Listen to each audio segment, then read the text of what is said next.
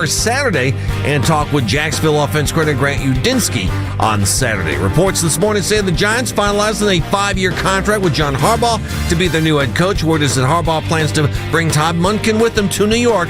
The Ravens offensive coordinator recently interviewed for the Browns head coach opening. You can now find 92.3 The Fan on YouTube. Subscribe to our YouTube channel. Get the best content from our shows each and every weekday.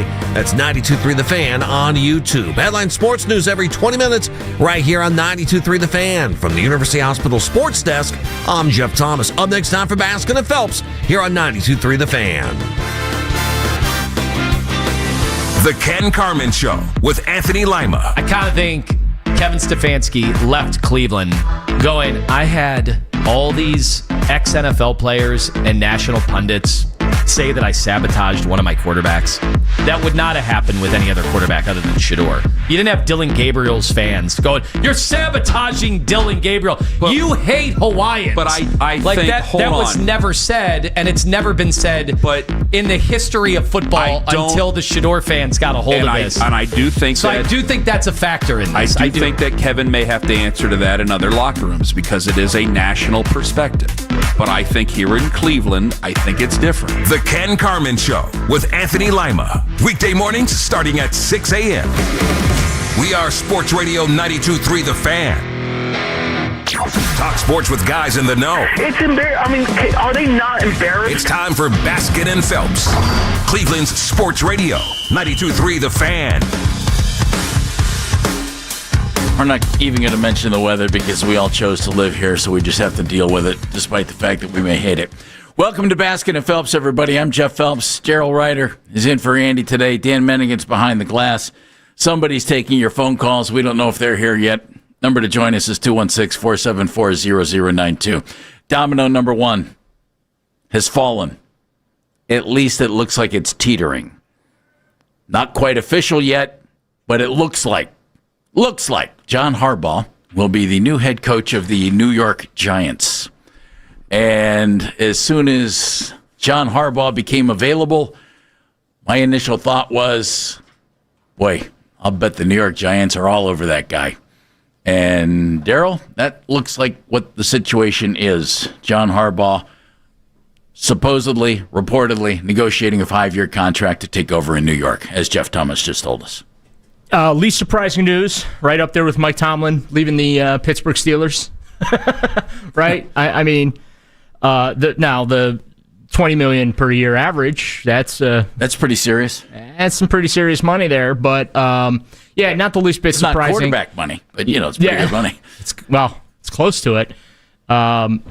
It's bottom half quarterback money, which is pretty good money. But at least we can start paring down the Browns coaching search now. Take Harbaugh's name off the board. Take Todd Monken's name off the board. Get ready for unproven coordinator dude to be hired. And then we're going to sit there and say, why didn't they just stick with Kevin Stefanski? Because if they go the unproven coordinator dude route, I bet you they try and keep Tommy Rees and they try and keep Jim Schwartz. And then again, why didn't you just keep Kevin at that point? Do you, which is kind of what I've been thinking the whole time anyway, but that's all right. Do you think the Giants' job, and I think, and Dan and I were talking before the show, I think and this is no disrespect to our team, I think there are 4 jobs in this cycle here that to me seem like the top jobs that you would want to land if you're a coach. Right. Giants, Steelers, Ravens, and all for different reasons. And I'll say Falcons. Those seem to be the top 4 jobs out there, in my estimation. And I think it's probably good that the first one to fall is the New York Giants. The situation in New York, obviously, it's a great place to coach if things are going well. If they're not going well, there are a lot of other factors to deal with, and there are a lot of other factors anyway. The media is pretty harsh. The fan base pretty harsh. Also, the fan base very supportive if things are going well. But do you like New York? Do you want to live in New York? That is a factor in this situation. Or New Jersey, because they play in New Jersey. Yeah, but you're still in the New York metro area, so that's something to deal with. But that job to me is the one that screamed John Harbaugh. Yeah, and I think the other thing to keep in mind here, too, is now all eyes are on Kevin Stefanski. Does he become candidate number 2? Yeah, well, he was candidate number 1 until Harbaugh became available and pushed him aside. I think he's candidate number 2. I think Stefanski's probably going to end up in Atlanta with the Falcons. I think that too. I think that too. I think that's the best fit for him. And then, sorry to the Tennessee Titans, but I just feel like that Atlanta, with what they have on that roster, Matt Ryan coming in and taking over the presidency role or whatever fancy title they gave him to leave CBS Sports, and this becomes, I think, Kevin Stefanski's job if he wants it. But yeah, Stefanski was the number 1 candidate, and that's why he's talked to the Falcons, the Titans, the Ravens, the Giants, the Dolphins, right? For a guy that supposedly is not a good head coach. Boy, a lot of teams that were looking to hire a head coach certainly couldn't wait to jump in line to interview him, right? Mm-hmm. So I just think that with how I think this landscape is going to come into focus, I have been saying for a couple of days now that there were 3 names that I thought were going to be the most important to the Browns coaching search, and it turns out I'm right as of now until they talk to a couple other guys in the coming days, Jesse Minter, Chris Shula, Grant Udinski. It's going to be Udinski, Shieldhouse, and pitcher. I think it's going to come down to those 3 guys. Which one do they think has the largest upside? He had Jordan Schultz on his podcast or videocast or whatever it's called, basically say the same exact thing, that the Browns are perceived to be a team that's willing to hire a head coach with no experience, that doesn't even appear to be ready to be a head coach, but they're willing to deal with the growing pains of a young head coach because they're thought to be the next Sean McVay. And that's why you would hire one of these guys. Yeah, and so again, I say, why not just stick with Kevin? Because you don't need an inexperienced head coach right now. Especially if you're keeping the general manager. Right. Like, what are we doing here? I'm being serious, Jeff. What are we doing here? We're developing head coaches now? You know my thought on the situation. I would have kept both guys and given it another year. The Giants gig, to me, Harbaugh's a nice fit, and I think he's the perfect fit. I think about Todd Monken as his offensive coordinator, if that's going to happen, who interviewed for the Browns coaching job.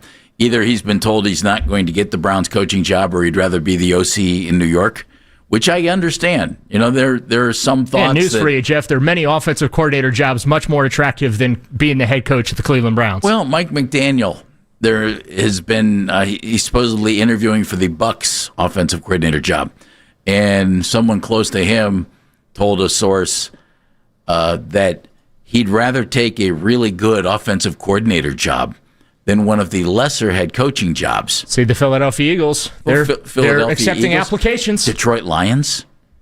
And the reason why, okay, you go there, you do a great job, and then you get into it in the next cycle next year. Right. And so that's that situation.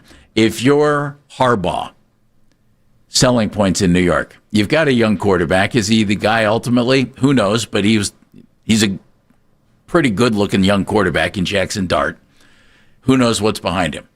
But you have Malik Neighbors coming back from his ACL injury, one of the most dynamic wide receivers in the NFL. You know he's going to be good. At running back, you have Cam Scatterbo coming back from his injury. Tyrone Tracy did a nice job. You have good offensive linemen. You have a pretty solid group on defense. Andrew Thomas on the offensive line coming back from his stuff. Brian Burns on the defensive side, you got to like that. Right. I just think there's some real things there that you can work with. And you're working for an ownership group that has shown patience over the years and has been really solid. One thing I thought that was pretty fascinating, D, in looking and following up on Harbaugh with the Giants, first of all, they've been all over him. And one of the members of the Mara family met him at his home in Baltimore over the weekend. Then they bring him in yesterday. Yeah. Tom Coughlin called to talk to him about the Giants. Eli Manning called to talk to him about the Giants. Brian Daboll talked to him and said, you'll have no problems working with the GM. They just fired Brian Daboll. So there's been a full court press put on John Harbaugh by pretty big time guys. Yeah, but if I'm John, I say to Brian, so what was your problem? Yeah. I just was a terrible coach. You know how it works. You know how that works, right? By the way, Wasn't can I the right apply guy. to be your offensive coordinator? Yeah, no, like I'm to bringing come- in Todd Monken. I'd like to come back. Thank you very much.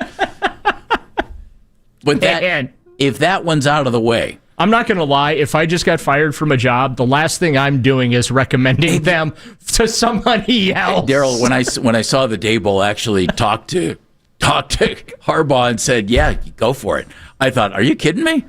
So did I. Brian Daboll's a bigger man than us. Yeah. I thought, good for him, man.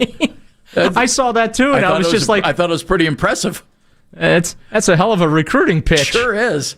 Then again, there's this. I know they just fired me, but you're going to love it there. And despite the fact that they're paying me to not coach, there will be enough money there for you, too.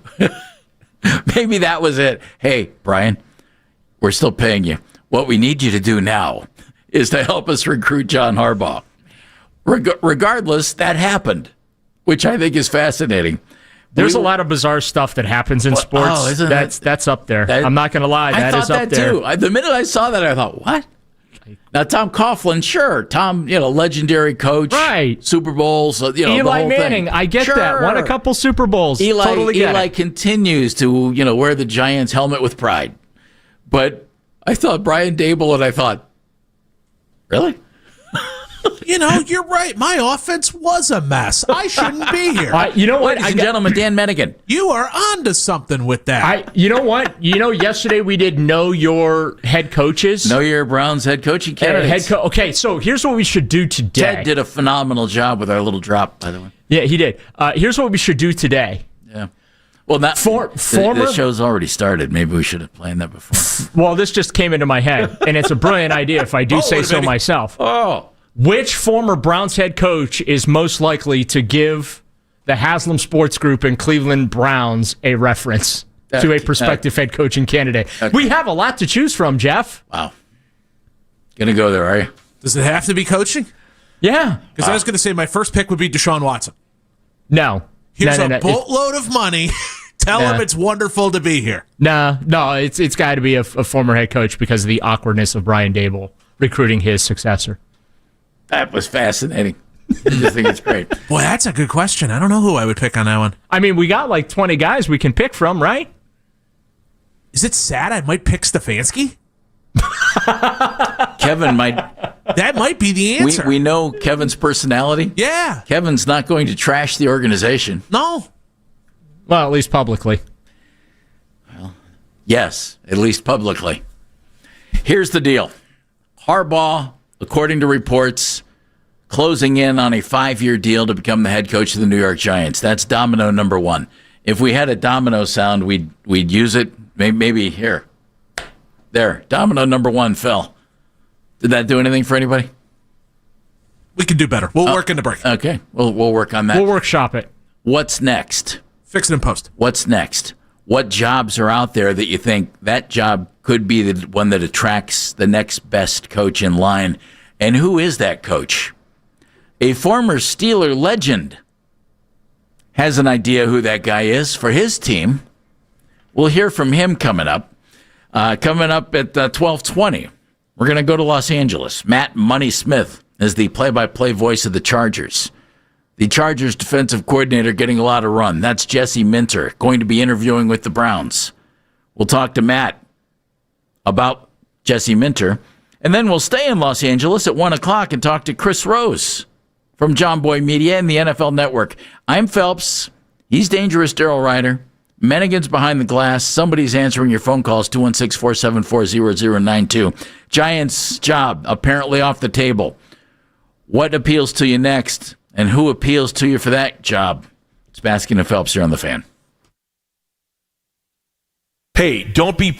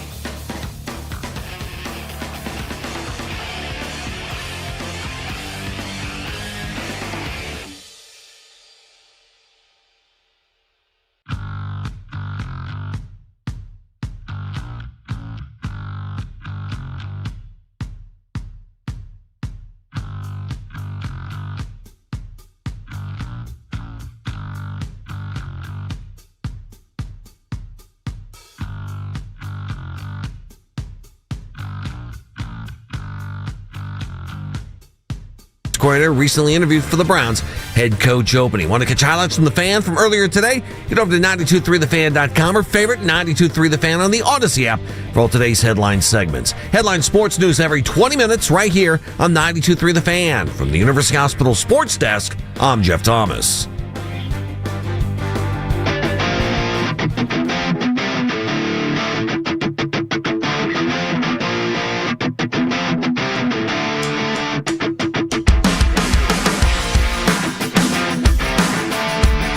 We'll keep you updated. John Harbaugh reportedly closing in on a 5-year contract to become the head coach of the New York Giants, not the head coach of the Atlanta Falcons. He had interviewed with them, but didn't go to Atlanta. He went to New York.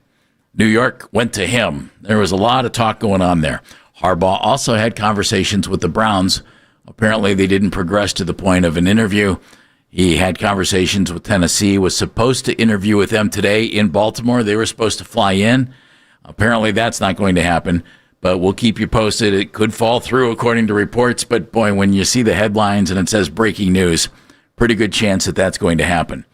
That leaves other gigs out there that suddenly become more highly thought of, because I would think the Giants gig was one of maybe the 4 best jobs out there right now.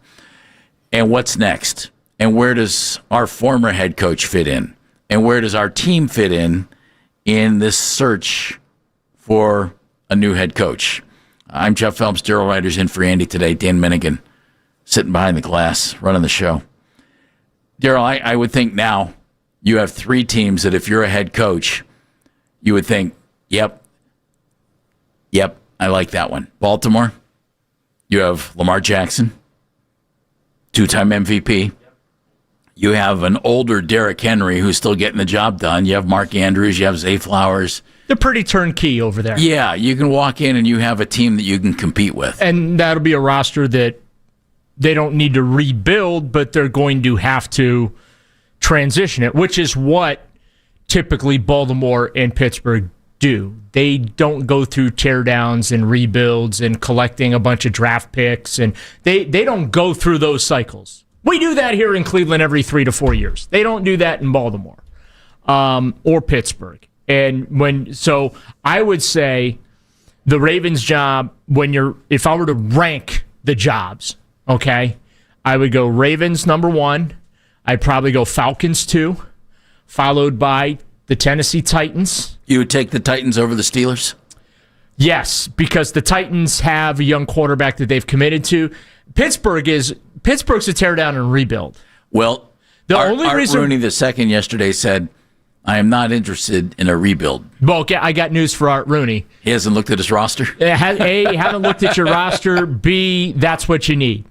Like, you need a couple of 3 to 5 win seasons to get you back on track. I can't believe I'm sitting here giving these Steelers advice on how to run their franchise. But the one thing that's tough when you have pretty good coaching and an okay roster is you can go 19 years, hard to believe, without a losing season, which means you're never getting the really high draft picks. Right, and Mike Tomlin squeezed as much blood out of that rock as he's going to get. Agreed. Like, for all the belly aching the Yinzers do down there over what Tomlin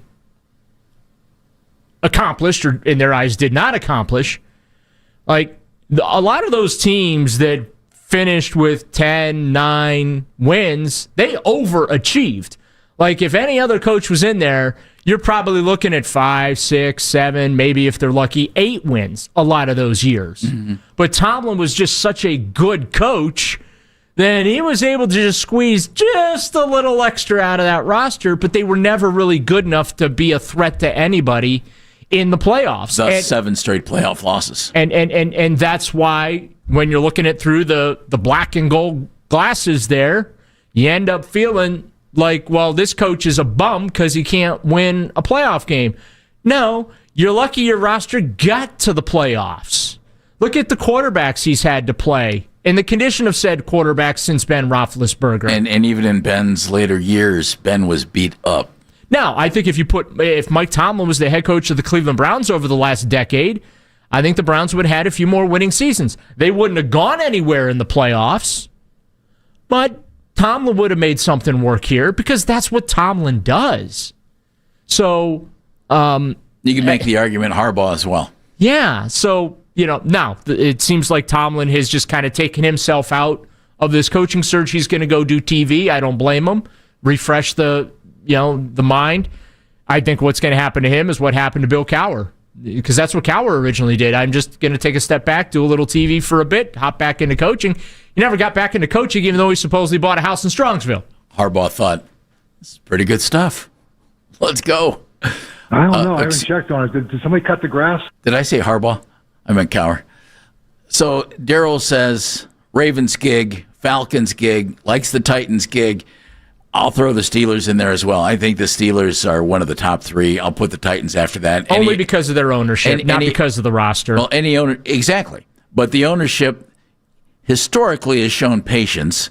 Again, that's, Art Rooney II is not Dan Rooney. He's not Art Rooney the first. So. And he's getting up there in years, so maybe he's not going to be as patient. Well, exactly. You don't know that that's going to continue. That's what's happened. You never know what's going to happen. Just listen to Steve Bisciotti in Baltimore and what he said the other day. Yes. I just want to win a couple Super Bowls and get the heck out of here. Then I'm selling. I'm not keeping it in the family. Right. But so you have these, say, 4 jobs.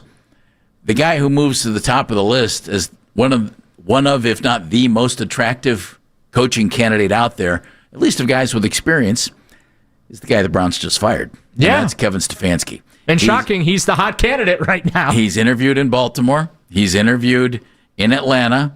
There's talk. Has he interviewed in Pittsburgh? I think the Steelers have scheduled something. Have they not? But he's not interviewed there yet. Not yet. He just interviewed with the Dolphins. And he interviewed with the Miami Dolphins. He interviewed with the Raiders. Okay, I got to go through this again. And the Dolphins could be an interesting job, too, because Stephen Ross just might leave you alone and let you go. Right. He's interviewed with the Raiders, the Dolphins, the Falcons, the Titans, the Giants, the Ravens. Everybody but the Cardinals, and so far, not yet the Steelers. Correct. I think he'll interview with Pittsburgh, and nobody wants to talk to the Cardinals. The Steelers have a tremendous alumni base, obviously, and you wear black and gold, and you're black and gold forever. They'll tell you all that. By the way, that'll be 7 of the 9 openings he would have interviewed for. Yeah, I know. What's that tell you? And one of those that he didn't interview for, he just got fired for. Right. So all but one wanted to talk to the guy the Browns kicked to the curb. And who's to say the Cardinals didn't want to talk to him? And Kevin people said, were no, like, "Thank you, hard pass. We're good." I just spent 6 years in Cleveland. I'm good. One of the legendary Pittsburgh Steelers is running back Jerome Bettis. There are a lot of legendary Pittsburgh Steelers, but Jerome Bettis is one of them. The boss. He was on Colin Cowherd's show on Fox Sports and was asked by Colin Cowherd about Kevin Stefanski. Browns fans, buckle up. It would be a challenge, but I would like Stefanski in the sense that he understands this offense, the offensive world that we're in. Yeah. But he also obviously understands the defensive side. So, because he's had a strong defense the entire time in Cleveland. So he would be a guy that I would look at. Now, the fact that he just came from Cleveland may give a little pause, but in terms of X's and O's coach, I think he is super talented and would be coach for the next organization that decides to give him an opportunity. And especially if he can get a quarterback. That's the concern in Pittsburgh. You got to get a quarterback. Kevin's made it work without a quarterback to some extent. Should we welcome the Steelers to the other side, where the Browns have lived for 35 years? Errol, I got to tell you, it's driving me nuts that we're hearing so many people say really nice things about Kevin. It's driving me nuts. Why? Were you hoping that people were like, oh, thank God the Browns fired that guy because he's the worst? No, it's this. Or that the Browns messed up by firing him? A certain portion of our listeners have given me incredible grief because I've been a Kevin supporter. I don't think he's the best coach in the world, and I think he's going to do nothing but become a better coach, and I didn't agree with everything he did. Mm-hmm. But if the Browns are keeping Andrew Berry, I don't understand separating the two. And I think the Browns will be lucky to get a coach who can come in here certainly right away and do as good a job as Kevin did. Right. And can you find a guy long-term who might long-term be better than Kevin? I sure hope so. because you fired Kevin. So I'm hoping you can find that guy. And your three guys who you've talked about a lot, the young coordinators, Udinski, Shieldhouse, Pitcher. Dan Pitcher in Cincinnati. Heck, maybe Tommy Reese here. Who knows? But I don't think. I think Tommy's got to get a handle on the coordinator thing first. Well, yeah, but although you could argue same with the other three guys. Exactly right. Yeah. I mean, Pitcher doesn't call plays. Shieldhouse doesn't call plays. Yeah. Udinski doesn't call plays. No. So if they're the head coach here, they wouldn't have to call plays either. They could hire someone to do it for them. Well, they certainly could. 216-474-0092 is our number. Richard, what part of our great state are you in, Richard? I'm in beautiful, sunny, I'm lying Menor, Ohio. Oh, boy. Okay. Good luck up there. Lots of snow out there. It's terrible out here. I just have three things. One is, I think, I'm too old to be down this road. I'm a senior citizen. But what I would do is, they're getting off to a bad start already. Enough with the drama. You hire Schwartz. Half the team already loves the guy. He knows, where the bathroom is. He knows where the parking place is. He knows all that stuff. And then I would say to Schwartz, I'd say, why don't you hire an offensive coordinator from a team that gave your defense fits? Okay, so there have been a couple of them that did. And then what I would do is I would say, we're going to hire an artificial intelligence company that's very reputable. And we're going to tell them, we think with Barry input and the coach's input, this is what we're looking for. We think this is what we need. Run the evaluation, and within maybe a week or two, they'll have a list of all the NFL draft picks, what they have and which ones they recommend, and then you're already ahead of the game. This thing is dragging on, and we're losing more time. I want them to win a Super Bowl. I'm not interested in competitive. I can watch any game I want and watch a competitive game. I want a Super Bowl. I want to relive like the LeBron James thing. That's what this town needs. So they can all play this game, hire, retreads, bring the guy in. Oh, this is where you'll park. This is where the bathroom is. You're already behind the eight ball. So that's it, guys. I'm too old to be waiting and going down this path. You got the guy. He's got experience. He shows what he can do. He's the smartest guy in the room when they did that interview when they came to football. Hire the damn guy and let's get started. Thank you, guys. Richard, well said. I did not know that knowing where the restroom was of such concern. Well, Daryl, when you get to a certain age.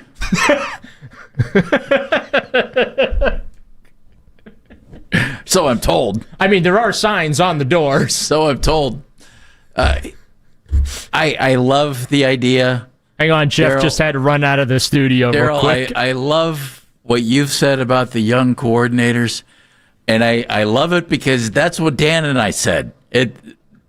Our thought was, please find your Sean McVay. Yeah, but here's the thing. But I'm not patient enough to wait for them to figure out how to do the job. And are you too? Talk to us. Oh, hey, I was practicing. Okay, here we go. Hang on. Go. Hang on. In 3, 2, 1, go. Hello, Josh. You're in Berea. Hey, how you guys doing? That wasn't embarrassing. Hey, so that's great. All right, so here's what I was ranting about to myself. I agree with you a little bit, Jeff, and not 100%. Okay. But, it is frustrating hearing all this compliments of Stefanski because I feel like it's not telling the story totally. Because and I'm sure Daryl's going to agree with me. The moment you brought in Deshaun Watson and you didn't succeed with Deshaun Watson, I agree they both should have been fired, Barry and Stefanski, but whatever. We're never going to understand why Jimmy does business the way he does. But that's why Kevin's not here anymore, part of it. We went all in for Deshaun Watson, whether he wanted him or not. I don't know. I'm not in the building. It didn't work out. But when we were going into, not this past season, but in 2024, we just came off a playoff run. We were expected, all right, now we're going to get Deshaun Watson back and be good, and we weren't. And he's supposed to be this offensive mind. And never once did Kevin Stefanski, despite taking the Browns to the playoffs, having 2 coaches a year, he's never had a top 10 total offense. The only time he was ever top 10 in anything was when he had Nick Chubb running the ball, and we had a top 10 rushing offense, but never a total offense top 10. But Mike McDaniels here's why I just consider. I'm not saying he's my favorite.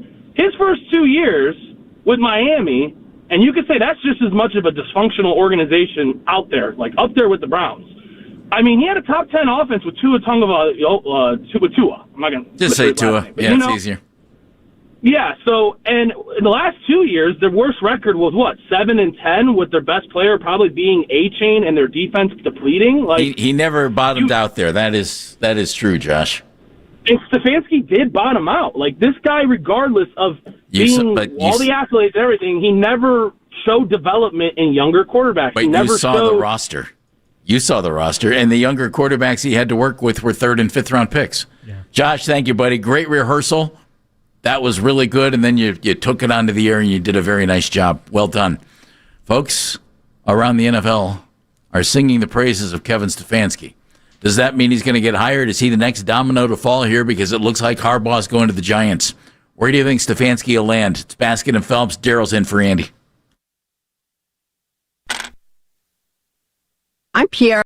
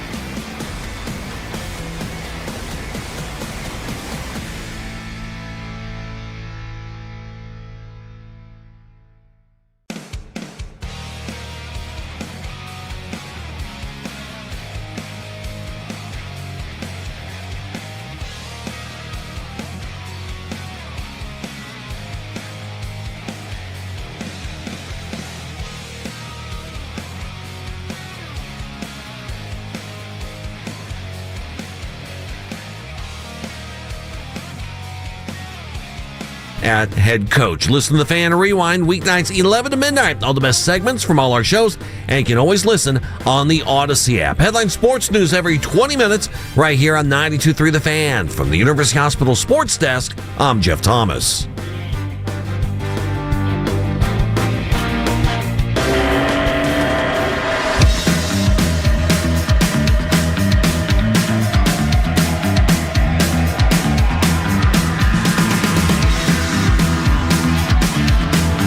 Baskin and Phelps right here on The Fan.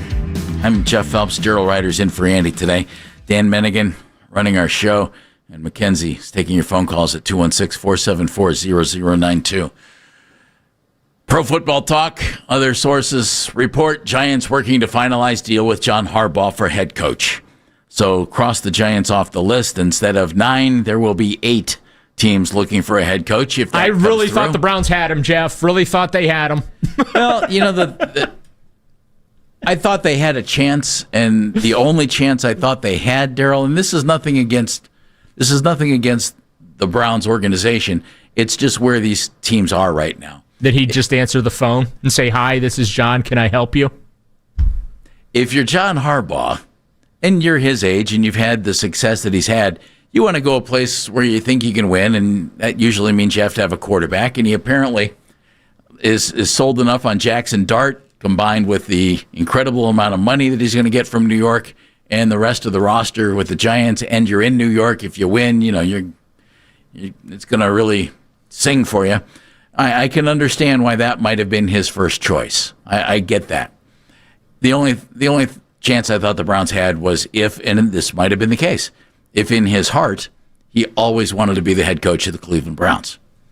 And there's a possibility that that was the case. Can I say something to Browns fans that's going to upset them? But apparently it's the not. truth. Yeah, sure. Why not? It's only radio.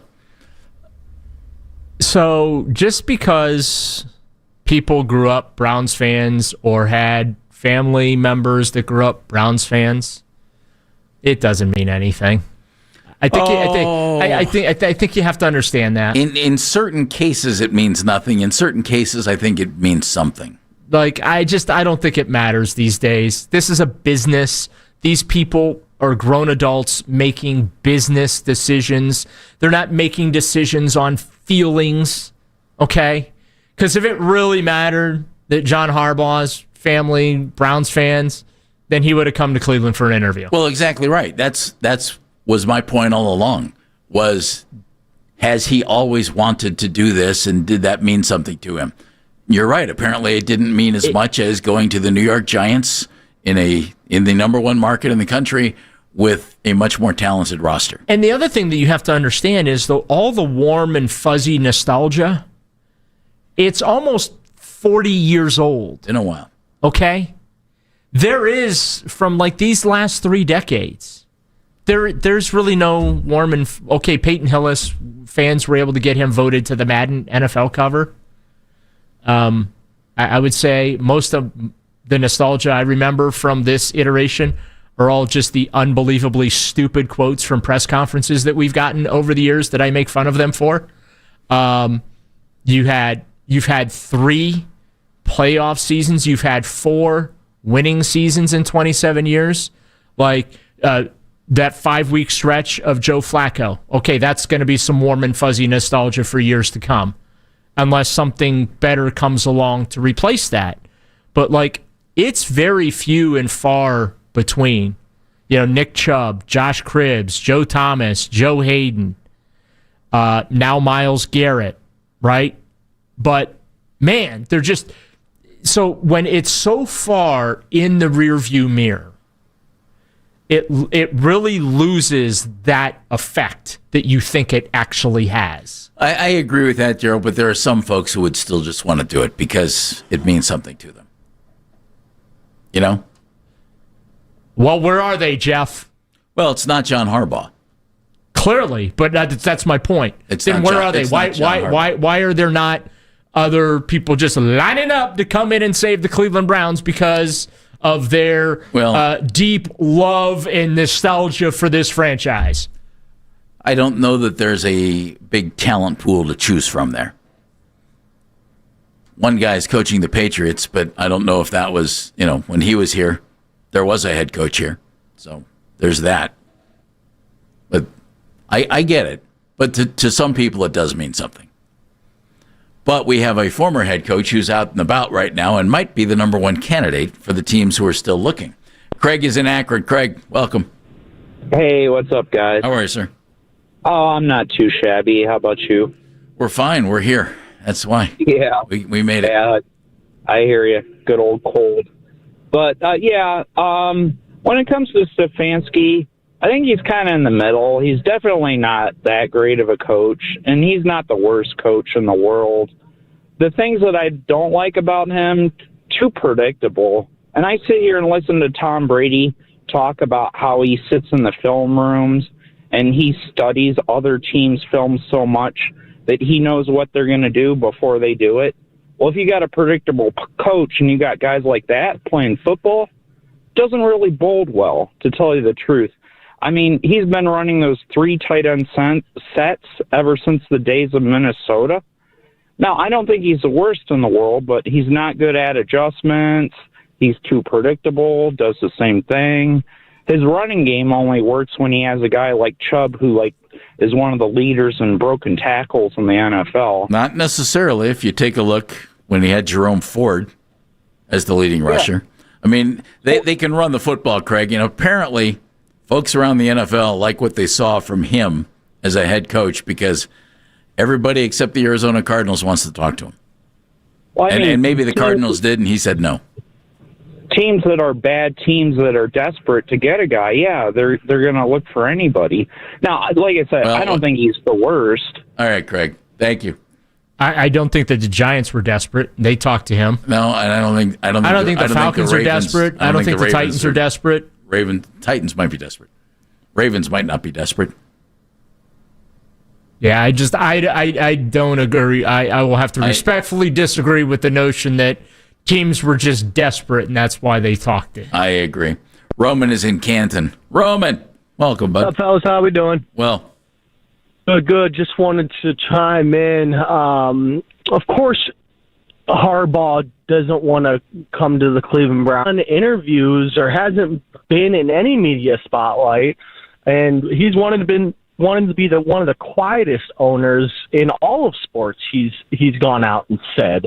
So why would he want to come to an organization where the owners, at least from the beginning, and maybe they've kind of learned, but they want to be involved in all football operations. They want to be involved in those decisions and, just the ups and downs and the weird directions we've gone with this organization since they've owned it. Why would you want to come to that? Of course, and the Mara family in New York is not, they don't operate in the same manner. Exactly. So I can't blame them. I love the Browns too, but I wouldn't want to work for Jimmy Haslam as a head coach. What blew my mind is Andrew Berry was talking about his closing presser. He said, we went into the year kind of having a feeling that it'd be a transition year and yada yada. But then almost in the same breath, he talked about how he expects the team to go out there and compete and win every game. It's like, you contradicted yourself for being one of the smartest people in the NFL. How do you do that and say that with a straight face? I just don't think this organization does the obvious stuff. You know what I mean? They don't take the obvious decision. The smart thing to do, in my humble opinion, with the defense, how it's been running since Schwartz has been in the building, you make him the head coach and you bring in some young offensive mind to be the offensive coordinator and strictly focus on the offense. You don't sharpen some young guy's teeth, some 30-year-old. I'm 34. Why would they want my opinion on the way a team is ran in the NFL? I'm sure the guy's smart. I love that. But again, you just said it yourselves. Why are we breeding head coaches now for them to come here, learn from their mistakes, and then now Stefanski's some hot commodity? I think his hands were, I think he was handcuffed with a lot of the decisions about the roster. And if you look at his success and the team's success when he first got on board and where it ended up, the roster that he inherited was a football guy's roster. That was built by somebody who knows ball. And as the years progressed and as those guys started to get replaced, I'm sorry, but we started to get the Nerds offense. It was a real different looking roster. Roman, thank you. No lies detected from Roman. None whatsoever. It's what I've been arguing for years. Because, they need, and that's why I was so in favor of them showing Andrew the door with Kevin. Because Andrew is just as to blame for what ownership clearly felt was a failure on Kevin's part, coaching, right? Sorry, but you got to give him better bullets. Plain and simple. You can't ignore the offensive line. You can't bring in the quality of wide receivers that he brought in. I just don't know what they expected this year. I expected 5 wins. I was called a hater for saying they're going to win 5. No, it's what I expected. I was more optimistic. I was thinking 7 to 9. As soon as Jimmy Haslam said he's got to play the rookie quarterbacks this year because we have to see them in training camp, I knew exactly what the season was going to be. And it didn't disappoint. Lou's in Cleveland. Hello, Lou. Hey, how you doing? Lou, are you on meds too? Listen, probably need to be on some meds. If you're a Browns fan, yeah. Absolutely Browns fan. All right, well. Well, listen, here's a question I have. You know, everybody's getting mad at the Haslams. These guys own that team. Anybody that owns anything is going to put their 2 cents in it. They're spending their money, so they got to put their 2 cents in it. Well, Lou, I agree with that. I do. You got to kind of pick the right GM to lead you in the right direction. But you're going to put your 2 cents in it when you're spending your money. So anybody that goes on here and say the Haslams sticking their nose in it, they're going to stick their nose in it as well as you would if you own the team. You think you know, but you don't know. When you make a draft pick, your first round, most of those guys get out of college, it's like hitting the lotto. If they work out, you hit the lotto. How many people hit the lotto? Luck. So, we just got to hit the lotto one good time. That's all. All I need is one, Lou. All we need is one. That's it. We got to hit the lotto. So hopefully in this draft, we can hit the lotto. Those picks we had last season, we got some good picks. So now we just need to hit the lotto. And then we in there. All right, Lou. I've been trying to do that for a long time. I've not had much luck. I usually just win my money back. And then I'm dumb enough to use that to get more. See, when the Browns had the number 1 pick and they drafted Baker, they hit the lotto, but you got the $100,000 prize. No, see, the Cavs hit the lotto. Instead of multiple times. The $100 million. But with the $100,000, they ran out of that money and decided they needed to move on, because they didn't protect it well enough. How's that for a bad analogy? When they could have drafted Lamar Jackson or Josh Allen and then cashed in the $100 million, you'd be good to go. But then you have the folks who would say, yeah, but would they really have been successful here, Jeff? I know, yeah, because there was no confidence that they could develop them. I don't buy that at all. What we do know is this. The Browns made that trade with the number 2 pick for Jacksonville last year, and we all thought, well, they're going to draft a quarterback in 2026. I know I thought that. Quarterbacks for 2026 keep saying, hey, you know what, I'm good. I'm going back to school. NIL money. And that might be the best thing that's happening to the Browns. We'll explain. And, Daryl, I have a quarterback plan for next year. I can't wait to hear it. Several. It's coming up on Baskin and Phelps. This is an Odyssey Sports Minute.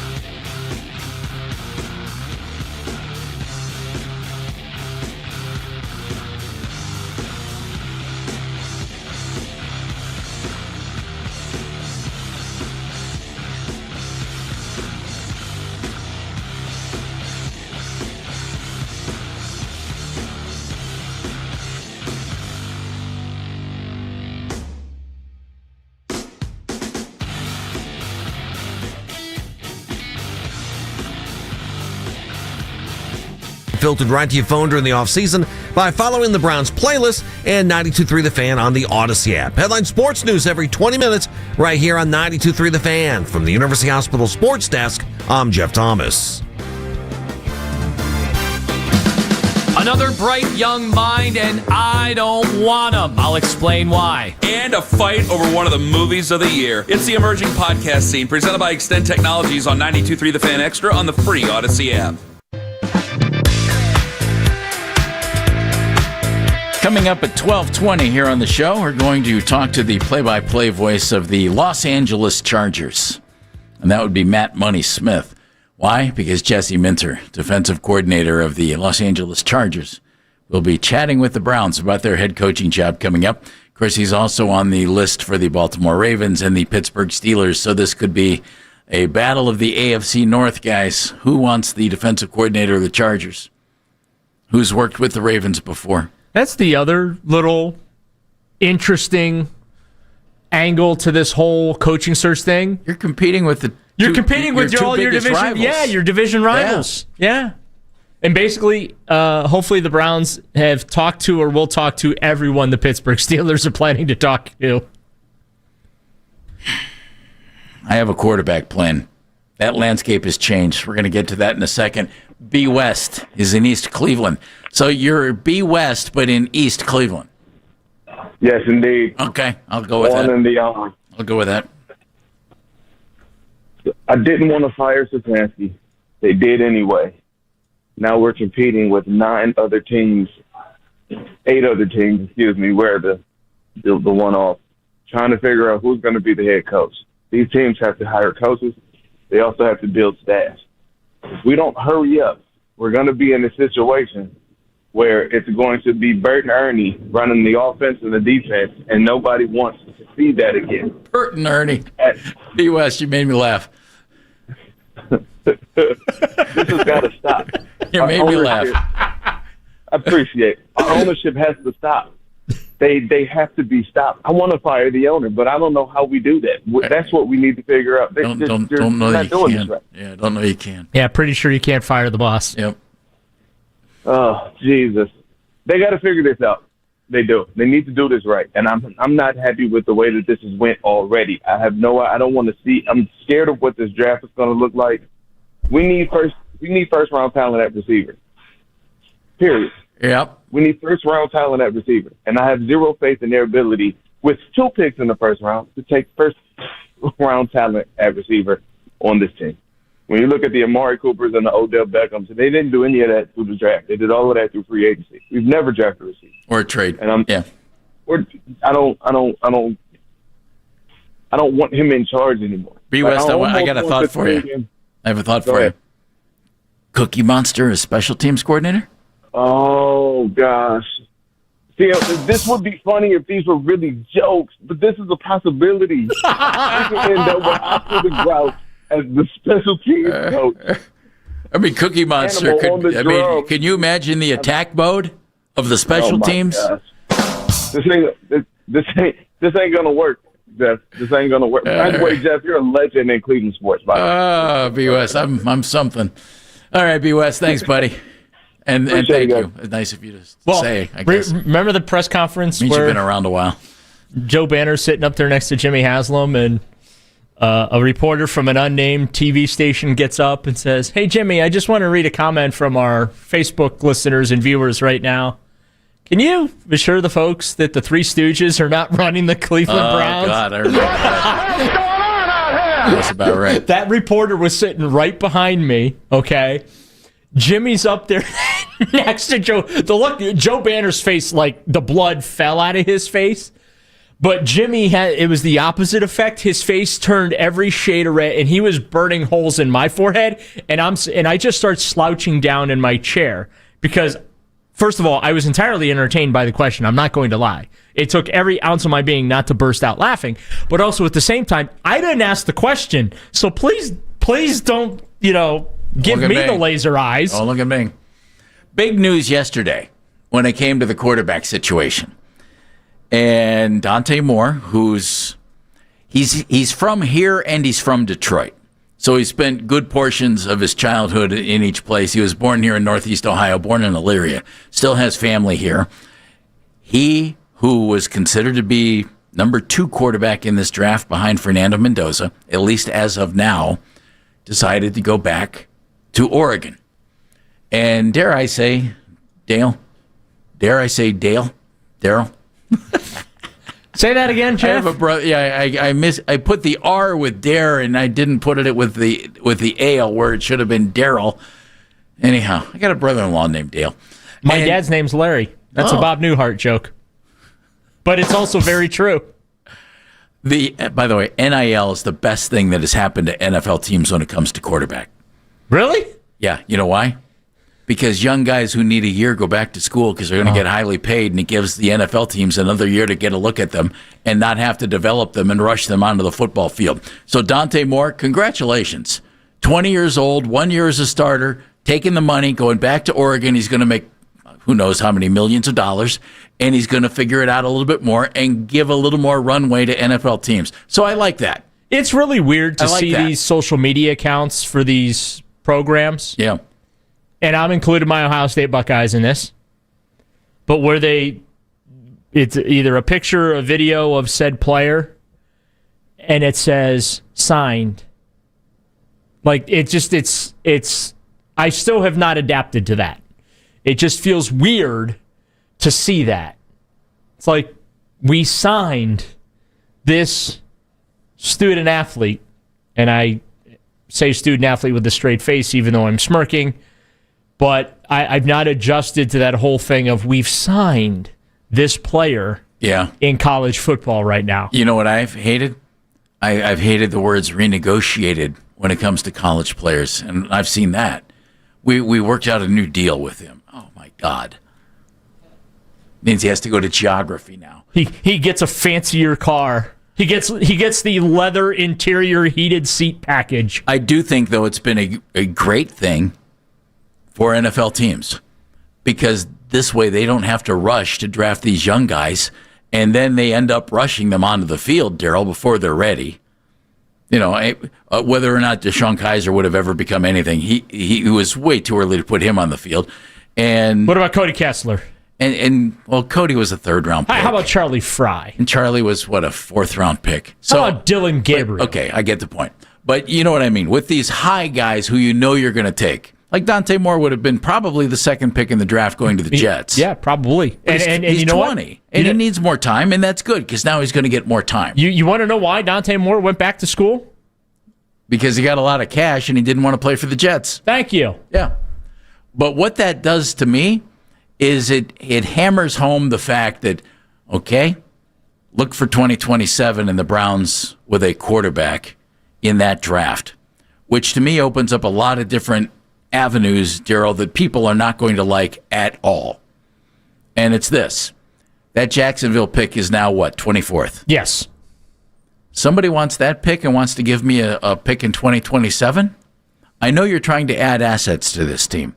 That comes into play. I'm not saying it's the move to make, but that comes into play. This also comes into play. Right now in the 2026 draft, and I've spent a lot of time looking at NFLDraftBuzz.com. It's a really good website as far as looking at guys who are coming out. And when I was doing the whole follow the quarterbacks in 2026, when it looked like the Browns were going to take one, there were a lot of guys we were talking about who were pretty highly thought of. I'm a big fan of Lenora Sellers at South Carolina, even though he didn't have a good year, and neither did they. But all of a sudden, 4 or 5 guys who are on this list are gone. Arch Manning, back in school. Yeah. Dante Moore, back in school.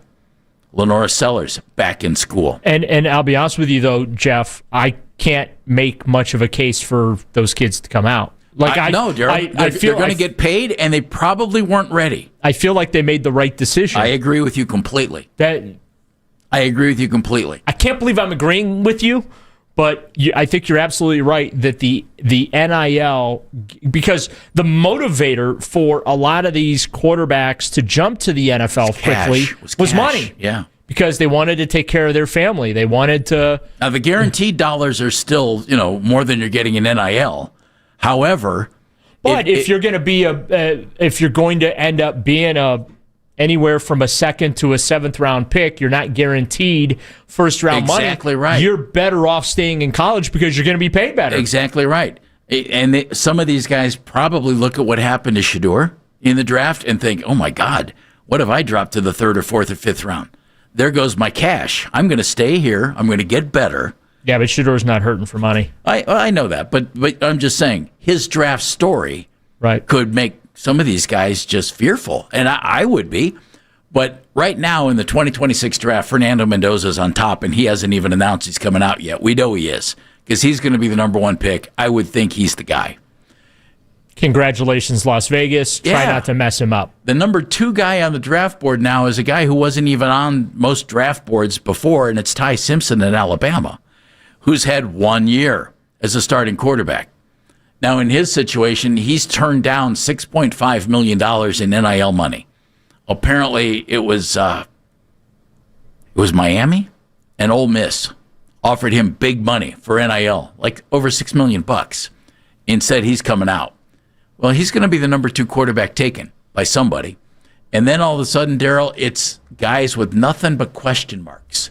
Garrett Nussmeier, John Mateer, Carson Beck, Cade Klubnik, Diego Pavia, Trinidad Chambliss, Drew Aller is listed as 9th, who I'd be really interested in taking, maybe in the second or third round. Doing some math real quick. I want to see if this kid made the right business decision. Well, so maybe in the long run, if you're looking, and there are other factors that go into this, like to go to a place where you can succeed and be ready for the opportunity because these teams are going to force you onto the football field.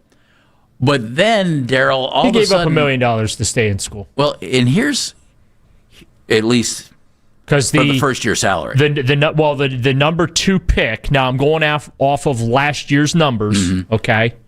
The number 2 pick, contract value 37.7, that's the salary slot, okay? So that's an average of $7.54 million per year over the 5 years. Yeah.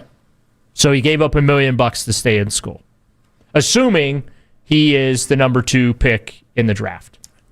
Now look at what's coming up in 2027. And if you're the Browns, this is where you're focusing. You're still not outbidding the Jets, though. Julian Sayin, Dante Moore, Arch Manning, Jaden Maeva, who was at USC, 6'4", big guy, big arm. Lenora Sellers, who I like, is right now ranked 5th in that 2027 class. Right. There are going to be more quarterbacks coming out in 2027. So if you're the Browns, the idea of having to take a quarterback in this draft, it's ridiculous now.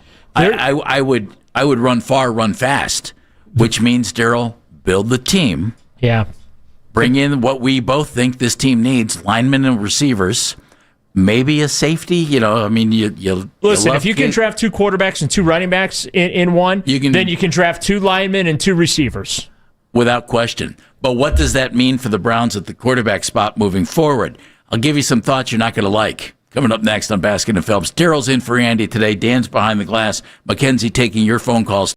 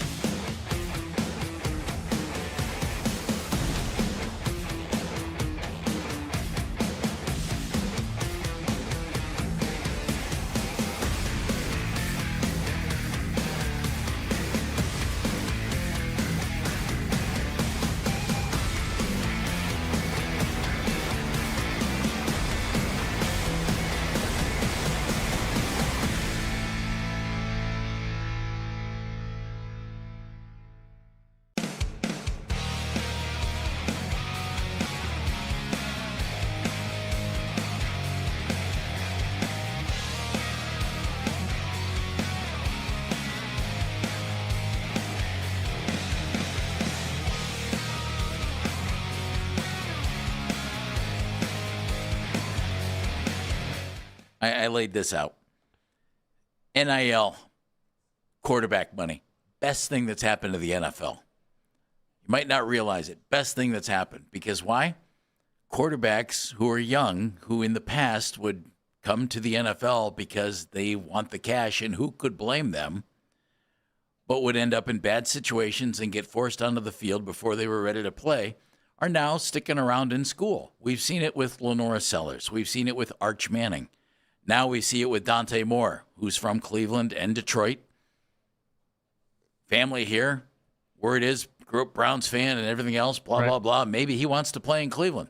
Maybe that's one of the factors Dante Moore used in going back to Oregon. Hey, I'm going to end up with the Jets. Nope. Maybe next year the Browns would take me. Who knows? Regardless, he's going back, and the 2026 draft class doesn't look good at quarterback. You're going to get guys who get drafted in the maybe second, but certainly third, fourth, fifth rounds, and then they're going to do what the Browns have done this year and keep their fingers crossed that those guys can develop. And the 2027 draft class looks pretty loaded, at least for right now. Those guys could still go back. But it looks pretty loaded. The Browns have 2 picks this year. You could trade that Jacksonville pick up another number 1. You could drop down from 6, still get your offensive lineman, maybe pick up a future number 1 like they did last year. All of a sudden, there are a bunch of options if you're not locked into quarterback in this draft. So what does that mean for this year in the quarterback room for the Browns? Daryl, you ready?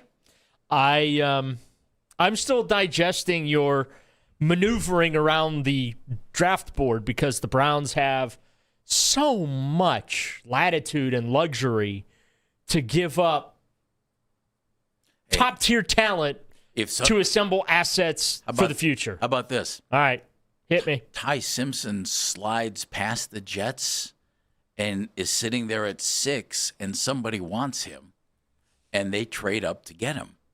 And the Browns drop down a couple of spots, pick up another number 1, load up on the offensive linemen, the wide receivers, and then you get something else for 2027. You go get your quarterback, unless something happens to work your way coming up this next season. I have scenarios for the Browns. You do need the Jets. Here's the wrinkle to your plan. You need the Jets to pass on Ty Simpson. No, you need the Jets to pick a quarterback this year. Oh, so they don't because stink they are next year? armed with first-round draft picks that can outbid you. Yeah. So you need them to take Ty Simpson. You need them to take the leap this year, so that in 27 you're not having to compete with them because you can't compete with them in 27. That's interesting. All right, keep that in mind. Dano, you ready? Oh, I was born with indigestion. I am just fine if these are the Browns quarterbacks next year when they go to training camp. Okay. Deshaun Watson. Drink. Shedeur Sanders. Drink some more. Dylan Gabriel. Just start chugging at this point. And somebody they bring in for a camp arm. Well, Bailey Zappe's no longer available. I know. Because of where they are. Good for him getting a future. In building the team and with a first-year coach, I'm perfectly fine with them rolling back with the 3 guys they have right now. And my hope would be Deshaun Watson's the starting quarterback. Play Deshaun for a year, let Shedeur develop a little bit more, fine. Or play Shedeur, there's Deshaun, he's getting paid, he's hanging out, whatever, and Dylan Gabriel's still here. The most expensive assistant quarterbacks coach in NFL history. That's one scenario. Dr. Rader, how many Tums should I take right now? I don't know. I'm going to have a swig of water. I was going to say, are we at double digits yet? That's one scenario. Another scenario is this. Okay. Change my last name to AC. I think Myles Garrett just asked for a trade. Another scenario is this. You do what Andrew Berry's done before. Watson, Sanders, Gabriel. Mm-hmm. Bring in Drew Aller.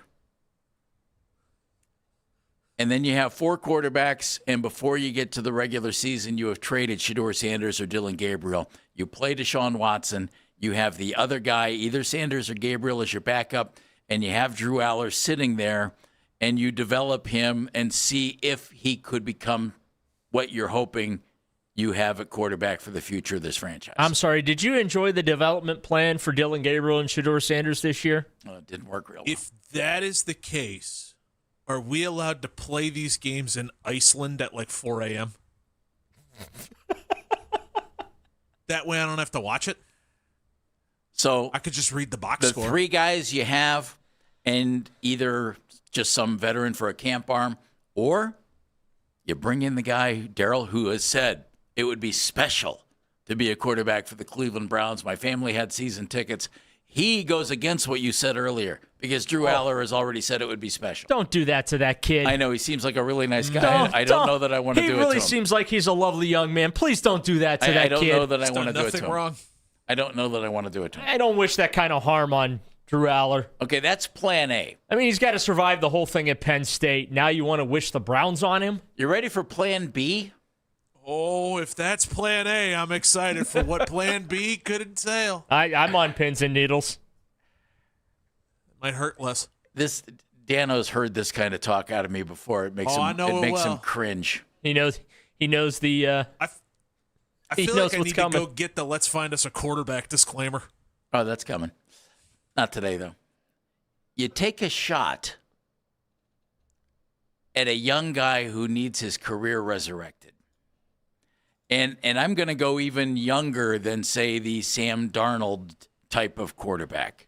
Okay. 1-877 younger than the quarterbacks Daniel for CLE. Jones type of quarterback. It's this. Okay, you have Deshaun. You figure he's going to be here. And then they don't have any choice, Jeff. You don't figure he's going to be here. I know. He will be here. They don't have a choice. I know. And then you keep Shedeur and or Dillon, one or the other or both, whatever you want to do. Uh-huh. But then you bring in Zach Wilson. Hold on. Just hold on. Hear me out. Kenny Pickett. Hold on. Trey Lance. Sam Howell. Or you trade for Anthony Richardson, who the Colts have a club option on him after next season. So he's going into the last year of his contract where it's guaranteed, and maybe they want to move on from him. He didn't like football in Indianapolis. I'm pretty sure he ain't going to like it here in Cleveland. Well, but he probably loves paydays, and maybe it's dawned on him that, you know what, if I don't get this together, I'm not going to have these paydays anymore. Ask Jed Wills how that plan's worked out for him. You take a chance on one of these guys, and it's no big chance. We're just going to waste another season of our lives? No, I didn't say that. Wilson, Pickett, Lance, Howell, all free agents. And you take a chance, you bring one of these guys in, and you let that guy compete with Deshaun and Shedeur and or Dillon. I'm not convinced that both Shedeur and Dillon will be here next year, but until they're not, I'm going to say they are. You let one of these reclamation projects, Zach Wilson was the number 2 overall pick, had some moments in a crummy Jets organization. Kenny Pickett, I don't know why they traded him for, and the Raiders didn't play him either. How many tackling dummies do you think the Browns could get for Dylan Gabriel? Trey Lance doesn't look like he's going to click, but he still hasn't been on the football field for a whole lot. And Trey Lance has been in situations where he got beat out, okay, by Brock Purdy, wasn't going to play behind Dak Prescott, and wasn't going to play this year behind Justin Herbert. Maybe if he's not faced with one of those guys, maybe he emerges. I would like to take this moment to have a direct quote from a former Super Bowl winning coach for Mr. Phelps on this.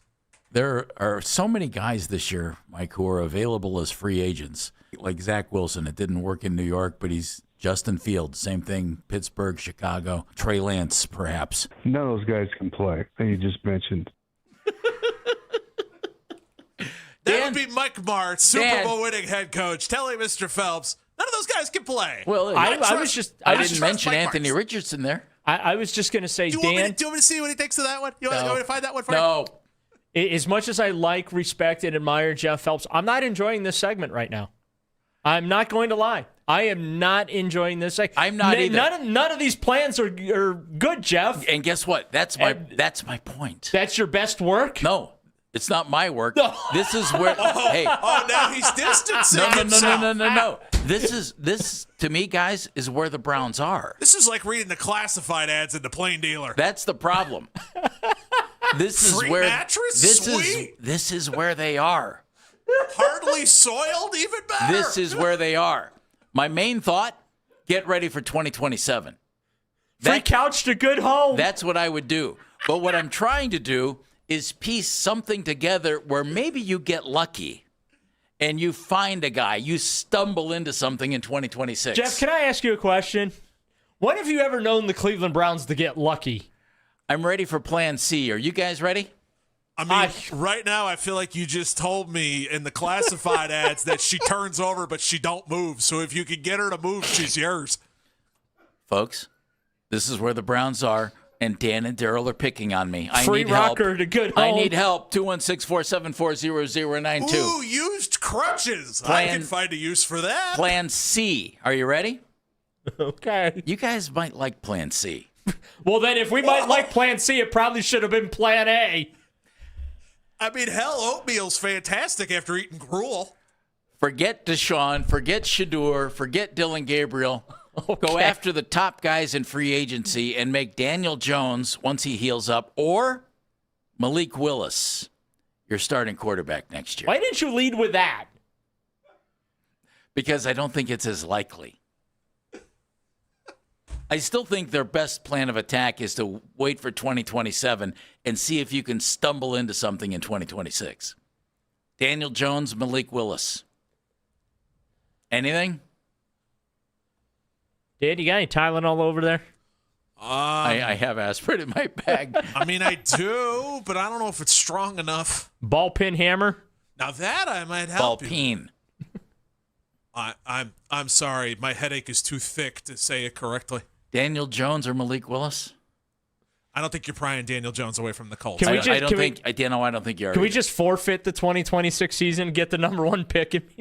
Well, you're going to have a new head coach, and he's going to get 2 years, right?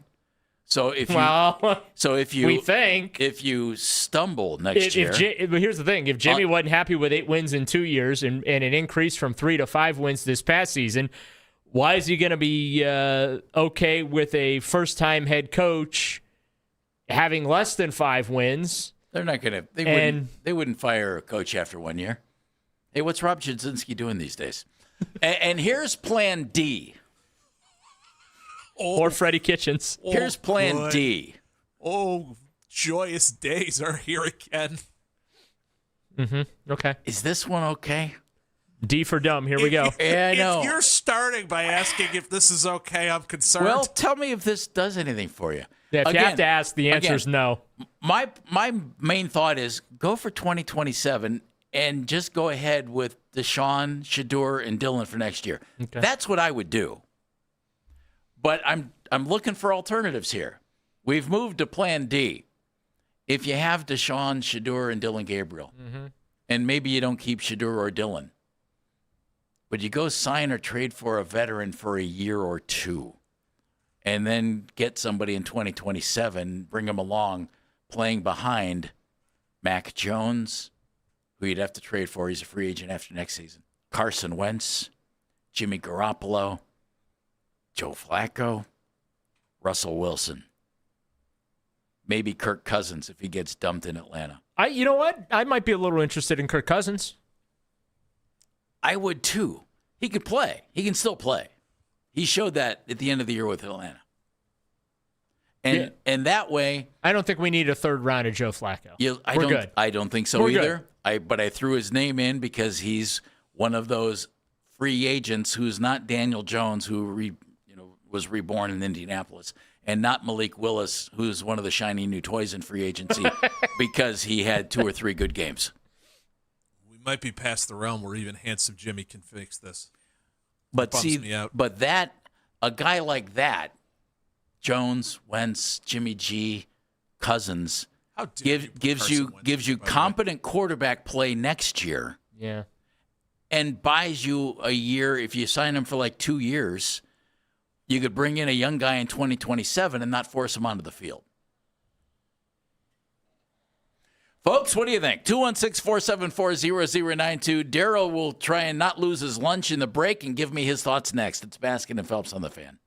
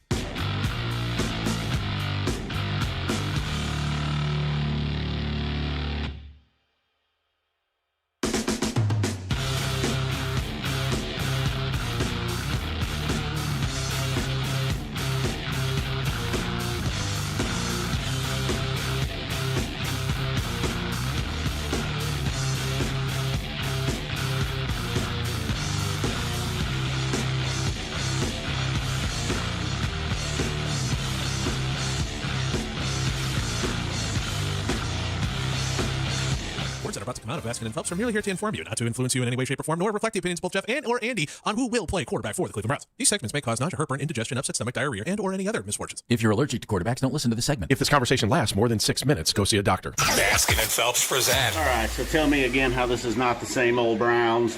Let's find us a quarterback. Wait a minute. You dusted that off?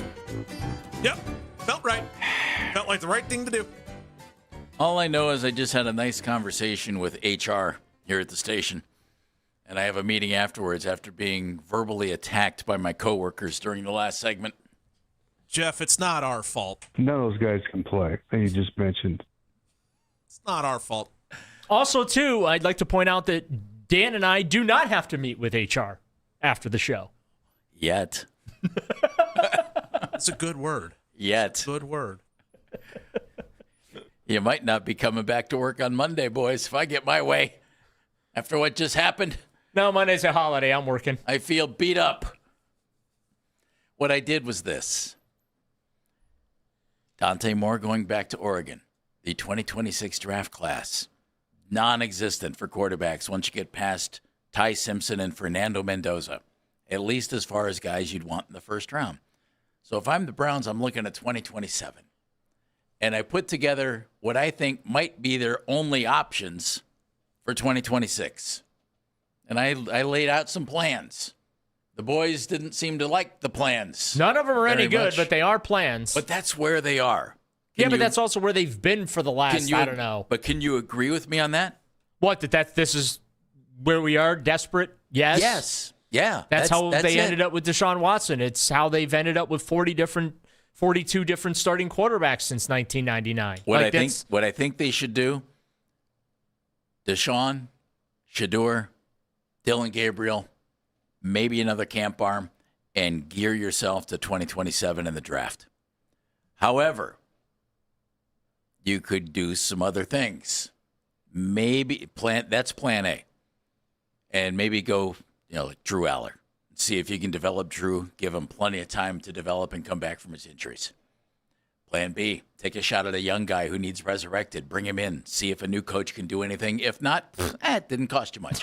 Zach Wilson, Kenny Pickett. It's cost you a season. Trey Lance, Sam. Well, it's going to cost him a season next year anyway, isn't it? Yeah. Because you have Deshaun on the final year of his deal. Time is the most valuable thing we all have. Trade for Anthony Richardson. Club option for the Colts. Can somebody make that guy work? I think I love watching him play. It's just he doesn't play very often. He's been injured, and he's been erratic. But, man, I think Anthony Richardson's really intriguing. You go get him, give it a shot. Why not? Or you could go after the top guys in free agency. Plan C, Daniel Jones, Malik Willis. Jones coming back from injury. Dano doesn't think he's going to get pried away from Indianapolis. I agree with you.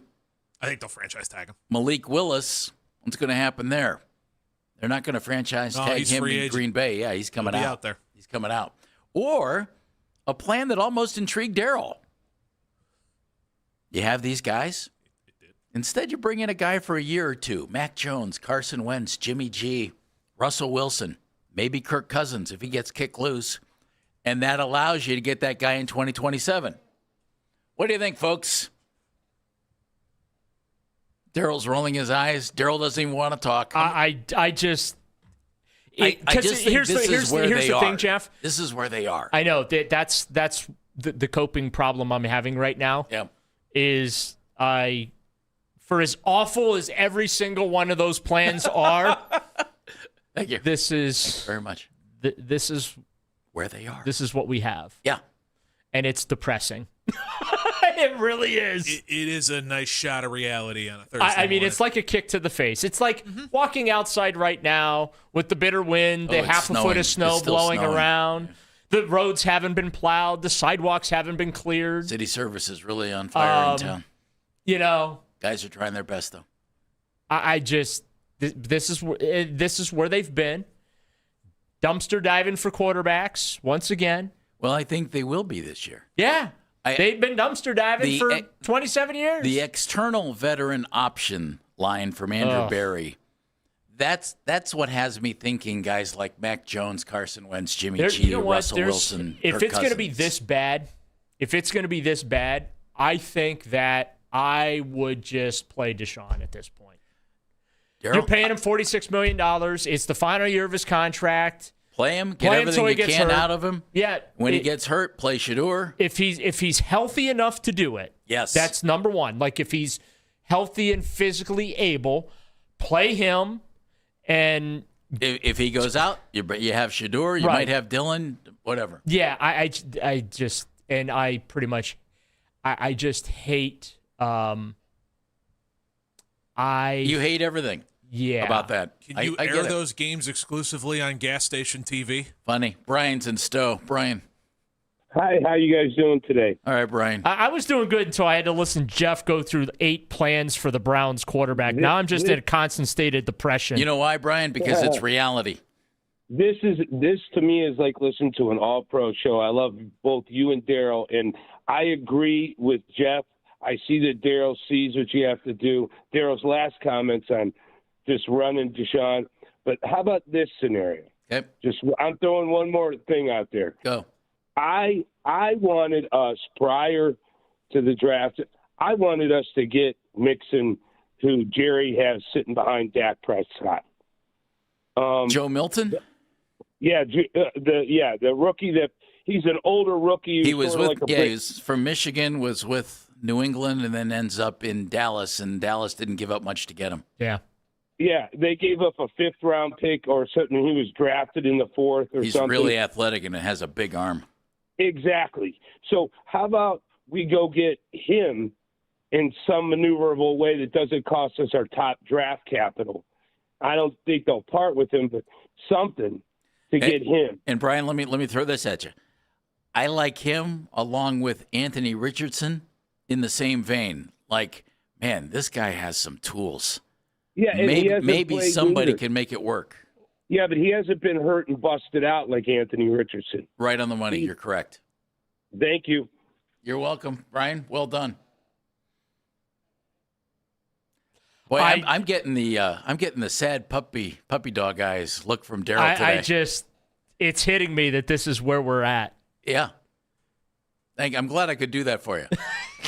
It's what I needed on a Thursday. See, here's the thing. We are very much caught up in a coaching search right now. But the coaching search is kind of in a holding pattern until definitely Harbaugh signs. So if that didn't depress you enough. And then Dante Moore got me thinking.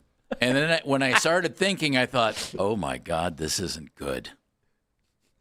And then that's why I did this. The beatings will continue until morale improves. Gerald is in Morgantown, West Virginia. Pretty much. Anybody with the Mountaineers we could get, Gerald? Yeah.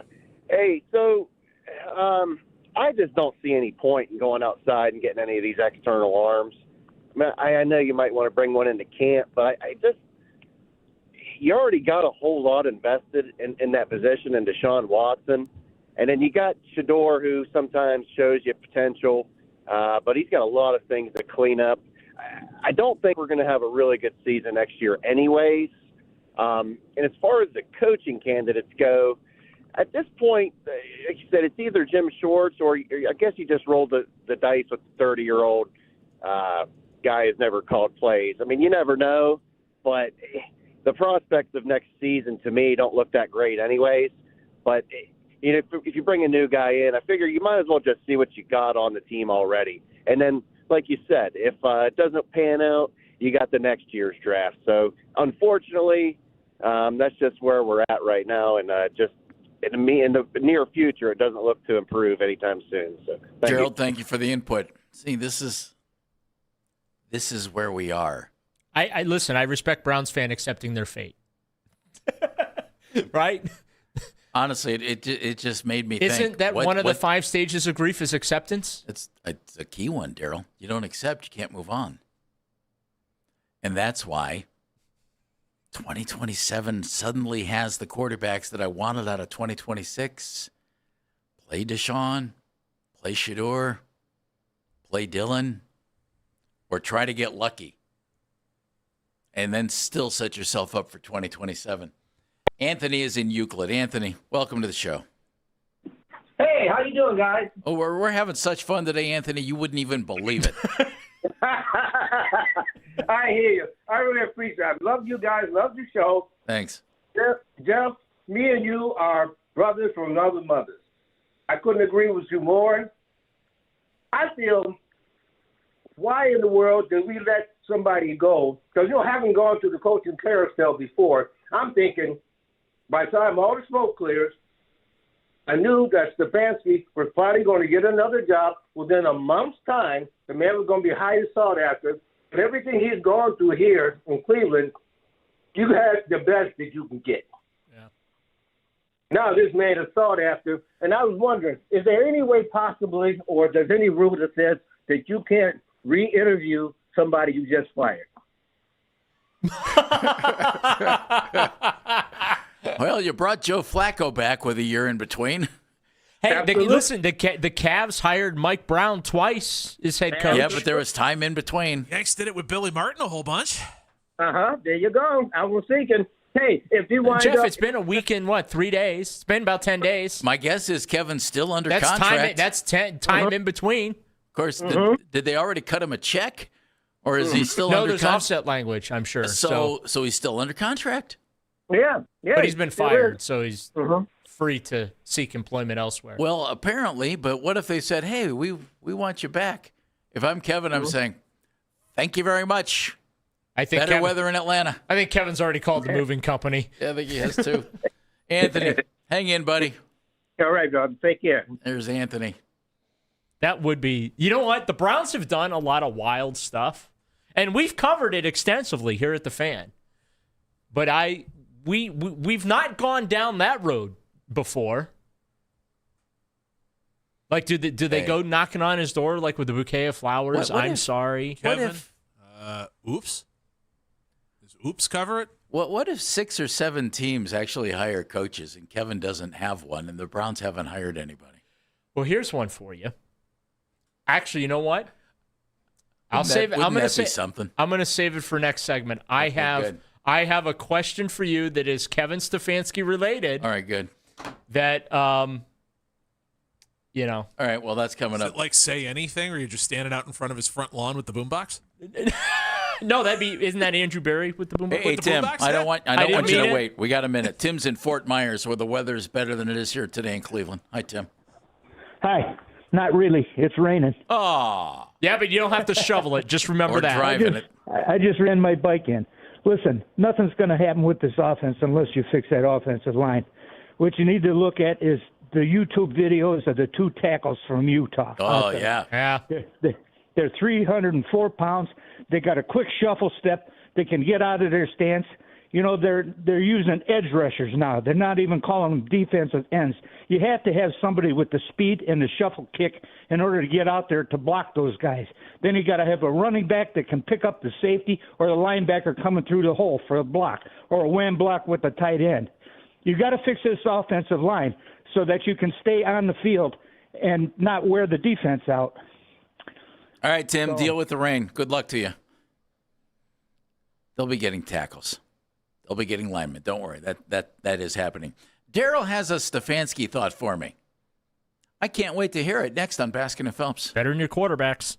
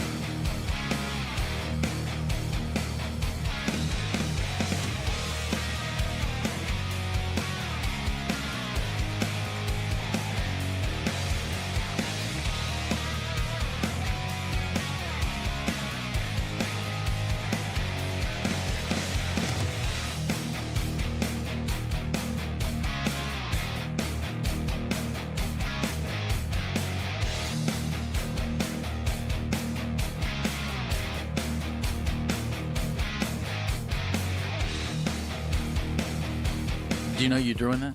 Yes. Okay. First one was a blast. Had a All right. lot of fun Tuesday night. We'll do it again next Tuesday. Well, they recap all the latest Browns news, all the moves ahead of this offseason in free agency and the draft. And, of course, there's a coaching thing going on.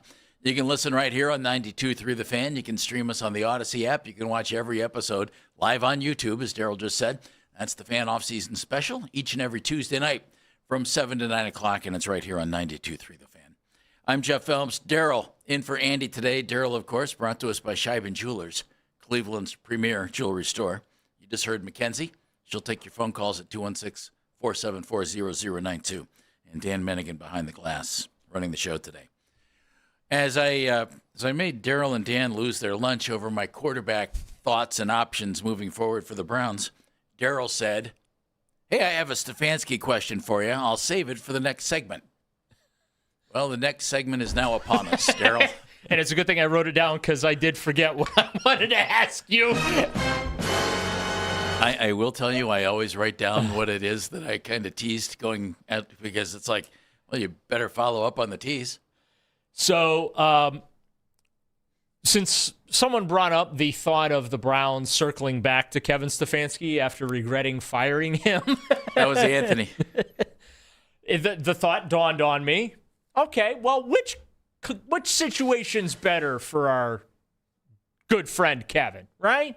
Let's ponder this for a moment. You know, we kicked this around a little bit before the show started. I got a wrinkle here. I'm glad you brought this up. So which situation's better for Kev? The Falcons head coach job, the Titans head coach job, the Dolphins head coach job, or going home to be the Eagles offensive coordinator? Titans, Falcons, Dolphins, OC. Okay, I'll tell you what I think. Well, that's why I asked the question, Jeff. Yeah, that's why we're here. 10-2 every day. I told you the question was going to be better than your quarterback plan. Oh, I thought my quarterback stuff was gold. Well, gold, Daryl. Gold. I respect your tribute there to our late great friend Bill Livingston. There's a refrigerator somewhere I would put that plan in. And Okay. that refrigerator's in the dumpster. Here you go. Mike McDaniel had somebody close to him tell a reporter he would much rather consider a really good offensive coordinator situation as opposed to going to be a head coach in a bad situation. That's exactly why I'm asking this I know, question. and I think that's a great question by you. I don't think a couple of these jobs are bad situations. I think the best situation for Kevin, and personally for Kevin, even better than the New York Giants, even though Kevin's from Philly and he's close to New York and would have that East Coast vibe and all that. Right. Is the Atlanta Falcons job. Well, he's got some competition just in from the Atlanta Falcons. Okay. They have interviewed Packers defensive coordinator Jeff Hafley for their head coach opening. So that came down literally within the last 60 seconds. You know why? Here's why I think Atlanta would be a really, really, really good landing spot for Kevin. They have pieces in that offense that he could put to good use. Kevin with Bijan Robinson could be fun. Oh, that could be delicious. Think of Nick Chubb plus. Oh, yeah. I've said that Bijan Robinson, for as great of a player as Nick Chubb was, okay, and this is in no way meant to take away from what Nick Chubb was, but Bijan Robinson's better. He is. Nick Chubb was great. Bijan Robinson's better. And Nick's great. Right. When Nick was healthy and younger, he was great. And we remember how good those Browns offenses were with Chubb. And let's give Kareem Hunt some love Kareem here did too. a very nice job here. He was a really good number two back, right? Did a very nice job. They had a real good 1-2 combination. But Bijan Robinson is the 1-2 combination. The Falcons have Bijan, Drake London is better than any receiver that Kevin has had here. Any receiver. And then the 2 years of Amari were pretty good. They were pretty good. I think Drake London's better. That's fair. Kyle Pitts is a free agent. Maybe they bring him back. That gives Kevin a tight end. If not, you can go find a tight end. And he has, at least right now. What if David Njoku ends up with Kevin in Atlanta? And he told Dave the truth. And he calls him Dave. That means they're tight. Apparently. That was really funny, though, when Kevin was like, yeah, when Dave thought I really didn't like him, which wasn't true. I just told him the truth. Which is the most open comment Kevin might have made in 6 years. And you know what the truth was? Stop clowning around. Take what you do here seriously, and you can be a great player, which is exactly what I used to say about David when they drafted him, and he was clowning around during practice. And of course, he was 20. Doing the one-handed catches stuff and dancing and not paying attention, whatever. And I remember how upset he had got at me because I was so critical of him. But, yeah, I mean, it has nothing to do with your ability. It just has to do with whether or not you want to take it seriously. And he did take it seriously, and he turned into a hell of a football player. The other thing about Atlanta that I think is a great fit for Kevin is this. Georgia football. Georgia Tech. Right. The Atlanta Braves. The Falcons are pretty low on the totem pole. The Falcons aren't high on the totem pole like the Browns are here. Yeah. Or like the Giants would be in New York. There's a lot going on in New York, but that Giants... He doesn't have to worry about his press conferences being carried live. He's not going to... He's going to get like, hey, the Falcons aren't doing very well. Okay. But boy, the Bulldogs look good. It's not going to... It's... How about those Braves? Daryl, if we wanted to here on the station, we could do 12 straight hours of, boy, did Kevin screw that game up if we wanted to. Right. Well, they couldn't do that in Atlanta. Well, we have done that. Yeah. For about 14 regularly, years. We've done that. So I think the Falcons gig would be a good one. I believe you guys called it Therapy Monday. I think the Dolphins' job is better than people think it is. Because it's Miami, it's attractive to free agents. I think Stephen Ross, though... You're seriously playing the weather card right now? No. The beach card? No, I'm not.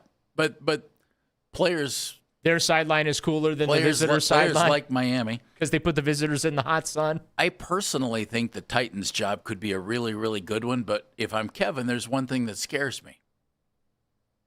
Their ownership fired Mike Vrabel. Yeah. Who worked with me for a year. And I think Vrabes is the best coach ever. You love him. And that's Kevin. Okay. Obviously, they're very... You're speaking from Kevin's point of view. Exactly. Vrabel and Kevin seem to get along great. And Vrabel had a year here in Cleveland with Kevin. And was able to help Kevin coach the tight ends and offensive line. And did a great job here and turned it into exactly what he wanted, a better opportunity. And clearly, Mike Vrabel can coach. And the Tennessee Titans thought we're going to move on from Mike Vrabel. Right. Might have been a little conflict with the GM, but you don't move on from guys like Mike Vrabel. You tolerate a down year. Well, one would think, but clearly they had other thoughts. So that might not be something Kevin's in on. I also don't think Kevin has to step back and take an offensive coordinator job. I think he's highly enough thought of around the league that he will get one of the better remaining jobs, whether it be the Falcons. I don't see him being in this division. I have a hard time thinking that Baltimore or Pittsburgh would hire Kevin. And not because he's not qualified, it just doesn't feel right to me. And I think he ends up in Atlanta. I do too. I think that's the perfect landing spot for him. I've thought that since he became available, and the Falcons made their move. I did think he was going to go to the Giants, though. I thought until Harbaugh became available, and then it's Harbaugh just like not become available. I think he would have been in New York. Yeah, had New York not been able to give John Harbaugh what is being reported to be a 5-year, $100 million contract, I think Kevin would have ended up with the Giants. I think he would have too, and he wouldn't have gotten that kind of a deal, and probably not that long of a leash. Correct. You know? But here's the thing. I I think that he would have gotten chewed up and spit out just like Brian Dable, just like Pat Shurmur. It would have been really tough, I think, for him. Because as nice of a guy as he has always been in Cleveland, press conferences wouldn't have really flown in New York. I always like to say this because I'm always amused at how awful we, and I'm including myself in that, how awful we in the Cleveland media are and just how vicious we are and unfair we are and all that kind of stuff. I always get a chuckle out of that because, you go pull this in New York. You go pull this in Philadelphia. You go pull this in Boston. And then get back to me on how you were treated here in Cleveland. Yeah. Mark is in Chesterland. Mark, you gotta have a foot of snow out there. Hi, we do have a foot of snow. I'll tell you what, I'm wearing my long guns. I'm inside the house, and I got a stocking cap on. Hang in there, buddy. Yeah, well, I'm going to try because I've been listening to your show for years and years every day, and I really like it. But, thanks. I'm kind of ambivalent about Kevin Stefanski. I mean, for goodness sakes, I can't tell you how many times I have watched this team, and I have wondered if they actually practice during the week. And I just can't tell you how many times I have watched this team, and they have the ball in the fourth quarter with 4 minutes left, and they could win the game, and 1 incompletion, 2 incompletions, 3 incompletions, 4 incompletions, and they're out of it. I just didn't think he was that great. Mark, I think that's understandable. I would have understood completely had the Browns fired Kevin and Andrew Berry because regimes don't survive 8 wins in 2 years. I've said that repeatedly. I just wouldn't have split it up. I'd have either kept them both or gotten rid of them both. Well, they like Barry for some reason, but in any case, I just hope they get a coach who's excited and a coach who talks like a coach and a coach who thinks he could do something. And for goodness sakes, build a team, would you? You're not going to catch lightning in a bottle by trying one quarterback after the next. Build a team. Doesn't anybody understand that? Mark, thank you very much. Building a team. It's a good concept. Isaac's in Shaker Heights. Isaac, you got about a minute, buddy. Yeah, okay, I'll run with it then. The other talk shows were always talking about Kevin Stefanski going to Baltimore, Pittsburgh. I'm so glad you said what you just said. Why in the world, if I was an owner or if I owned the Baltimore Ravens or the Pittsburgh Steelers, would I want Kevin Stefanski, knowing I always beat him most of the time? Not all the time, most of the time, but my percentage against him was pretty good. Well, so Kevin, I'll say this, Kevin was most competitive against both of those franchises. He's got the best record against them. He didn't win. He was competitive. Well, he won enough of those, though. The story. Well, the scoreboard told the story, Daryl. He did. If you look at the percentages was he did not win against those teams in the earlier part of the years when he was coaching. He won. I'm not saying he didn't win, but why would they have him? They'd split instead of get swept. Isaac, thank you. Yeah. They'd split those games instead of getting swept all the time. And he made the Browns competitive against both of those teams, they used to never win in Baltimore, and they won some pretty important games there down in Baltimore. And remember, the Ravens requested to interview him, Isaac. So it's not us saying that. Baltimore wanted to talk to him. And the Steelers may want to talk to him, too. And the word is the Steelers might as well. Matt Money Smith is the play-by-play voice of the Chargers. Jesse Minter, defensive coordinator of the Chargers, getting a lot of run in this coaching cycle. Why? Matt Smith will tell us coming up on Baskin and Phelps. You're going to fall in love with Mr. Hero's new home-style chicken tenders and chicken tender wraps. They're crispy, crunchy, and oh so delicious. At Mr. Hero, the difference is in the sauce. Choose from 6 bold flavors to dip in or wrap in, including the garlic parmesan, hot honey, Kentucky bourbon, teriyaki, buffalo, and barbecue. That's our new chicken tenders and wraps. Love me tender, love me Mr. Hero. I crave the hero. Keep trying, keep striving, keep chasing your dreams. And when you're ready to take that next step, come to Cuyahoga Community College. Gain in-demand job skills or earn a transfer-friendly degree.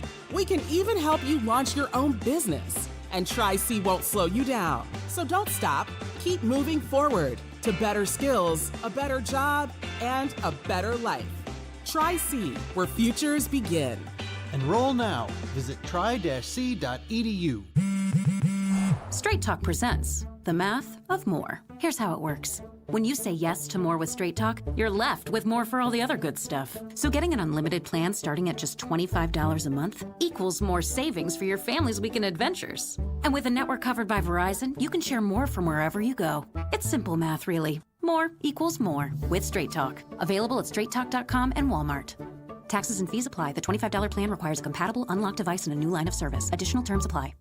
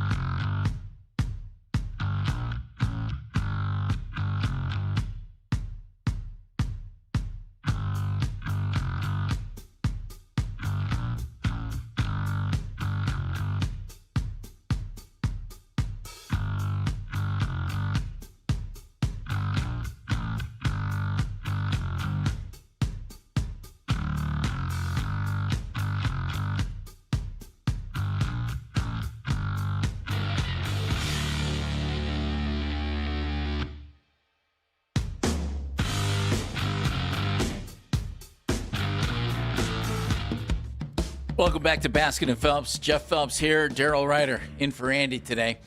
The New York Giants getting ready, according to all reports, to hire John Harbaugh as their new head coach. 5-year contract, big money.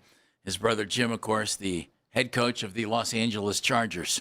The man who calls play-by-play for the Los Angeles Chargers, and I think I'm right, just finished his 9th year of doing that, is joining us now on the Make It Right, Call Kyle Wright hotline. He is Matt Money Smith. Matt, how you doing? Am I right? 9 years now? Yeah, I think so. I started when they moved here, so that would have been 2017. So yeah, that sounds right. This will be year 10. Feels like they just got here yesterday, but not really. Time goes by fast. Obviously, you got a good one there, and Andrew that calls the games. But yeah, it's been a fun ride, and it's been a lot more fun lately with one of the Harbaughs in charge. That's for sure. I would think so. I think Jim is a heck of a football coach. He's had some help. Jesse Minter is his defensive coordinator. Jesse was at Michigan, and now Jesse Minter is interviewing with just about everybody because they all want to talk to him. Matt, what is it about defensive coordinator Jesse Minter that has impressed so many teams in the NFL?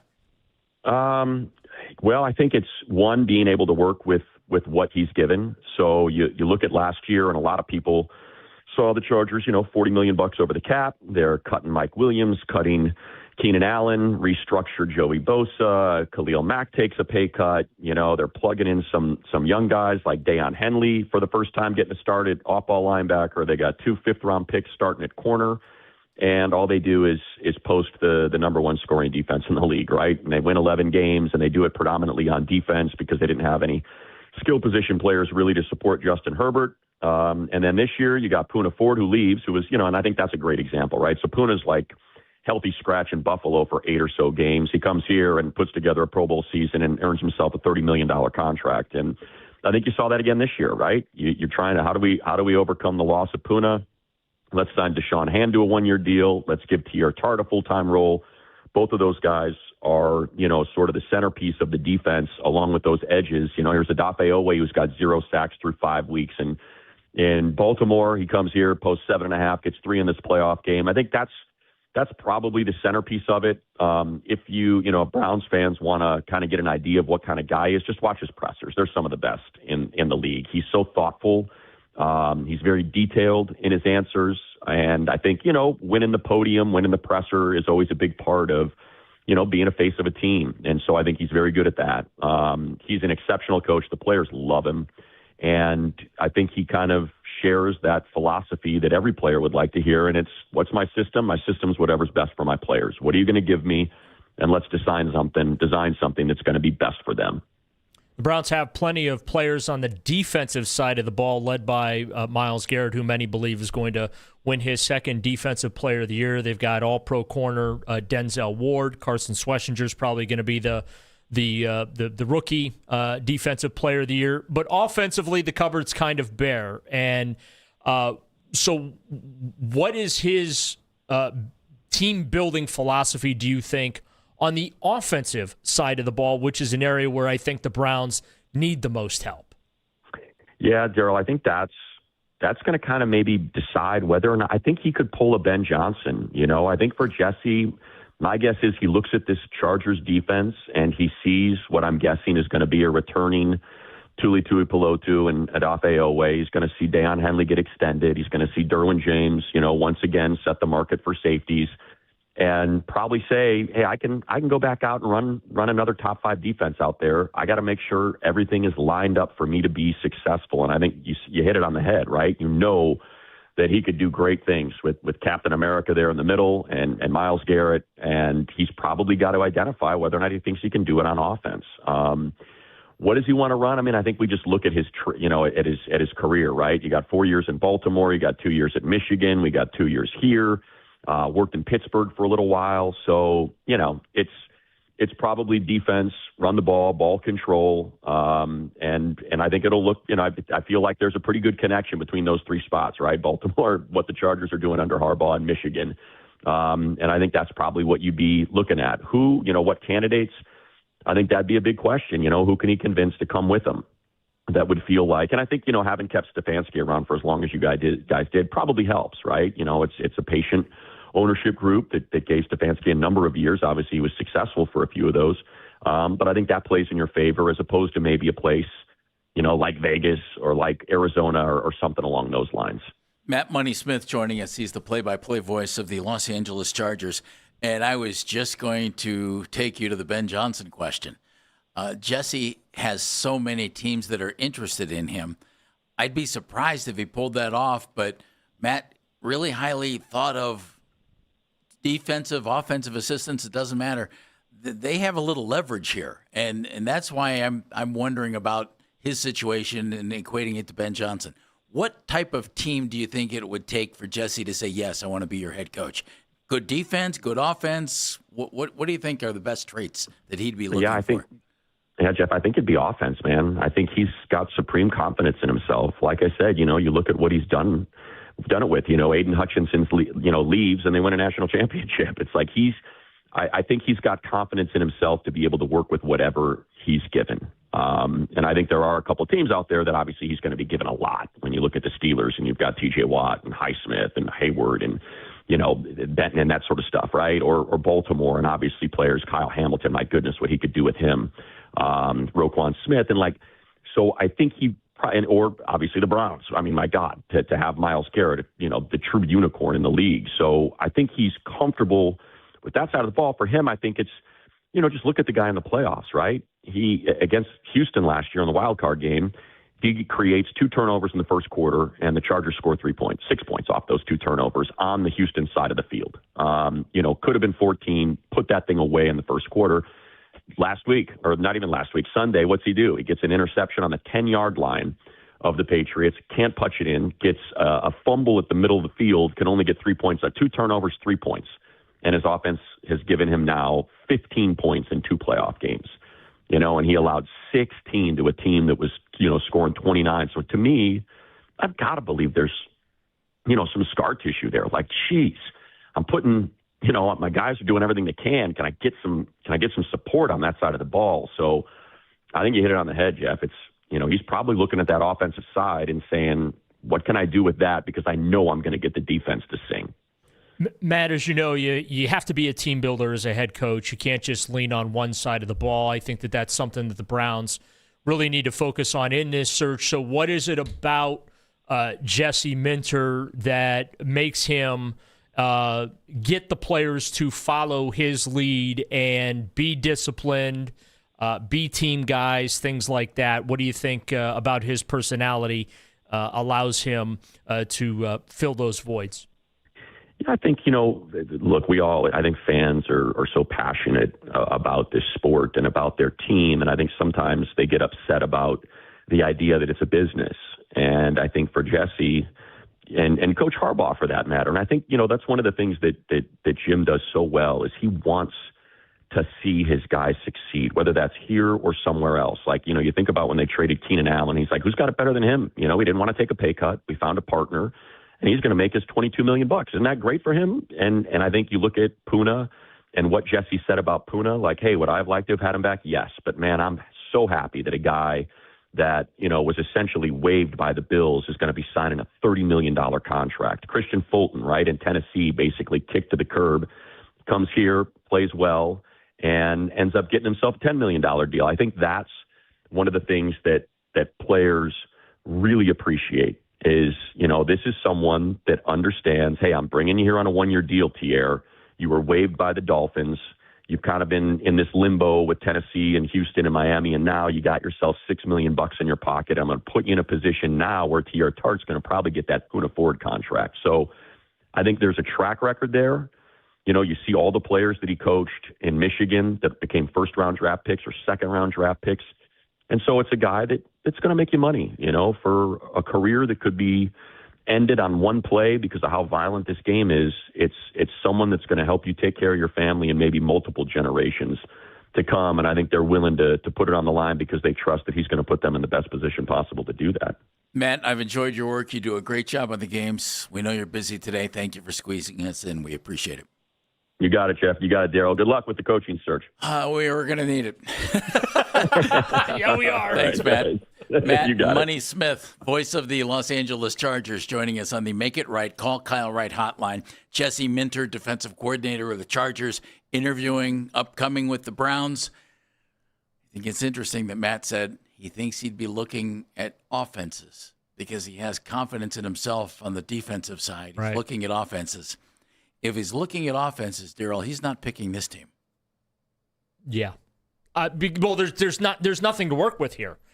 And I'm not trying to dismiss the prospects of Harold Fannin Jr. or Quinshon Judkins, but there's nothing in the receiver room to work with.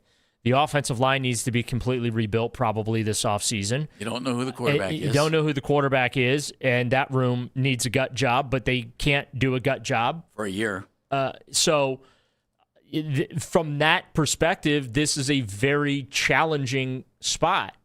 But because it's such a challenge on that side of the ball, maybe having a defensive-minded coach here wouldn't be the worst thing to allow this team to continue to focus on the defense, kind of carrying it, and hopefully the offense is able to do just enough. Unfortunately, the last 2 years, the offense has been so god-awful, they've not been able to do anything, right? And so you wasted two years here of a really, really good defensive team. You got to the playoffs the first year with Jim Schwartz running the show, okay? But the next year, the defense wasn't quite as strong. No, they took a step back. Mm-hmm. But you expect that when you back again. Yeah, when you all of a sudden become the number one defense in the league statistically, there's nowhere to go but backwards. So and then this year was a step forward again. They picked it up. They're back into the top 5 in a lot of categories. So maybe a young defensive mind, which, by the way, is the Pittsburgh Steelers philosophy when you look at them. Historically, right? Young defensive coach, defensive-minded coach, come in. Cowher and Tomlin, certainly. Right. So I don't know. Maybe the Pittsburgh Steelers way wouldn't be the worst way to go here with this coaching search. While I'm focused on these young offensive guys, I don't know. Maybe a guy like Jesse Minter would be perfect for the Browns. And then you go hire your offensive coordinator. Well, you already have him here, Tommy Rees. If you want Tommy, if you don't, the three young guys, Daryl, that everybody's talked about, being a play caller here as offensive coordinator would be a job promotion for those guys, since they're not calling the plays now. Yeah. Tommy did it this past year for, right. Well, was it week 10? If you wanted to keep Tommy, terrific. You get that. And I don't have a problem if it's a young defensive coach.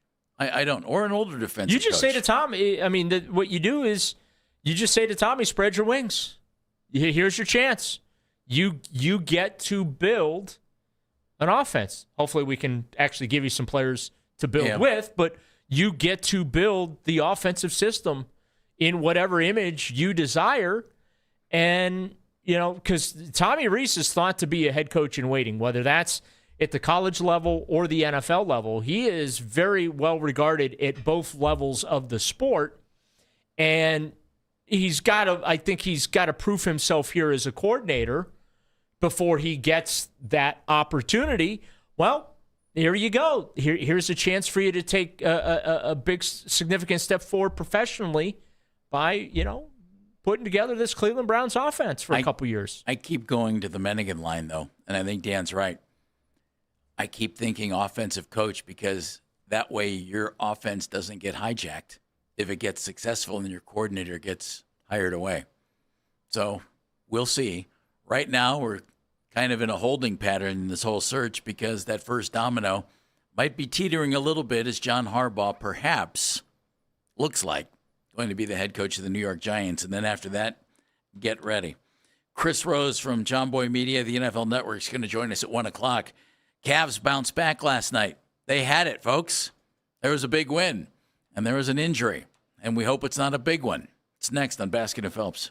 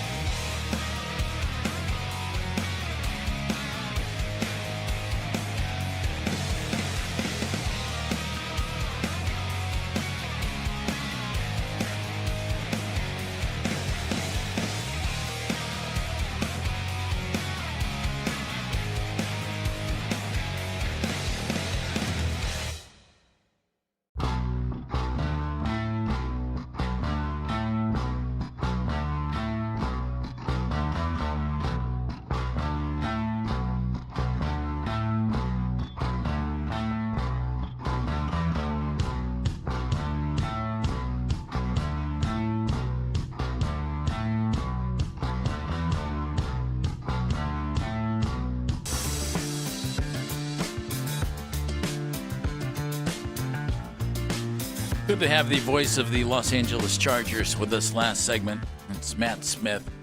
And Matt telling us all about Jesse Minter, who is interviewing with the Miami Dolphins today and expected to interview with the Browns coming up on Friday.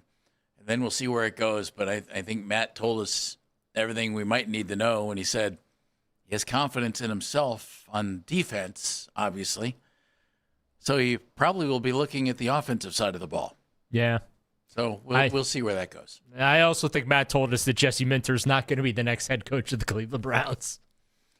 Well, I got that impression in a very polite way, right? Yeah. Well, that's why we talk to these people. Well, that's why Dano does a great job getting these guys in the other towns, and we get a look at these fellas from that perspective, and that's good. I'm Jeff. Daryl's in for Andy today. Dan and Mackenzie are joining in the fun today. And he does a mediocre job, let's be honest. Who, you? Yes. Yeah, well, Yeah, but you don't need to tell people that. We already know it. No, we're honest around here. There's no need to advertise what we know. You can survive a long time. Student. Yeah, you can survive a long time being mediocre. I'm right in the meaty part of that curve. There's nothing wrong with that. Nothing wrong with that at all. The Cleveland Cavaliers had troubles and issues and things weren't going well and blah, blah, blah, blah, blah. And we had Fedor on the show yesterday, and I think Chris laid out some great stuff about the Cavs yesterday. He was phenomenal with us. And then the Cavs went out last night and kicked some, 133-107 over the Philadelphia 76ers. And that's good. I keep seeing these huge point totals going up, not just from the Cavs, but around the league. 133 up on the board. Cavs scored 73 points in the second half yesterday against Philadelphia. And Philly's a pretty good team. They'll play them again coming up tomorrow. But Darius Garland down with an injury in that game. Updates haven't really been forthcoming yet. We will see. But Darius is coming back from that toe surgery. He's had some things. It's taken some time and everything else. And I still continue to look at that backcourt, and I just think, okay, is this the right mix? And if Darius can't get and stay healthy, and I think you're in trouble. Can Kenny Atkinson figure out how to win big with those two guys in the backcourt together? Sure, why not? Somebody has to. I sure hope so, because that's the team you have right now, and I don't see it changing anytime soon. But, boy, I hate to see him go down. Yeah, I mean, Darius is hurt again. Here's my shocked face. It's unfortunate that he keeps. Well, now it's the feet, right? First it was his face. We were trying to keep his face away from elbows and hands and arms and everything else, and now he's got feet problems. And it was a great win. Fine, I'll give them their flowers for it. They had a good win the other night against Minnesota. Bad loss to Utah. They're Jekyll and Hyde, okay? They're a box of chocolates. We don't know what we're getting on any given night with them.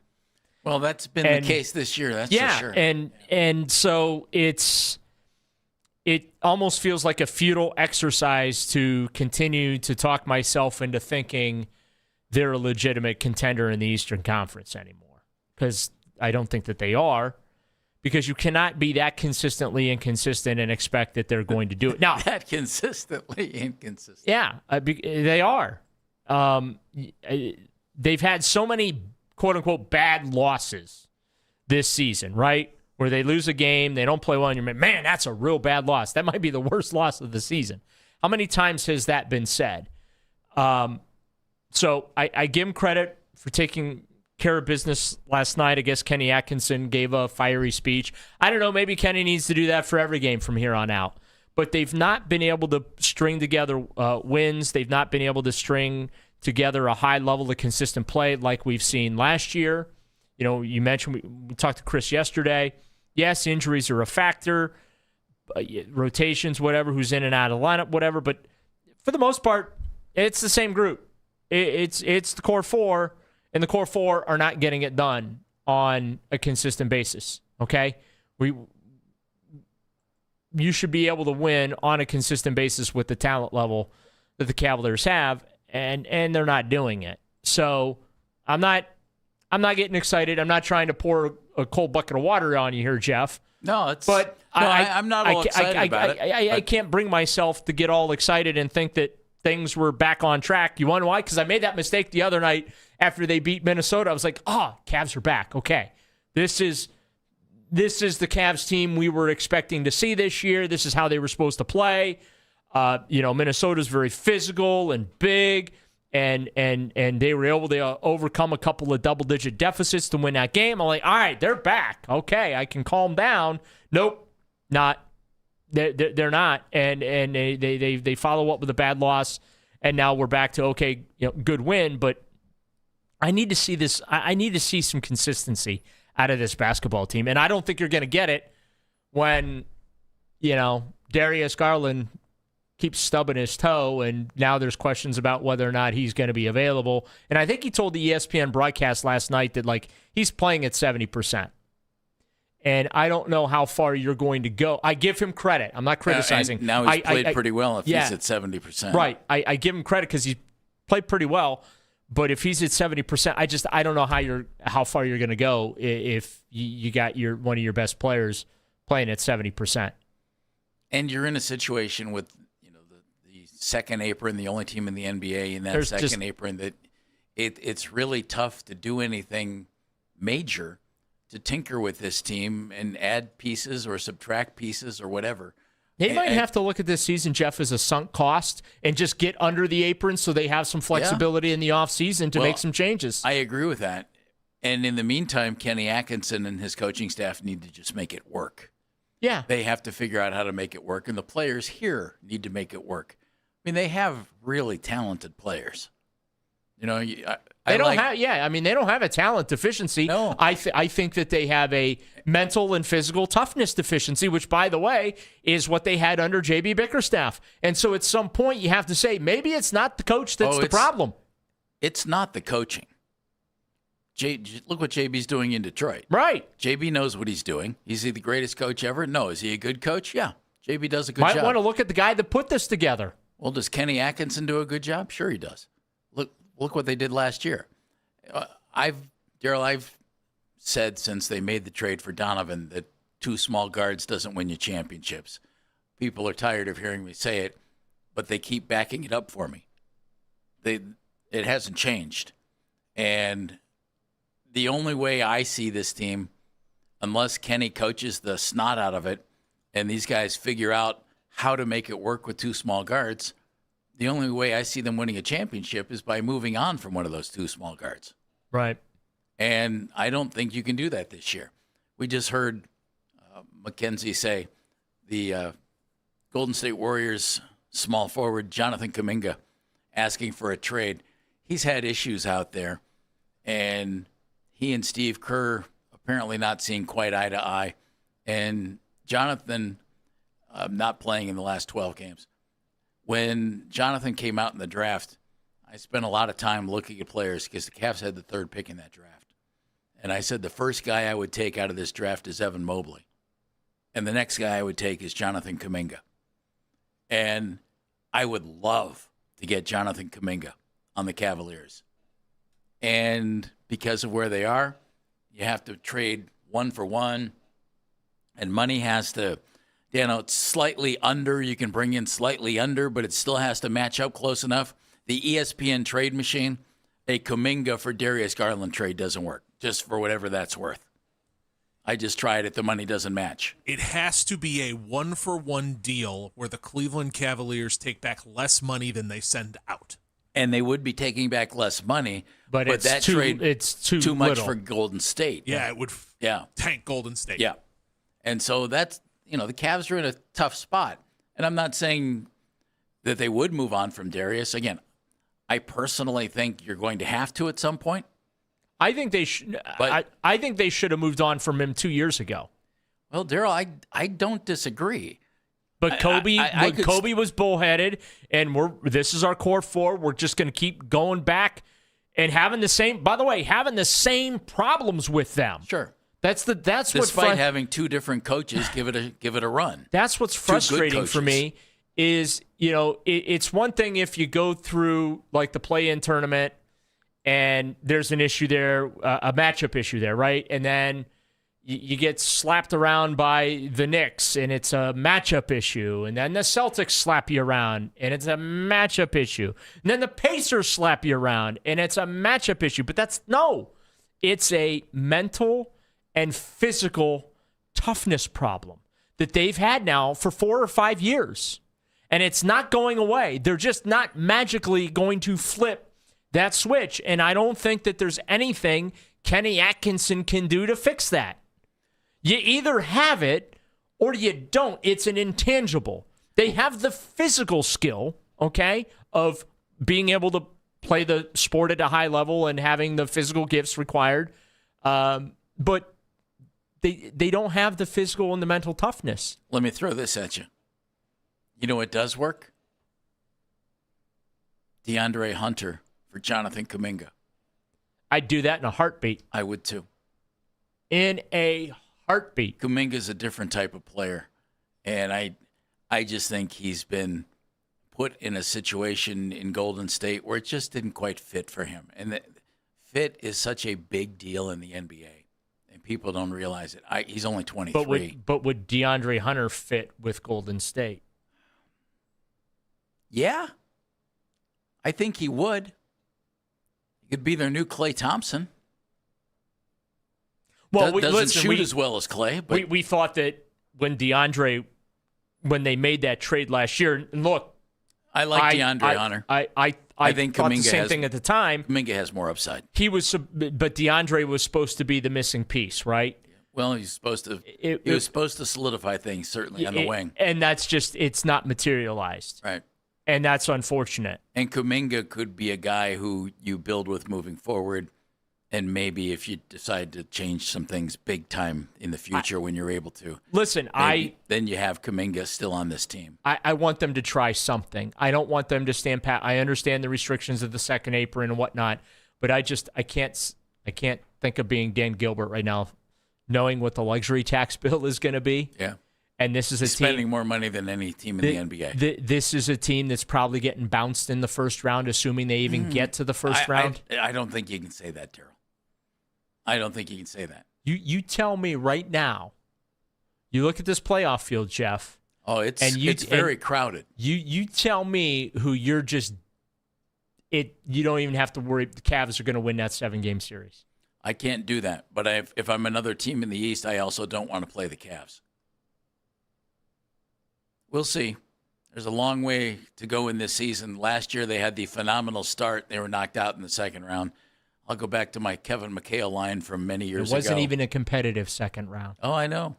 I'll go back to the Kevin McHale line. Matters on who's playing well in March and April. So we'll see if the Cavs are. Chris Rose works with the NFL Network. Chris, all over the coaching search. He's next right here on Basket of Phelps.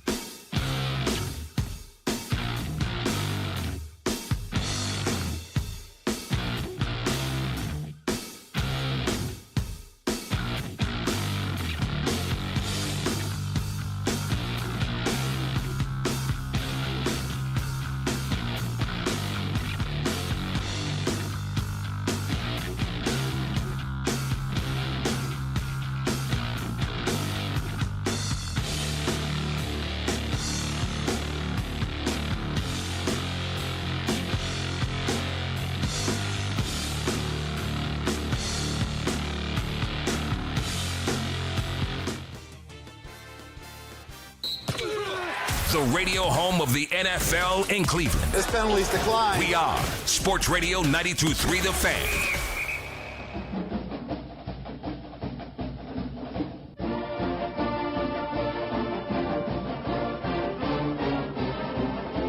Joining us now on the Make It Right Call Kyle Wright hotline, gentleman that you see on the NFL Network, and you will see him on the network after the playoff games coming up on Saturday and Sunday, where he always does a fine job. Game day final, must-watch television if you're an NFL fan. And, of course, he's a Northeast Ohio guy. You see him on the Browns games in the preseason. He's Mr. Chris Rose. Hello, Chris. Are we starting off by talking about the mighty Miami Redhawks today? The undefeated Miami Redhawks? I mean, come on. Let's go. Congratulations. Well, you don't congratulate us till we make a tournament. Don't worry, there's plenty of knuckleheads in the NCAA could screw you over, even if you have a great regular season in the MAC. Well, now, sorry, you didn't win the tournament. Isn't that a fact? Yep. There's plenty of those people out there. Absolutely, and we've seen it year after year in the Mid-American Conference. But I thought we were going to talk about the big Guardians trade that just went down. What did we end up getting? Let me guess, another relief pitcher? Yeah. Actually, you're all sarcasm aside, Chris, you're right. Franklin Gomez from the Mets for international bonus pool money. Get your playoff tickets now. Got to have somebody. Played in high A last year. Pitched pretty well. Okay. There you go. Well, it's all made up of arms. So Isn't can't that wait the for truth? that 667 OPS to keep showing up as a team. It'll be awesome. Can't wait to talk baseball with you once there's a head coach in Cleveland and everywhere else in the National Football League. John Harbaugh, first domino, looks like he's going to the Giants. It seemed like a no-brainer when he was suddenly made available. But what do you think about Harbaugh to New York? Yeah, I mean, why wouldn't he, right? They've got they seemingly have a quarterback. I mean, we've seen guys have really solid first years and then fall off, but at least I think they've got somebody that they like. They have a very, very good left tackle, and their offensive line doesn't suck. They've got a one receiver. They've got a good running game. They've got guys that can get to the passer defensively. So there's a lot for him to like. Stable ownership. And he's already lapped the rest of the coaches in terms of NFL acumen in that division. I mean, it's he's got a one lap head start on the rest of those guys. So I think it's a great fit for him and doesn't surprise me. And I think it's helpful that the first domino has fallen. Chris, I agree with that. Yeah, of the 9 openings, Kevin Stefanski has interviewed or will interview for 7 of them, not including the team that fired him. And not Arizona. Will the Browns regret firing Kevin Stefanski as you look at the candidate pool to replace him? I don't know if regret is the right word. I think they could have continued on with Kevin, to be honest with you, because I think that there's still another year left in this cycle to have to get through, minimum, because you're not going to find a quarterback this offseason that will change the room. In fact, it wouldn't shock me if the 3 guys that, end the year are the ones that are there to start out with. And I'm talking about Deshaun Watson, obviously. Bailey Zappi has now moved on to greener pastures, folks. So if I'm gonna miss that 51% completion percentage he had. Wow. Oh, don't worry. There's other guys that can do that here. Where's the rim shot, Dan? Yeah. So there you go. It's I think they could have stuck with him and seen if they could all bail water out of the boat together. I still feel like this team can make big moves, but it means that Andrew Berry's going to have to hit it out of the park again. There are plenty of linemen for them, and I seemingly talk about this every week, but I think out of their first 3 picks, which are all in the top 40, they've got to get 2 starting linemen out of it, and I think they could easily do that. Now, how good are these guys going to be? Who knows? But I think those are the swings they've got to take, and then you just hope that whether it's Shedeur or Deshaun, that you're not closing your eyes and saying, please, please help me when the quarterback drops back. Chris, given the state of the offense, and you just said 2 offensive linemen, we know wide receivers, we need quarterback, the whole thing. Does this situation to you scream one type of coach more than another? A guy with experience as opposed to a young coordinator who's never done it? Or do you think it not matters as long as they find a guy who ends up being a good head coach? Well, okay, so, some people want leaders. I want leaders, right? We've got that in the playoffs. I'm tired of hearing leaders of men, aren't you? Yeah, it drives me nuts. Yep, me too. Right? Because how are you supposed to know what a leader of men is when you've never set foot in a locker room? That's 99% of the people that are entitled to an opinion. I mean, every fan is entitled to opinion, just like the 3 of us are. So when they say, "Well, I want a leader of men," okay, gotcha. Yeah, I'll go to the leader of men store and go shopping for that one. Right, but if you look at the last 8, we've got all across the board, right? You've got the Mike Vrabels of the world. You've got 4 offensive-minded coaches. You've got 4 guys that are better known for their defense. You've got some quieter guys that maybe don't say, that aren't screaming at the top of their lungs. You've got guys who are offensive geniuses, but also leader of men, like a Sean McVay and seemingly like a Kyle Shanahan. Like it's all over the place. And so I don't think kind of coach is what you're looking for here. I mean, I think that's where you kind of get into trouble a little bit. Now, it might be, we're interviewing some guys, one guy that's 30 and one guy that's in his mid-30s, and it feels young and it feels early maybe for those guys. But at the same time, you don't know what they're going to grow into. You just don't. And with any sort of guy who even if he's in his 40s, does that automatically make him a better leader of men just because he's been around them more? No, doesn't necessarily. Do you have a favorite of these dozen guys that have been tied to the Browns? Is there someone that you're just really excited about? No, because I'm not going to sit here like some media people in town and pretend to say that I know them. I don't. And nobody who's commenting on them really knows them very well, outside of the guys that were in the building this year, right? Yeah. They know Jim Schwartz and Tommy Rees. If you think you know Udinski, you don't. Like most of us didn't even know his name until we all saw the social media clip that went around this week where he was explaining offense. Chris, I'm Googling pronunciation guides for some of these guys to make sure I'm saying their name correctly. That's okay, because that's what happens some years. There aren't Mike Vrabels and Ben Johnsons available like there were last year in the coaching cycle. So I don't know what to tell people. I will get behind whomever they choose. Obviously, like if a Mike McDaniels gets picked, that's going to be hard for us to all swallow, because we've all seen what's happened the last 4 years, right? We've seen the press conferences where he is so bright and so intelligent, but so different. And you're like, well, we can't have that, because who's going to listen to him, right? And other than that, I just want him to pick a guy so he could pick a staff, to be honest with you. That's what I'd like. I agree with you on that. Chris Rose is joining us from the NFL Network.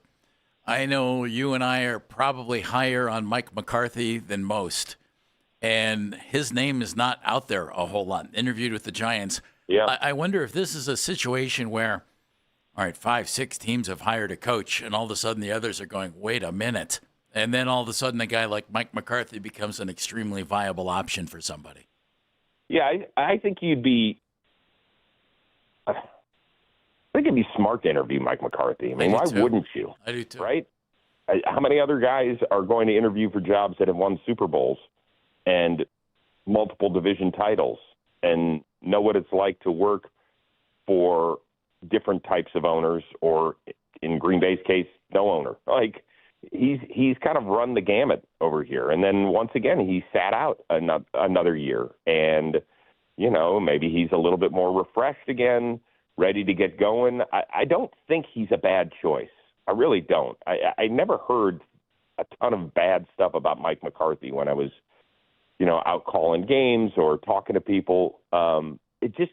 It doesn't feel like a wow. And in fact, I mentioned it last week that I'd rather have Harbaugh than McCarthy. And somebody shot back in my mentions and they said, well, look at the numbers. And the numbers are nearly identical. I can't tell you. I just feel a little bit better about John Harbaugh than I do Mike McCarthy.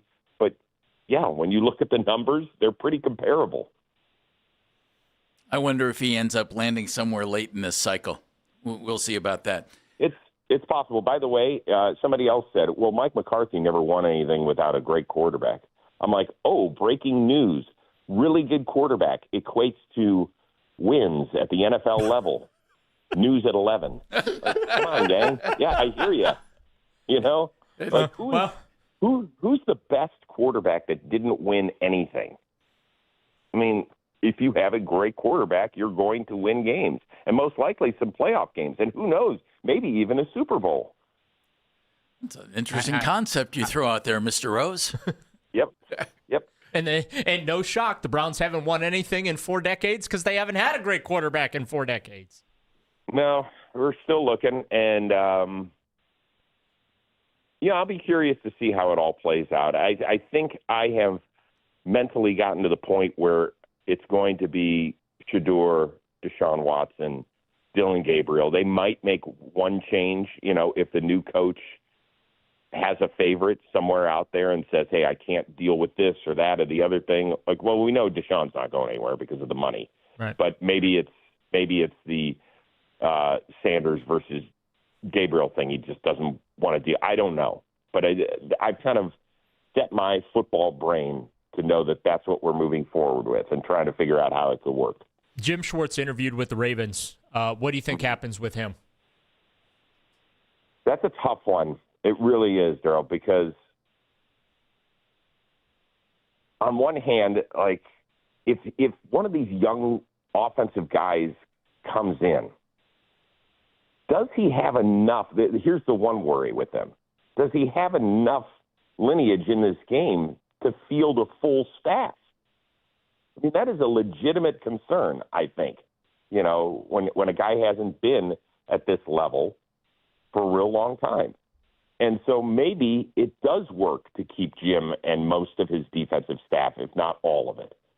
But if it's a guy who has been around a little bit and has a coaching tree available to him, it's probably not going to work. And I've mentioned this, I think, last week's show, that if Jim does not get the head coaching job, how does that make him feel? I mean, exactly I think right. It's the one part. Yep. It's the one part of the equation we haven't really factored. He might be okay with it. He might say, hey, at 60 years old, like, I'm good. I get it. Maybe it'd be cool to be the lead guy, but the Haslam's treat me really well here. We've got a stud defense. We got a 2-time defensive player of the year. I want to be part of the team that helps this young person get to where we think he can get himself and the team to. I don't know what he's thinking. So that's a tough one to answer. Chris Rose joining us from the NFL Network. And again, Saturday, Sunday after the playoff games, go watch Chris on the NFL Network and you'll get everything you need to know about what happened in those games. You mentioned the 3 quarterbacks who are here being the guys perhaps next year. Interesting. At the 11 o'clock hour, we talked about that, and I threw that out there, and I said, with NIL now bringing guys back in college who probably would have come out before, and Dante Moore obviously is the guy who we're thinking about here most recently, just 20 years old. In the past, Chris, those guys might have come out because there's a payday. Well, now they're getting paid. They can go back, get another year of seasoning. I think it's a great thing for the NFL because it might eliminate mistakes or throwing a guy out there way too early or whatever. But I also think it kicks it down the road for the Browns a year, perhaps to 2027, when a lot more guys who, like, for instance, Lenora Sellers, Arch Manning, they both went back. Moore went back. It's a much deeper draft class. Could this team roll with it for a year with the 3 guys they have, or maybe try some short-term answer? Because I think they could, and I think the NIL has done a lot of teams a favor in that regard. Okay, so let's get a few things very clear. Dante Moore does have a wonderful opportunity. I haven't seen what he's going back for, but I imagine it's $5 or $6 million. Yeah. Can you even imagine? Good Lord. Hey, good. I mean, good for him. Yeah, absolutely. Awesome. There's a couple ways to look at it for him. We are going based on the assumption that he's either going to get better or stay exactly where he is and not get worse, which happened to Matt Barkley. Now, he didn't have NIL, but he went back to school and he fell. He fell to the third round, although I am still waiting to trust Hugh Jackson on that one. And then he could get passed by a bunch of other guys, too. You just mentioned a bunch of good names that did not take a big step this year at all. At all. Without question. It's possible they could push him down the draft board. It's possible getting pushed down the draft board could be beneficial to him. He could be the next Bo Nix and end up with a Sean Payton somewhere down the road. That would be great for him. It also is helpful that he's going to get more than 20 college starts. That is the ding, ding, ding number. If you go look at quarterbacks that have been drafted in the first round who have fewer than 20 starts, not a pretty list, guys. It's just not. It doesn't mean that there can't be outliers. It doesn't mean that a guy can't break through. It just means that history shows us that's the number. And listen, there's been plenty of guys who have had more than 30 college starts and they stink. So it happens that way as well. But it doesn't surprise me that he went back with everything that you have talked about. And yes, it feels like the 2027 class is going to be great. But I just want to warn everybody that when in 2017 we said the same thing, like you could pass Patrick Mahomes. He just plays backyard ball down at Texas Tech. What the hell does he do? He doesn't even run a real offense in the NFL. We don't want any part of him. Deshaun Watson, he can't throw the ball down the field. Do we really want him? Because next year they got two guys in L.A. who are coming out, Sam Darnold and Josh Rosen. Well, Sam Darnold is now on his fifth team and has had to bounce around in order to find his path in the NFL. And Josh Rosen was traded after being a top 10 pick 1 year, and now he's out. Isn't he doing like real estate, or he's doing something in the financial world? Yeah, I think so. Yeah. So I guess my point is that we can talk as much as we want about the 2027 class and write down the 5 or 6 names that you like right now. A few of them aren't going to be on that list next year because there's going to be guys that pop. Joe Burrow, he was a 4th-round pick after his first year at LSU. Next year, he has the year he has, and he ends up being the number 1 pick. Chris, thank you. Enjoy the playoff games and watch Chris on the NFL Network after Saturday and Sunday. Get everything you need to know about what happened in those games. Thanks, buddy. All right, guys. Take care. Appreciate it. Chris Rose joining us on the Make It Right, Call Kyle Wright hotline. Chris just laid out the same thought. Roll with what you have at quarterback next year, Browns. Possibility. Where is everything going on with the coaching situation right now? Browns and elsewhere. We'll give you a little wrap-up coming up next on Baskin and Phelps.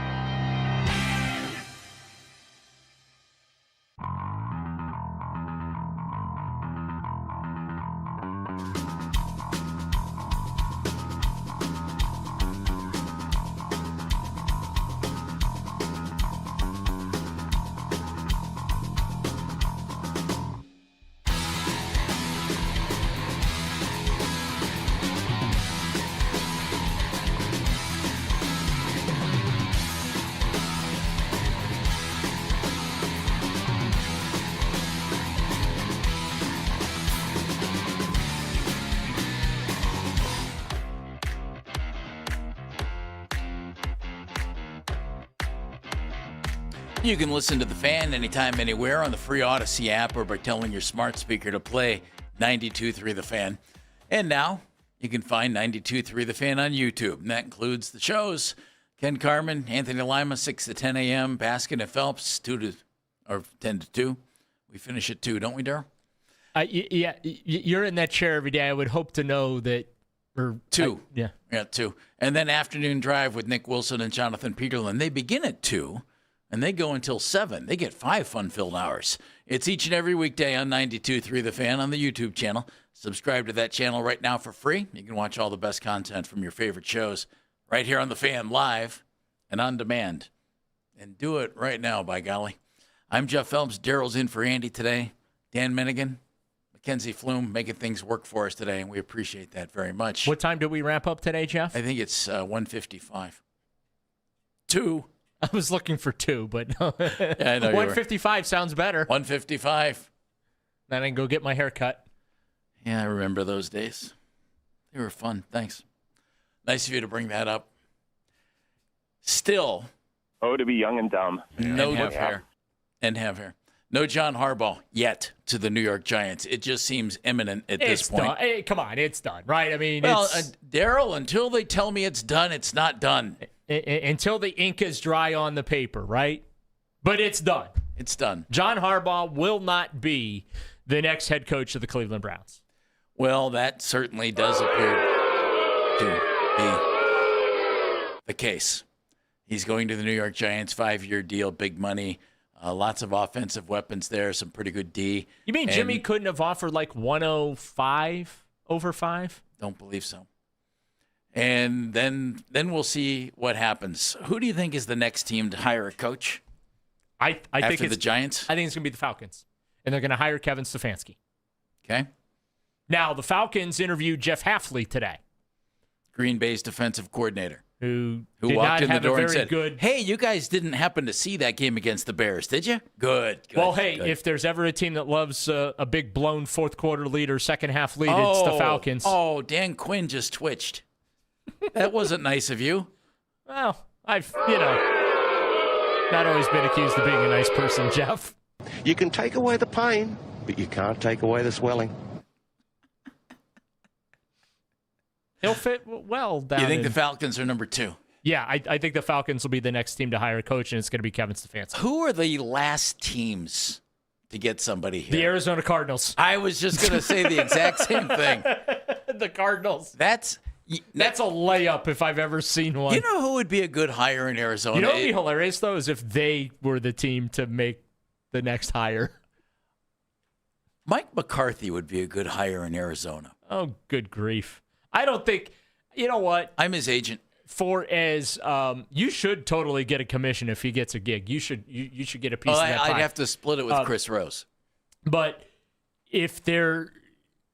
we know the challenges of the Browns' job here, but the Cardinals' job might be one of the worst in the NFL. Yeah, the Bidwell family doesn't have the reputation of being the most. There just isn't a lot there. The best ownership to work for. I mean, there just isn't much there. That's why. Like, we know that the Browns' offense, there's not much to work with here, but there really is not a lot to work with in Arizona right now. You know, there are a lot of teams have talked to a lot of guys, and they have to do their due diligence and blah blah blah blah blah.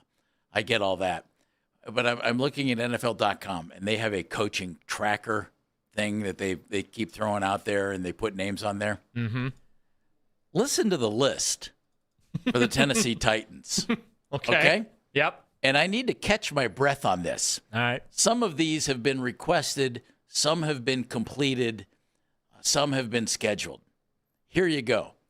Coaching candidates in Tennessee for the Titans job.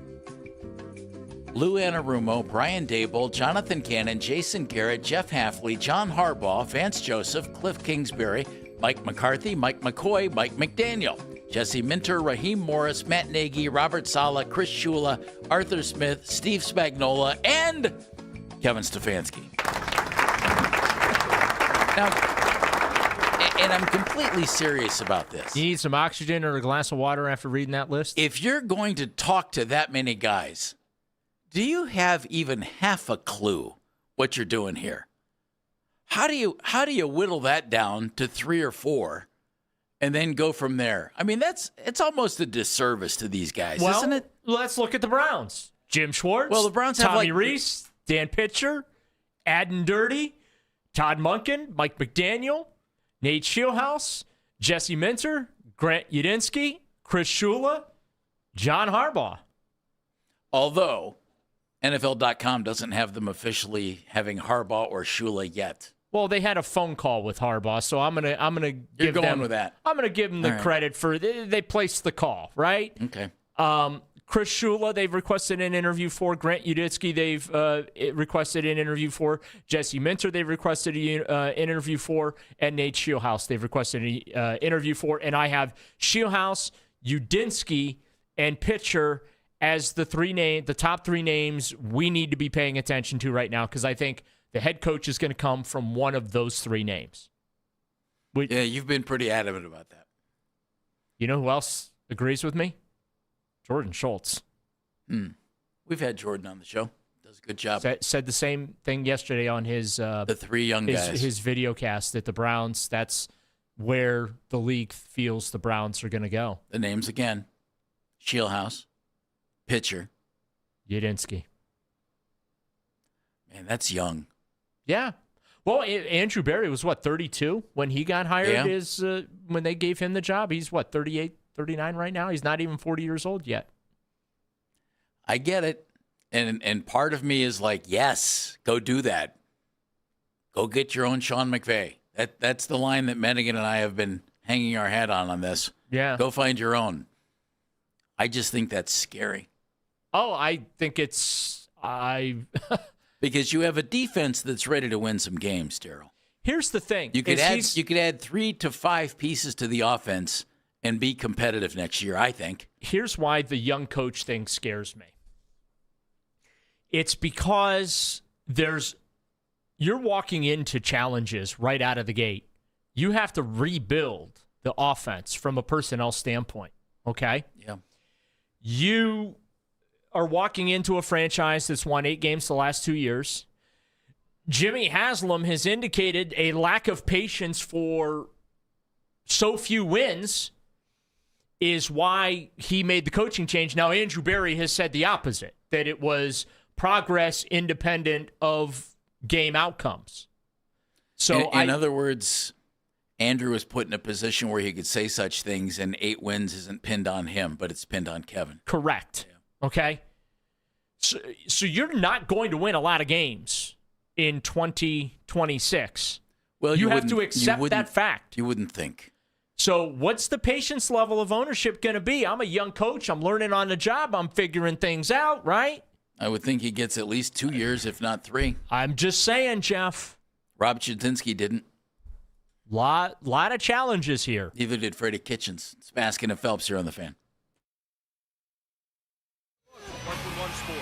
The 49ers and Seahawks square off for the second time in 3 weeks, and I'm expecting this meeting to look much different from last time. I think Kyle Shanahan's offense can thrive on the road as long as Trent Williams plays. The all-world left tackle made a huge difference against Philly. He will do so again on Saturday. Seattle's defense can be burned through the air, and even without Kittle, I think the Niners can move it effectively. I'll take the points with San Francisco, and I like the over as well. I'm Pat Boyle. Bet smarter and beat the books. Download the BetMGM app today.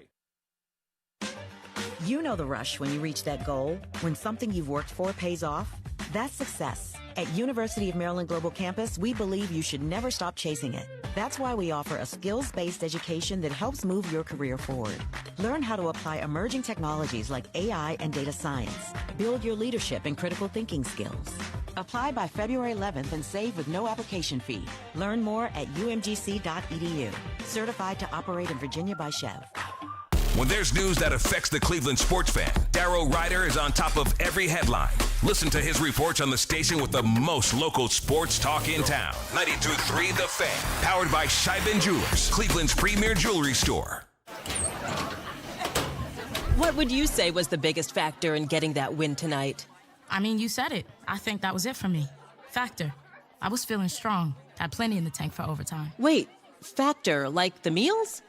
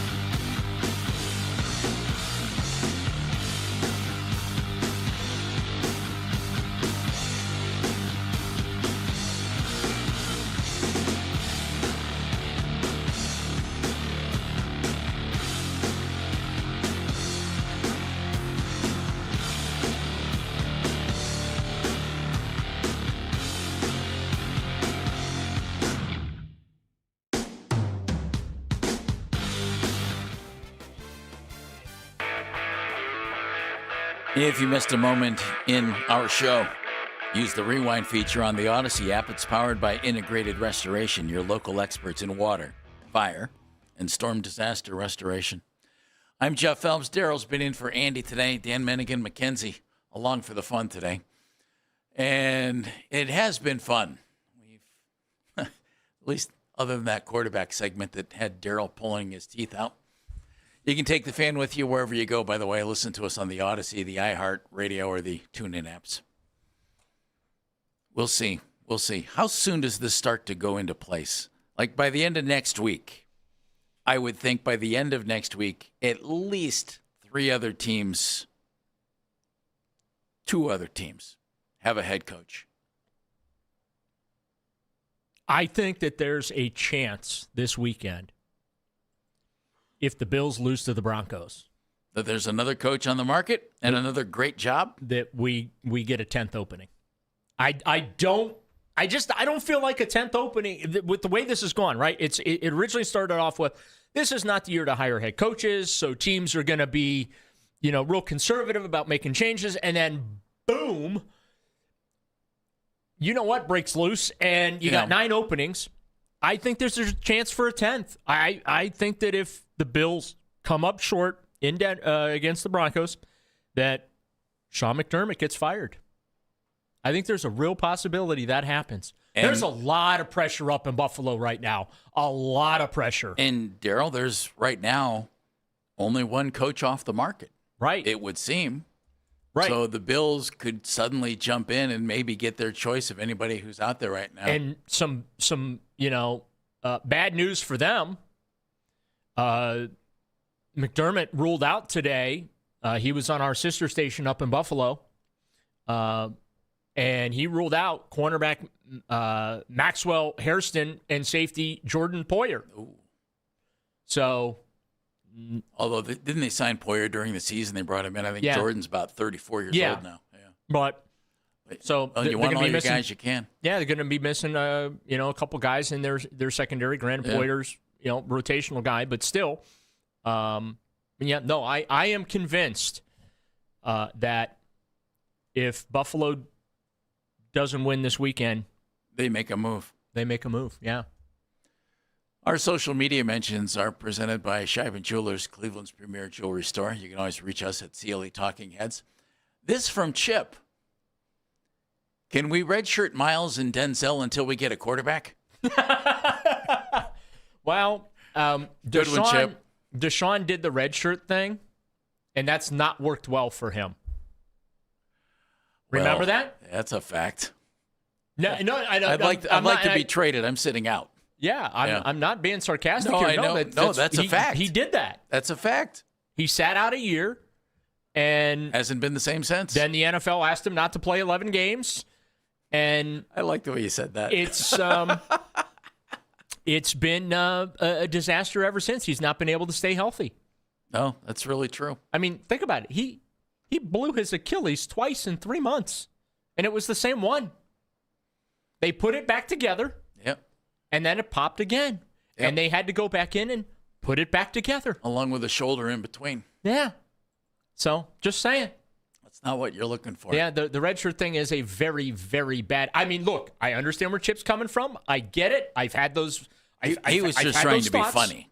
No, I know, but I've had those thoughts. Can we put these guys, on ice? Can we put them on ice for a year? Is to not risk any bodily injury for them. But no, unfortunately, I think that getting serious for a moment, Jeff, that would be a very bad idea. It would not go well for Denzel or for Miles. You said you think the Atlanta Falcons will be the next team to hire a coach, and you think it'll be Kevin Stefanski. Yes. I think Atlanta's a great landing spot for Kevin.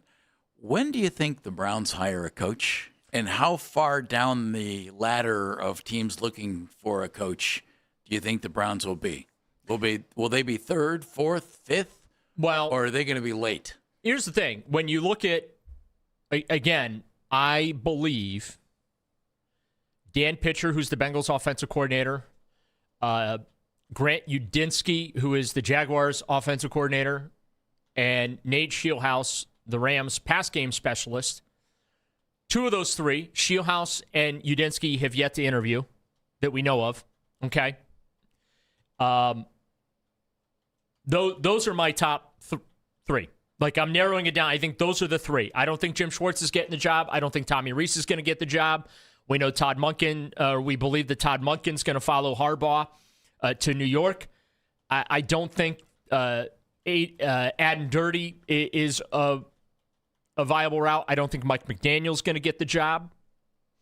I don't think we just talked to Chris Rose within the hour. Clearly, I don't think that Jesse Minter is going to take the job here.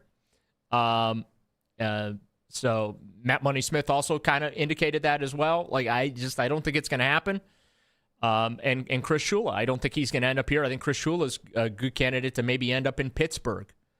But he does have a Pittsburgh vibe to him. He does. Also, there's some Miami vibe to him. Yeah. Not just because of Grandpa Don, right? But some of the last time Shula coached the Dolphins, it worked out pretty well. Well, yeah, some of the wagering folks. I think we got at least another week of this.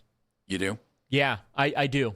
Because they, again, like, I got four guys that they have yet to interview that they want to talk to, that they've requested to talk to, and two of those four are in my top three to get the job. I just wonder if any of their candidates who they're interested in get hired before they have a chance to talk to some of the guys that they would like to talk to. And that's where the casting the wide net gets to me a little bit. We're in the exploratory stages here, Jeff. We're in the, let's talk to everybody, and then once we've talked to everybody, then we decide who we want to talk to again. And then after we figure out who we want to talk to again, we talk to them, and then after that, you pick a guy. That's how this is going to go. So I think we've got about at least another week of this. Let me bounce this off of you. The Rooney Rule is in effect here. To me, it has been a really good rule for the National Football League. I wonder if it is still as necessary as it once was, and I wonder if it's become part of the strategy of hiring a head coach more than it is what it was supposed to be, serving a purpose to get minority candidates in front of owners. And I say that for this reason. Giants interviewed Antonio Pierce and Raheem Morris in person early. Right. Yep. And boom, they've hired their coach. I mean, that sounds like a strategy, doesn't it? The thing that... And I don't think that's fair. I don't think that's fair to those guys, and I don't think it's in the spirit of what the Rooney Rule is intended to be. It's always been that way, Jeff. I know, but it seems... It's always been, unfortunately, a check-the-box rule. But doesn't it seem like a really smart strategic move by the Giants? Well, yeah. I mean... Once Harbaugh became available, they knew they wanted him, but they knew that they had guidelines they had to follow, and they did. And they knew they were a team that could jump in early and get him. And it was funny watching all the freak out over Harbaugh leaving the facility yesterday. Yeah. Oh, they didn't Without get him. a deal. And then all of a sudden at they about sure did. 11 o'clock at night, all the interviews are being canceled. He was supposed to go to the Titans today. Yep. He's not doing that, right? 5-year deal. Here we go. Yeah. But yeah, I think we got about another week of this with the Brownies and their head coaching search because again, they got to finish round one, they got to do round two, and then they got to pick a guy. Mackenzie, what's the moment of the show? Moment of the show comes from early on in the show. Our friend Josh in Berea. It was super endearing, I thought, practicing to go on air. We got it live. And are you trusting the people who are doing the hiring to identify that guy? It wasn't meant to be funny. Losing their defense, they were losing everything. Josh, who are you talking to? Talk to us. Oh, hey, I was practicing. Okay, here we go. Hang on. Go. Hang on. In 3, 2, 1, go. Hello, Josh. You're in Berea. Hey, how you guys doing? That wasn't embarrassing. That was funny. Josh and Berea, thanks for calling. See, we love having fun with anybody who calls us. Yeah. Even the ones who call us morons. And there are plenty of those. Why Are We Smarter After 4 Hours of Baskin and Phelps with Ryder and Mennigan.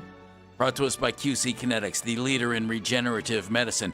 If you're in pain, give QC Kinetics a call. 216-770-5488. Dano, Matt Money Smith was outstanding with us. 923thefan.com, wherever you get your podcast. Radio Rewind to noon, or 12:20 if you missed that guy. He was excellent.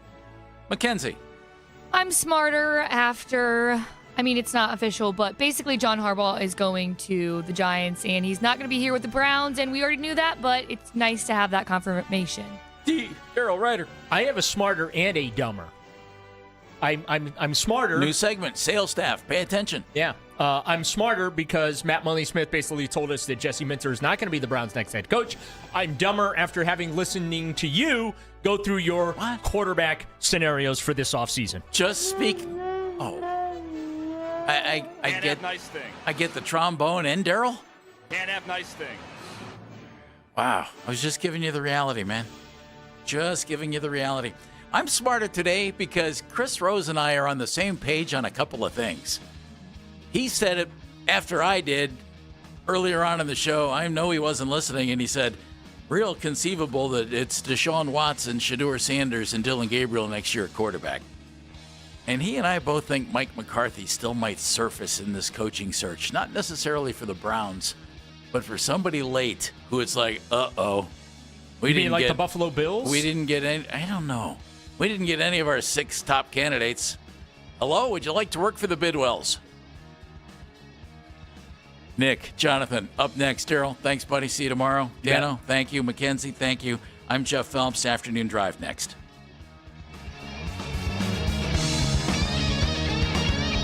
And that's the show. This is an audio.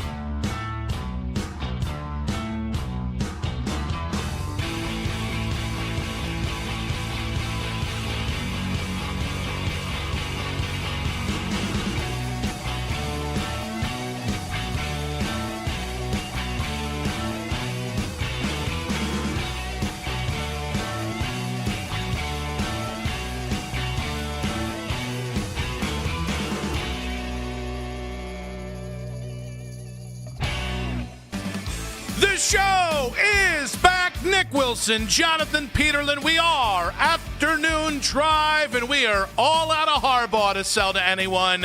That open, courtesy of FanDuel Sports Network Ohio and Mac Robinson on the board. Yes. We've got Jake Murrin, man in the 92.3 The Fan YouTube channel. Like our videos. We like to be liked. And subscribe to the 92.3 The Fan YouTube channel as well. Jake doing the producing for us. We got Cam Manna, Big G-Man, G-Unit over here doing the 2020s today. Hi, JP. How you doing? I just didn't want to play the 50 Cent G-Unit clip. I'm good. I didn't die on the way in, so that's nice. That's good. I had no problems. Almost did. I got to say, it was a very nice, brisk drive in. Yeah, it couldn't have been really more no opposite. Stress for me. Had a lot of stress. As a Ram driver, it was just a normal day for me. Everybody else seemed to be struggling, but not me. My Chevy saved me. It wasn't the Chevy's problem. It was the other cars that were the real problem. As I had a truck, I don't know what type of truck, I just know it wasn't a Chevy, spun out right in front of me, went 3 lanes right across, and because I was able to hit the brakes on that beautiful Chevy that I have, Jeremy Hamilton and his award-winning team, that take care of you as they always do, we got here all right. But man, was that scary. Man, I got here better than all right because of my beautiful Ram. It was, what a day. What an absolute day. I'm glad that we're both taken care of. I was Sunday driving, I'll tell you right now. I can't help the people that don't get Chevys and don't get Rams. I can't help you. I can't help you people because you were all over the place today, and it was maddening. I watched it was at least, 3 cars spin out on my way here, and then another car clearly went into a pole that at some point happened. It had to have been 30 seconds before I came driving by because everything looked as if it was just completely brand new with the accident. And the guy was like, how did this happen? And I'm like, I'll tell you how it happened because you're driving like a jerk. That's how it happened. Yeah, it's listen, it's a tough day out there for those of us that don't have a Ram, don't have one of your, I can't even remember what you said, but very nice cars to be sure. And no, it's a good day. It is a good day. My kids had the day off school. Yeah. I did the thing where I woke up right before I have to wake up every day, and that usually stinks because you're like, I could have used those extra 5 minutes of sleep. But I checked my phone to see what time it was, and I saw missed call, voicemail.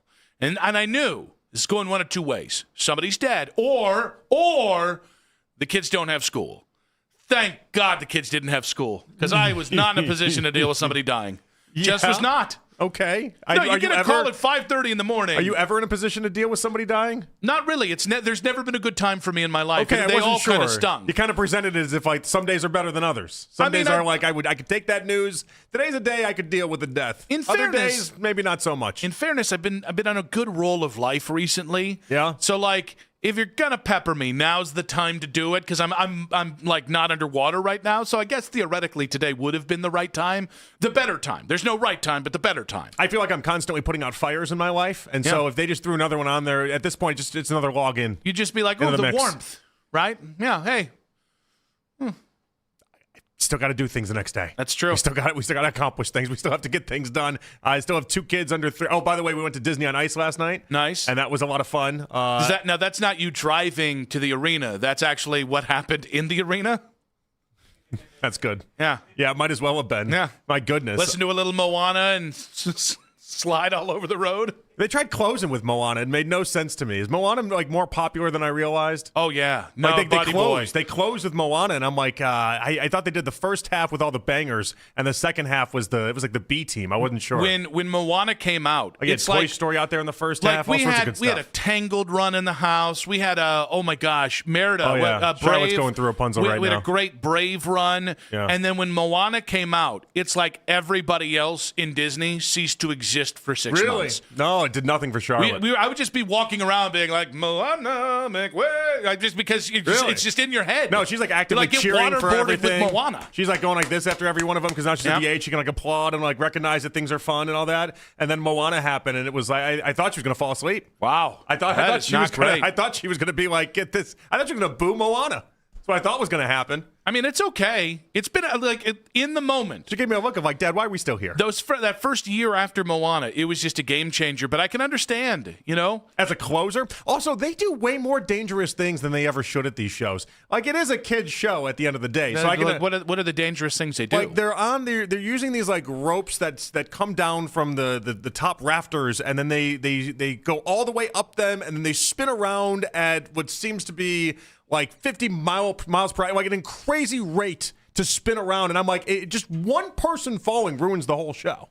Like one person all these kids are scarred for life. There's a lot of kids that would be damaged for a very long time with like one slip up of Rapunzel going to the very top and spinning around like a crazy person. She looked like a dreidel. It was insane.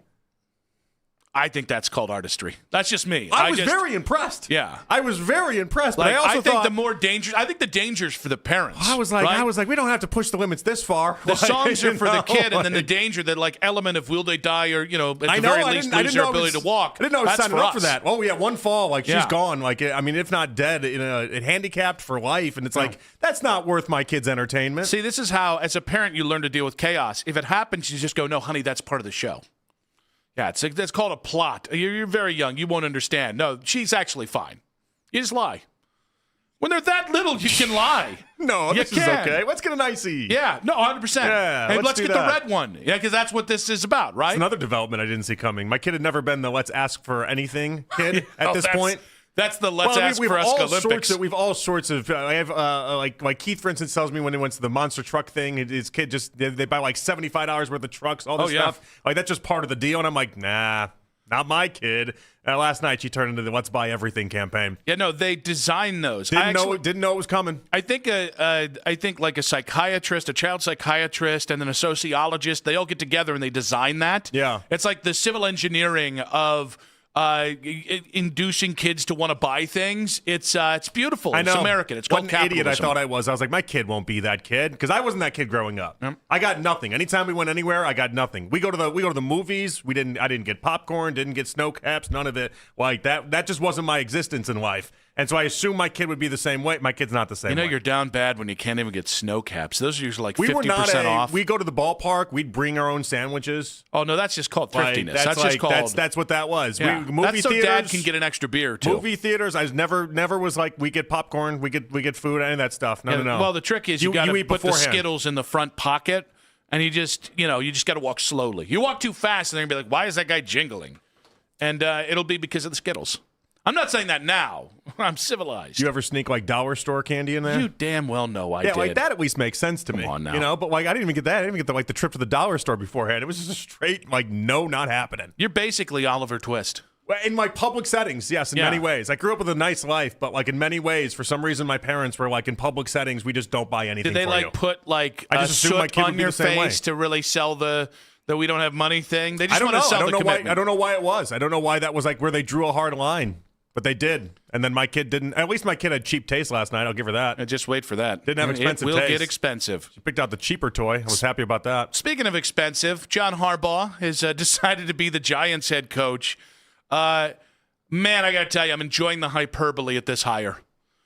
One of the chapters on the Odyssey app for Boomer and Geo today was the Giants. Some iteration of the Giants hiring Harbaugh is like getting your franchise quarterback. And I actually asked Jake to comb through it. I'm like, surely nobody could have said this. Nobody did say that specifically, but it was kind of the spirit in New York of like that was the producer editorializing it. We just got our Mahomes. Yeah. No, you didn't. You got a good football coach. It's a nice day to be a Giants fan. You didn't just win the damn Super Bowl. No, but it is a nice day to be a Giants fan. I mean, you have to imagine coming off a 4-win season like they just had, they have to be thinking they just doubled their win total for next year. So not Harbaugh exclusive. Well, I mean, obviously the sky's the limit, but yeah, like you'd think next year with Jackson Dart, with the healthy Malik Neighbors, I'm sure they're going to draft a right tackle, and they have a franchise left tackle as is. Like I would think Scadaboo you throw in there as well. I would think there's extremely high expectations now. But I also like that the extremely high expectations is 8 wins. Well, they've been really bad for a decade. No, they are, but it's funny. Like really bad. Again, listen, like guys, start from Ben McAdoo and work your way around it. I can be incredibly honest with this. If it was the Browns today and not the Giants, would we also be going over the top? 100%. I'm here to announce my hypocrisy. It's not. I have distance on this, and like this is a good hire. But it doesn't guarantee you anything. Like, that's the difference here. Like, if you trade for a franchise quarterback, unless you're the Browns, if you trade for a franchise quarterback, there is almost a guarantee of perpetuity of playoff appearances, But right? unless you get too late. Like, even like Russell Wilson, Denver got him too late. Yeah. You know, like there's it can't be the old. whole true story of the NFL is nothing's a guarantee. If the person's becoming available, clearly somebody saw a kink in the armor. But I just got to say, like, I think Harbaugh fumbled the bag. He clearly wanted that Giants job more than anything else. And in doing so, he had, like, I guess, calls with other teams. I'm sorry. You get this kind of treatment where you're the belle of the ball in sports, in life, once, maybe twice. And your thing is, the Giants were never going to move to be like, well, John's taking his time. I guess I got to hire Kevin Stefanski. Right. So he wasn't losing that. Like, just going to, like, and why are you enamored with the Giants? Jackson Dart? That was 8 nice games. Well, that's what the answer is. The answer is Jackson Dart. Why? That's for Harbaugh to tell us. He wasn't a top 10. Like, again. In the introductory press conference, you better have a really good answer for that, but that's what he's got to tell us. From the Giants side, it's the best head coaching hire they've made since Tom Coughlin.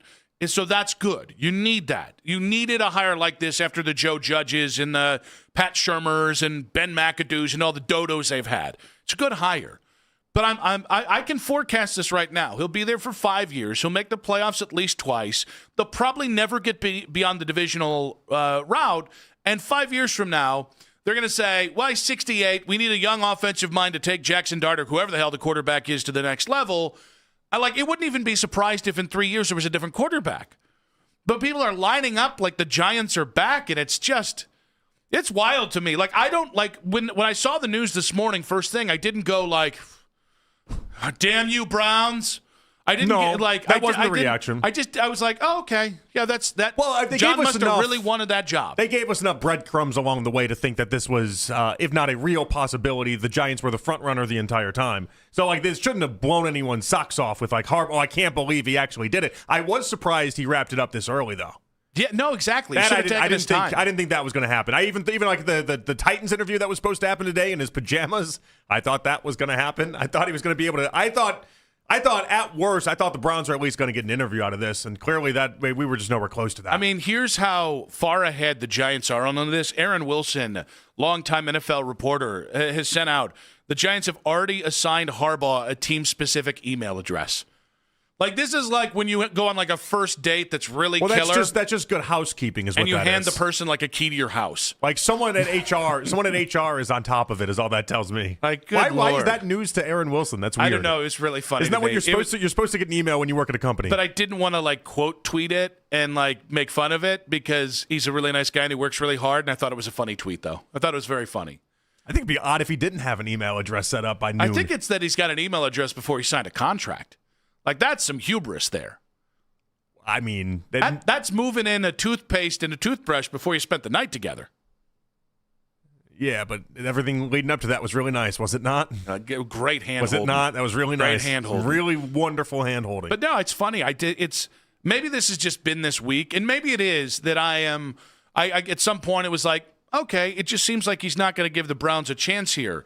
But it's funny, like, I saw people in Tennessee reacting to this, our friends in Nashville, that are like, it's a bad look for the Titans. No, it's not. They were sending an enclave to go get him, and John Harbaugh made his decision.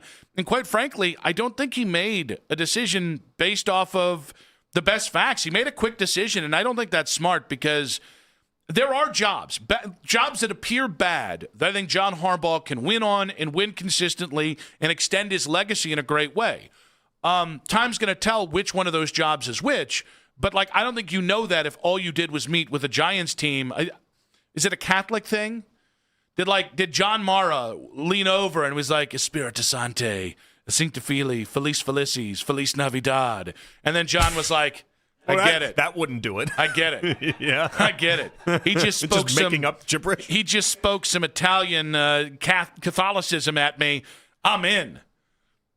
Maybe if he went Latin, that might have been better. I don't know. The start of it was Latin. That's what I thought you were going for. And then, And then he went to Spanish. Well, then you would turn it into, that was, you touched them all. Spanish is a derivation derives from Latin, so thank you very much. It's like another form of Latin, sort of, kind of. So eat it, Mac. Yeah, but Feliz Navidad is that's pretty exclusively Spanish, is it not? Yeah, pretty exclusive. So you speak Latin. You speak Latin? That's not the point. I'm asking you. You speak Latin? You're the one that mixed 3 languages together.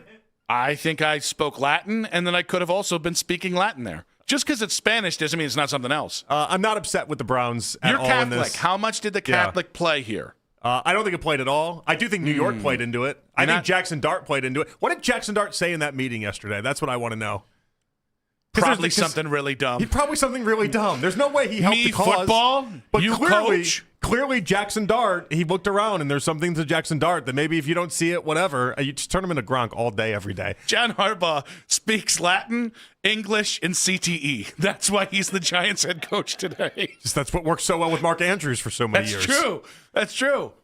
But yeah, I think there's got to be something to the Jackson Dart equation to all of this. But it's fine. I'm not crushed by this. I think it's a good hire for the Giants. I'm not also going to just try to throw it down either. I think it's going to work out for New York way better than their previous hires have. Yeah, Harbaugh's win. But I think people are talking about this like he's going to win a Super Bowl, and I don't think he is. Well, I think that's way premature. Obviously, like you can't. I mean, it's not as if Harbaugh was winning Super Bowls with Lamar Jackson. Also fair. He did win one with Joe Flacco. Yes. But he didn't do it with Lamar, and Lamar was 10 times the quarterback that Joe Flacco ever was. Listen, it is a good hire. I'm not trying to say it isn't. But somehow this hiring, the pursuit of John Harbaugh, like I feel like a lot of people saw it when it first happened, like, that's cool, huge news, wow. I think everybody simmered a little bit, except anybody that likes the Giants or is in the national media that thinks the world of John Harbaugh. I'm just happy the head coaching, like the actual real part of this that matters to us, it can get kicked off now. Like now we can start this. We can stop the Harbaugh stuff. We can get our real list out there. We can have real conversations. And for the other 8 teams, we get to go about it in a real way. And I think the Browns are going to have a million interviews all next week and everything. So I was kind of hoping we get on the hop with this. I think they're going to have some interviews next week. But like the reality is that now the rest of the NFL can start to get to work. Quick hits coming up at 2:40. Emory Hunt, football game plan, CBS Sports. He's got an ideal fit for the Browns job coming up at 3. The quarterback Deadpool. Someone's got to replace Dante Moore at 3:40 today. Pete Futek at 4:20 of college football news. That's you. Ross Tucker Football Podcast. Didn't even equate what a blow that was to my team. Self-service be damned at 5:20 for Ross, and then Lance Reisland at 6 o'clock. Cleveland.com and 92.3 The Fan. 216-474-0092. At Nick Wilson Says. At Jay Peterlin. On social media reactions on X. Powered by Scheiben Jewelers, Cleveland's premier jewelry store. The Harbaugh news is out there. Does Harbaugh to New York feel like an L for the Browns? And let's get to that Browns job in 5 minutes on 92.3 The Fan.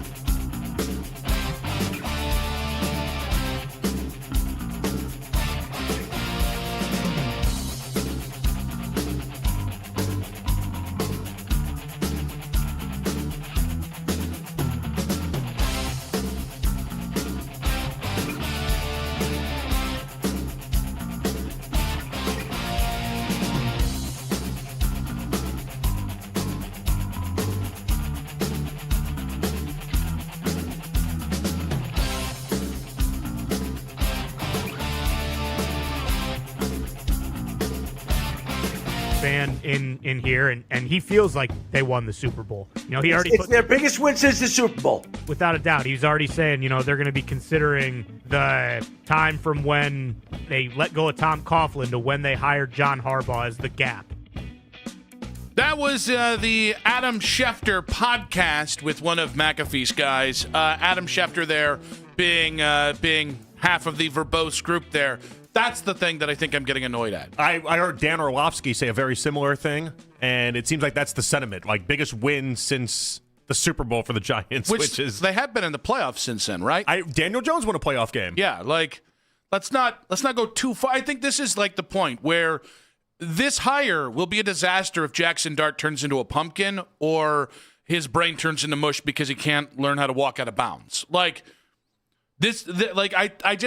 get a little bit. I would have loved if John Harbaugh had come here, but we had multiple people on the chat on YouTube and our guy Bonjour Bob saying there's a better future with Dart than there is with Sanders.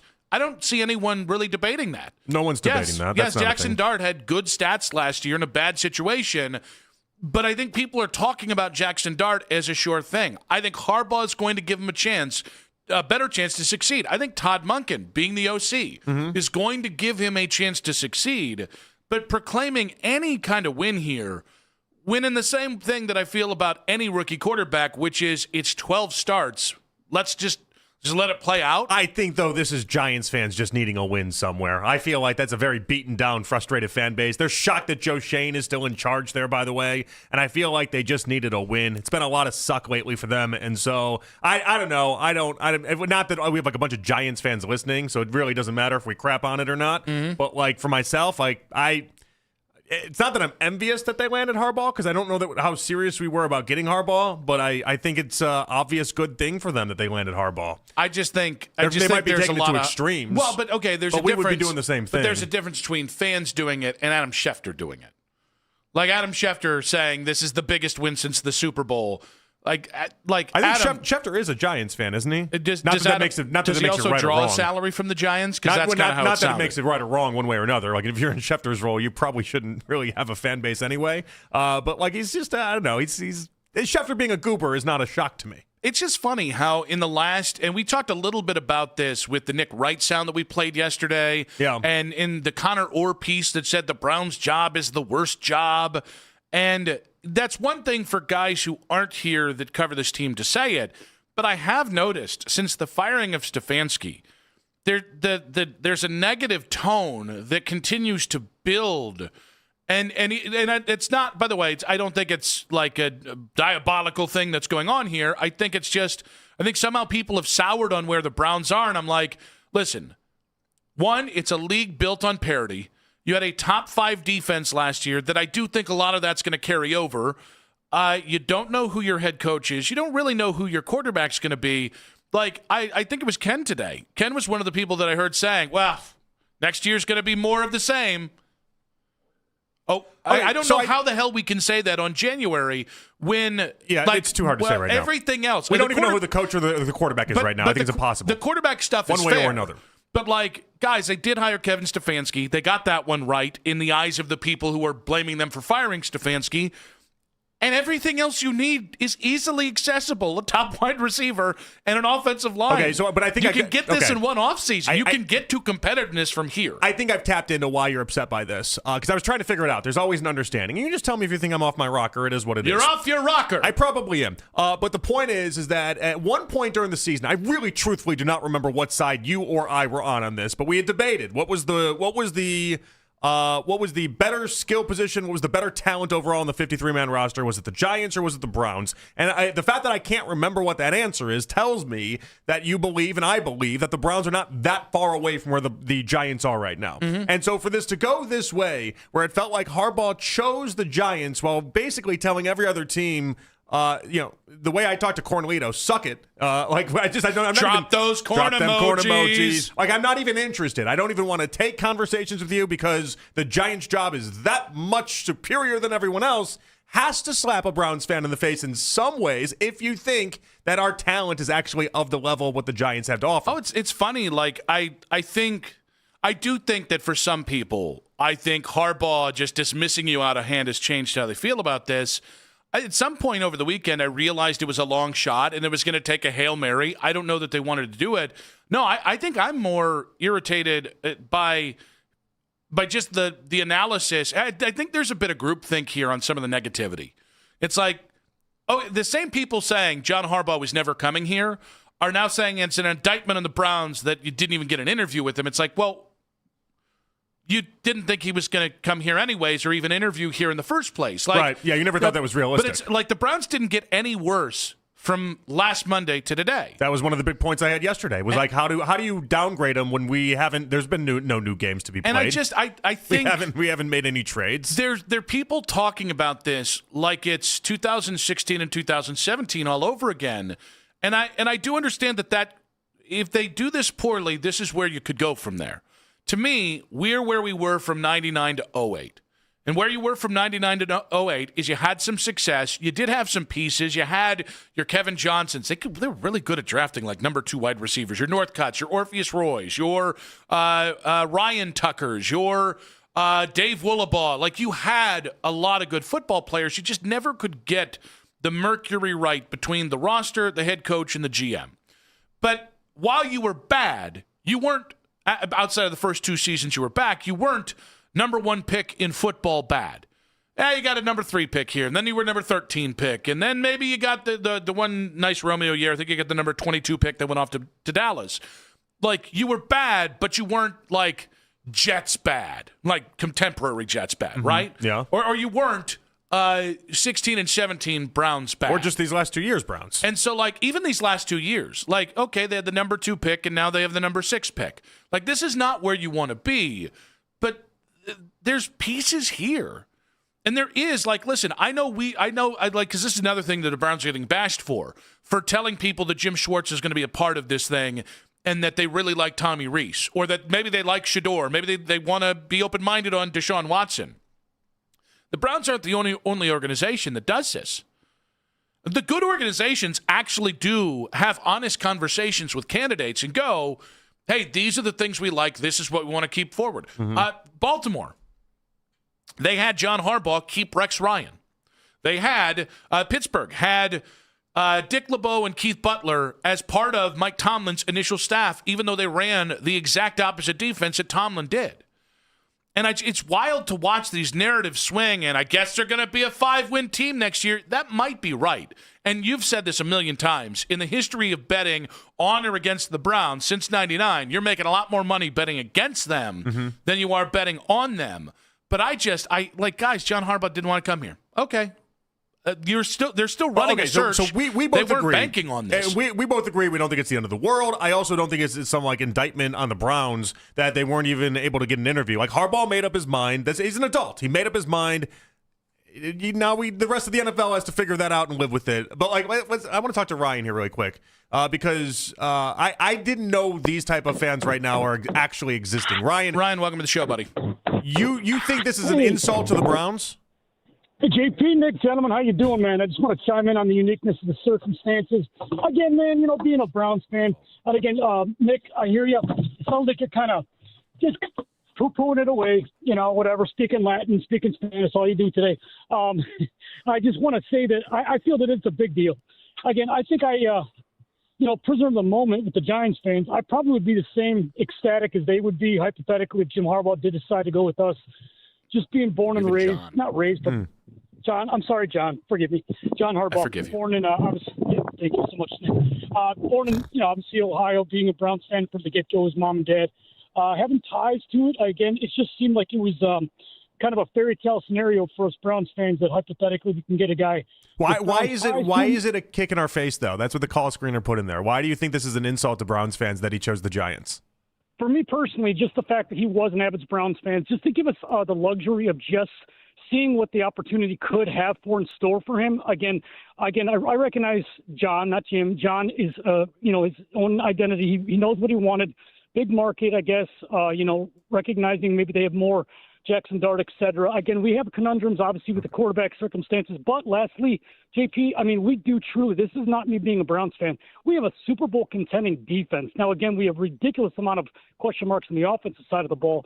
But again, with John coming in there, this is all hypothetical. If you were to come to the Browns, I think it would just give us hope. And again, it would have been something remarkable. So, Ryan, I don't think anyone, I appreciate you, buddy, I don't think anyone is arguing that there would be pandemonium in the streets if they hired Harbaugh. Right, we would have celebrated the same way Giants fans are right now. It would have been hyperbolic.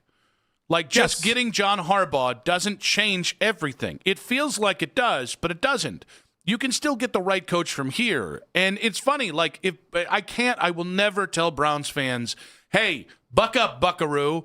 But the fact that just media members have already sailed on, guys, they went 3 wins, then 5 wins. Like, this is year 2. Even though it's year 1 with a new head coach, it is year 2 of this build. And I think you should expect progress. You shouldn't just give up, especially when we don't know who the head coach is.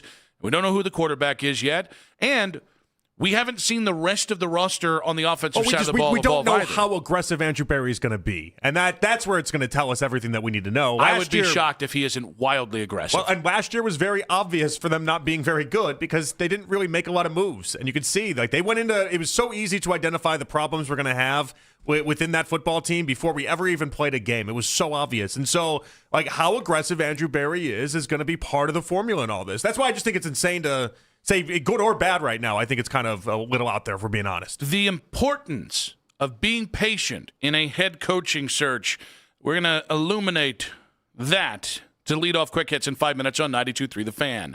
Get it right the first time. And if you can't do that, get it right the next time. Nick Wilson here from my friends at Bookman & Son.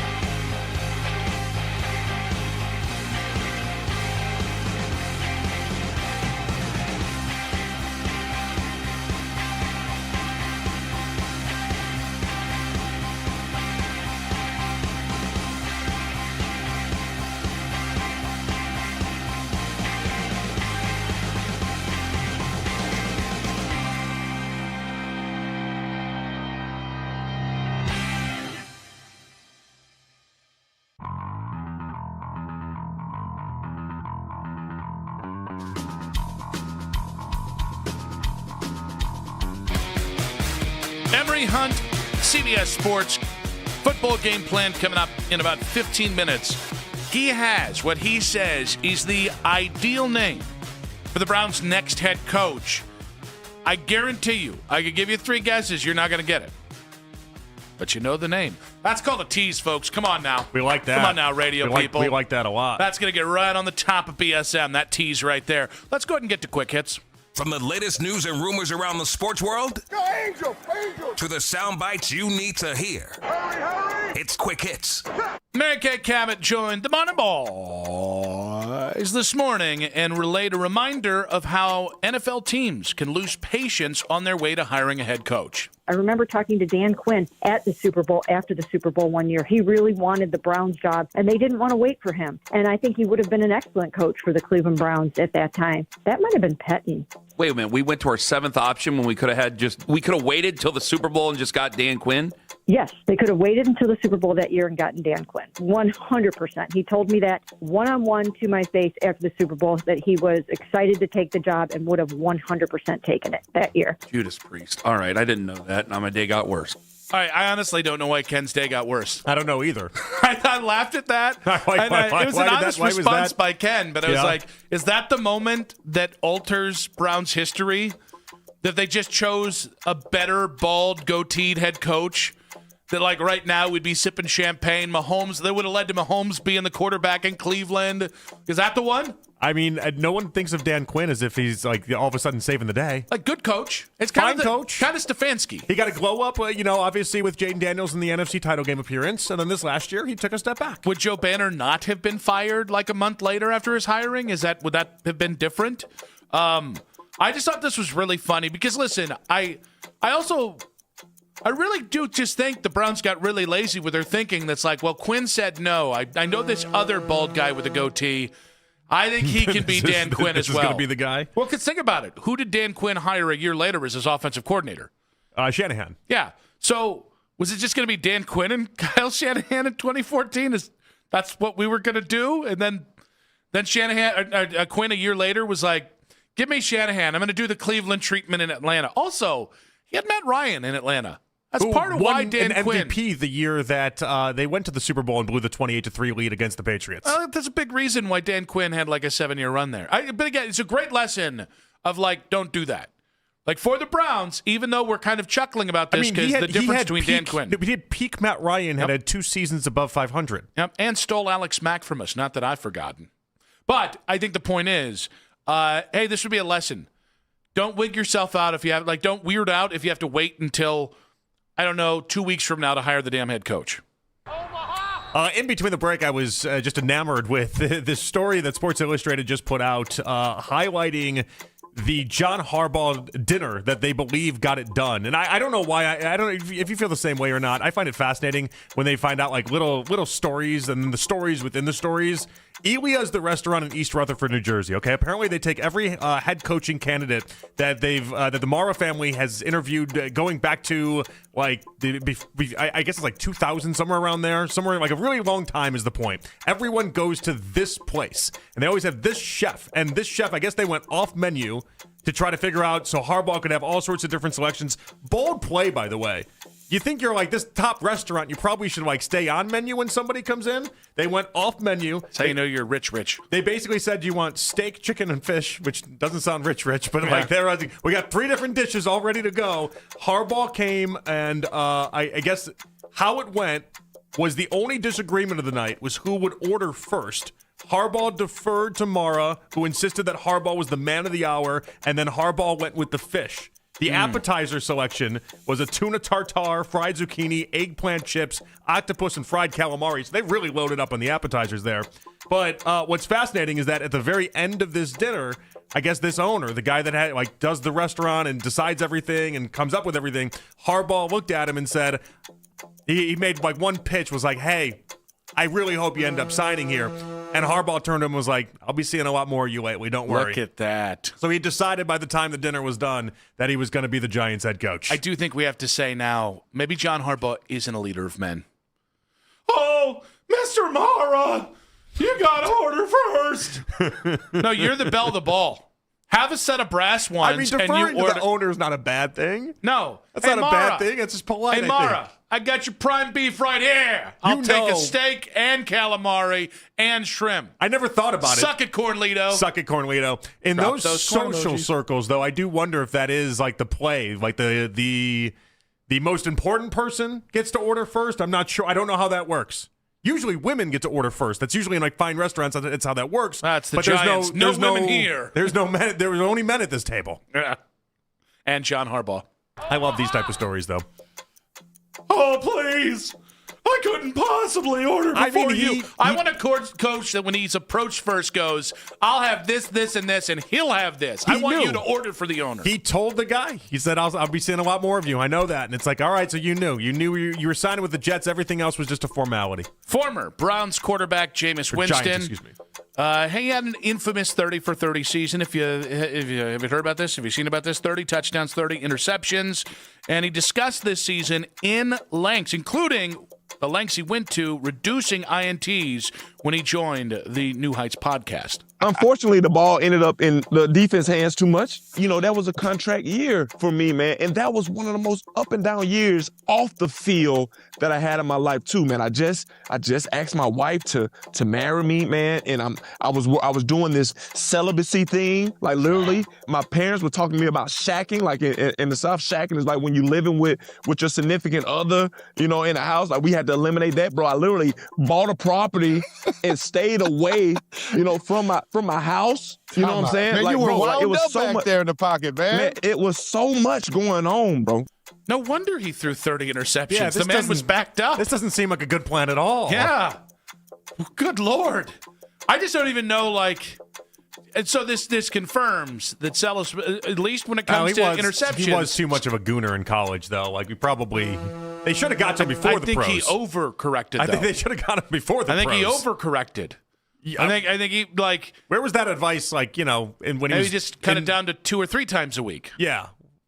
Multiple instances. The Uber driver. Yeah. The other... There's so many things that went wrong for him at Florida State because he was just perennially horny. Yeah. Like, the mom and dad, the advice came too late. I want to know... Why was the parenting so late? Wasn't that Bruce Arians' first year in Tampa? That sounds right. It's 2019, I think. That sounds about right. I think we're right in the right wheelhouse here. So did Bruce Arians go to him and be like, Jameis, I want you to be the guy, but you're going to have to find a way, maybe cut out sex. Like, how does this even, how does he one said it get was his to the parents. point? Parents. He said it right there. That was his parents. His parents had. That's bad parenting. That's why I asked. Like, well, why did the parenting come so late? Yeah. Like the parenting should have been there years ago. Maybe he finally started to stink enough at football where they're like, we can have a say now. we can speak up. His isn't going very well. All right, Mike Tomlin. According to this story from Mike DeFabo in Pittsburgh, Mike Tomlin told his team on Tuesday that he thought it was best for the organization for him to step down, and Aaron Rodgers started sobbing and saying, I'm sorry. TJ Watt had tears welling down his eyes and kept repeating, no. Tomlin, and on top of this, Joey Porter Jr. started hyperventilating. Like, this is insane how this whole thing apparently went down. This is an onion piece. This is not a real This thing. is Mike DeFabo. This is a real journalist reporting on all these things. How is it we had all these players melting down? I don't believe this. Right, you know what? Rodgers legitimately started sobbing and said, I'm sorry, over and over and over again. TJ Watt's in tears. Joey Porter Jr. is hyperventilating. And apparently they ended it by giving Tomlin a standing ovation. What a scene that is. What a bunch of losers. What a scene that is. That's so wild. Oh, Captain, my Captain. That's what that is. Aaron Rodgers, the biggest fraud here. No, I'm so sorry. A little Tito to him. No. The TJ Watt did the no. TJ Watt was the no. I thought someone punctured his lung again. As if he like, I don't know. He punctured his lung crying so much. Was he getting another acupuncture treatment? Is that what happened here? Rodgers, like he's a broken toy that the voice function just kept repeating over and over again. Just kept saying, I'm sorry. You know, this reminds me of the scene in Step Brothers where the parents tell them that they're going to divorce. And one of the guys goes, is it our fault? And the mom goes, no. And the dad goes, it's 150% your fault. yeah, that's exactly what it is. Maybe that's Art Rooney. What an unreal scene.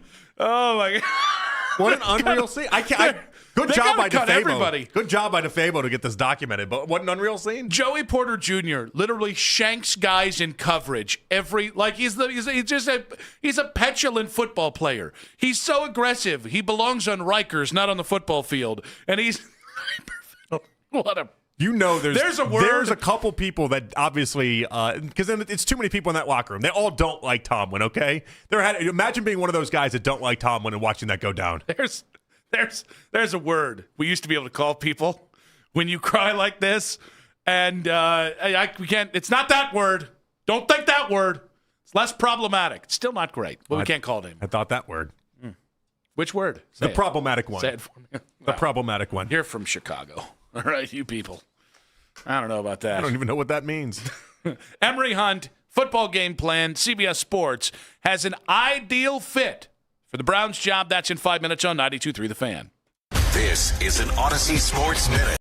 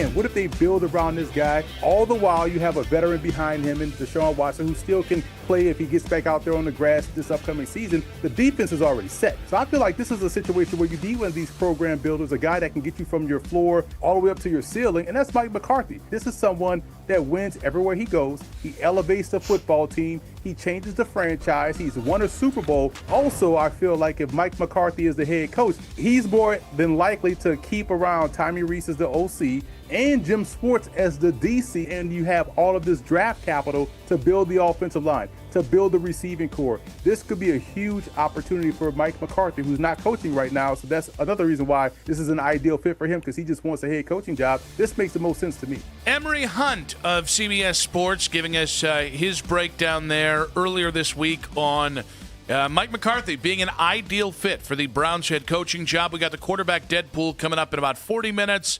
Somebody's got to make a change. It's not me, I don't think. I don't know. But potentially it's not me. We also have Pete Futek coming up, college football news. We'll start to talk a little bit about the national championship game, his thoughts on Ty Simpson, Alabama's quarterback, being out there in the draft as well. But right now, you heard the man make his pitch for Mike McCarthy on the job of football game plan in CBS Sports on the Make It Right. Call Kyle Wright hotline. Emory Hunt is back with us once again. Emory, welcome back to the show, bud. Always a pleasure, man. Appreciate y'all having me on. Well, we definitely appreciate that. So I know we kind of listened to Mike McCarthy and why you think he's a fit here. Are you surprised that, given that Mike interviewed back in 2020 for this job, are you surprised he's not getting another interview, at least as of right now, for the Browns head coaching job? I'm surprised because at this juncture of the search, you kind of want to cast that wide net, right? And so, why not go and interview a Mike McCarthy and just kind of put him in the mix with everybody else, unless they feel as though they've already gone down that path. They've already heard what they're going to hear. But it would always be a good thing, in my opinion, just kind of circle back and see what he thinks about this roster 5 years removed from the last time he interviewed. So do you feel like Mike McCarthy hasn't set up an interview with the Browns? Maybe not because the Browns haven't reached out. Do you feel like there's any back channel convos happening where he's like, I don't know about the Browns? Are we being dismissed by McCarthy? Listen,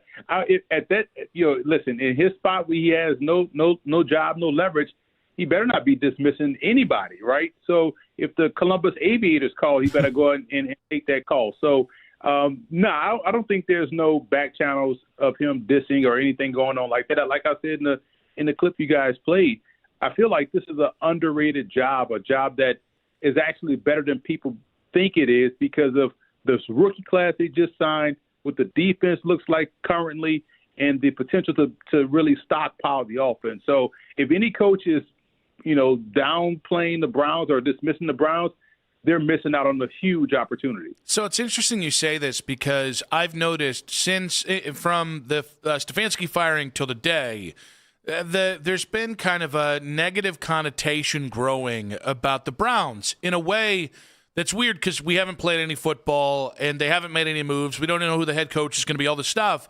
How many drafts do you think how many drafts away or off seasons away do you think the Browns are from being able to be 500 or, in the playoff picture on the auspices of it?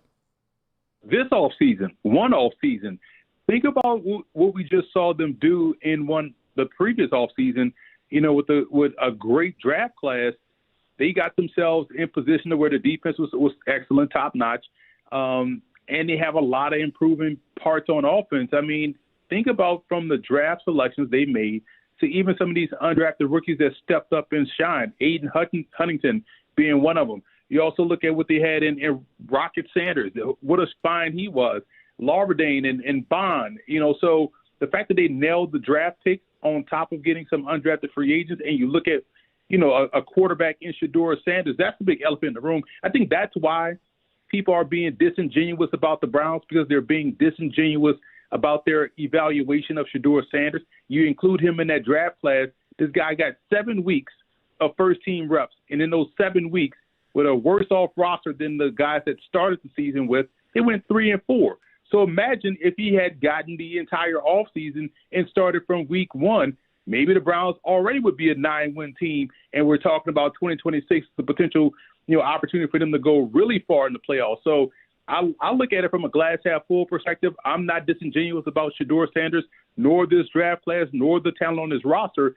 This is a team that can, win a lot of games in 2026 if they start to stockpile the offense like they did this year with the defense. All right, if it's not McCarthy, who's your dream candidate then? Is it a young, unproven head coach with a lot of upside on the offensive side of the ball, or are you going for someone like even a Mike McDaniel that has experience and can call up plays and do everything else, or are you going defensive side of the ball and maybe more of a leader of men type guy? I'm glad you asked that question because I just had that debate on Twitter yesterday. I'm all for the leader of men being the head coach. Whether you're an offensive coach or a defensive coach, you have to be a leader of men, and you have to delegate responsibilities and empower your coordinators. Your offensive coordinator should call plays. Your defensive coordinator should call plays. You should handle the game management situation and situational football moments of the game. That's the role of the head coach, because I feel like we've gotten in the media, and I say we've gotten too enamored with the play caller being the head coach. Not everybody is Sean McVay. Everybody can handle that responsibility where you can stay locked in on the game situations while also calling plays. So if we get back from that element of, hey, he has to be the head coach, either offensive mind or defensive mind. If you get a good guy that's a great leader of men, handles situational football properly, and he hires great coordinators, that's the head coach. Now, if we want to talk about Mike McDaniel as an OC, I'm totally with that. So, therefore, he doesn't have to worry about the game management. He can totally focus on his offense. He doesn't have to be the leader in front of the whole team. He just has to be the leader in front of the offense. So that's where I feel like his skill set is best suited. That's why I went with McCarthy. I feel like he's more able to delegate those responsibilities as opposed to someone that's this new hotshot hit play caller that can also call the offense. We got to get away from that. Emory Hunt of the Football Game Plan and CBS Sports on the Make It Right, Call Kyle Wright hotline. We are breaking down the Browns situation here. What do you think of the Harbaugh hire in New York? I think it's a good hire. That was one of the suggestions that I picked for the Giants to have, because he's a steady hand that can kind of guide the ship. I've been covering the Giants for about a decade now, being at practices, training camp, all those things, and I've seen the tenor around the different head coaches they've had and how it just always feels like you're walking on eggshells.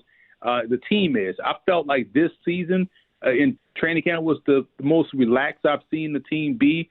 And when Brian Daboll was, the head coach, and he got his quarterback in Jackson Dart that he wanted, it felt like training camp was a lot more relaxed, a lot more fun, a lot more spirited, and it felt like a big exhale was let out of the building. But then as things got tight, he got into an issue, and the next thing you know, it was back to the same old walking on eggshells around East Rutherford. But with a guy like Harbaugh, I feel like he can be the calming presence, kind of that leader of men guy, delegate responsibilities to his coordinators, let those guys do their jobs, and he handles everything else. I think that's what the Giants need. When we go back to the history of the Giants, when they've had success, it's been those type of guys, the Parcells, the Coughlins, and I think Harbaugh is of that ilk that can get them back to where they should be. Where do you think Stefanski ends up? I think Stefanski takes a gap year, to be honest. I don't think he gets a head coaching job this cycle. I think he gets a break and then comes back in 2027 cycle and picks up a job. I don't think we'll see him get a head coaching opportunity this cycle around, in my opinion. Emory, how should the Browns attack the quarterback position this offseason?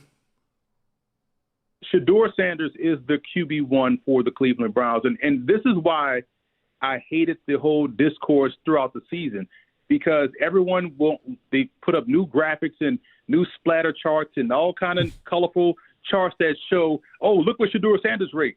But they always leave out the fact that this dude got 7 weeks of starters reps, and he went 3-4 in those starts. And within those seven losses, 5 of those, they were in the ball game.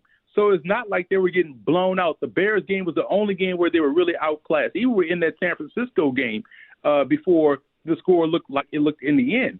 So if people here's the thing. Everyone just hates on Shedeur Sanders because it's the cool thing to do. It's like hating on the Browns being the Browns, right? So looking at this team as a team that can be a very good team. So the fact that they had a guy, they got 7 weeks of starters reps with a roster that was injured on the offensive side of football, and they went 3-4 in those starts. won 2 of the last 3 games, 2 tough games of teams that was trying to fight for the postseason, 1 being the rival. 2 being the rival, your Bengals and Steelers.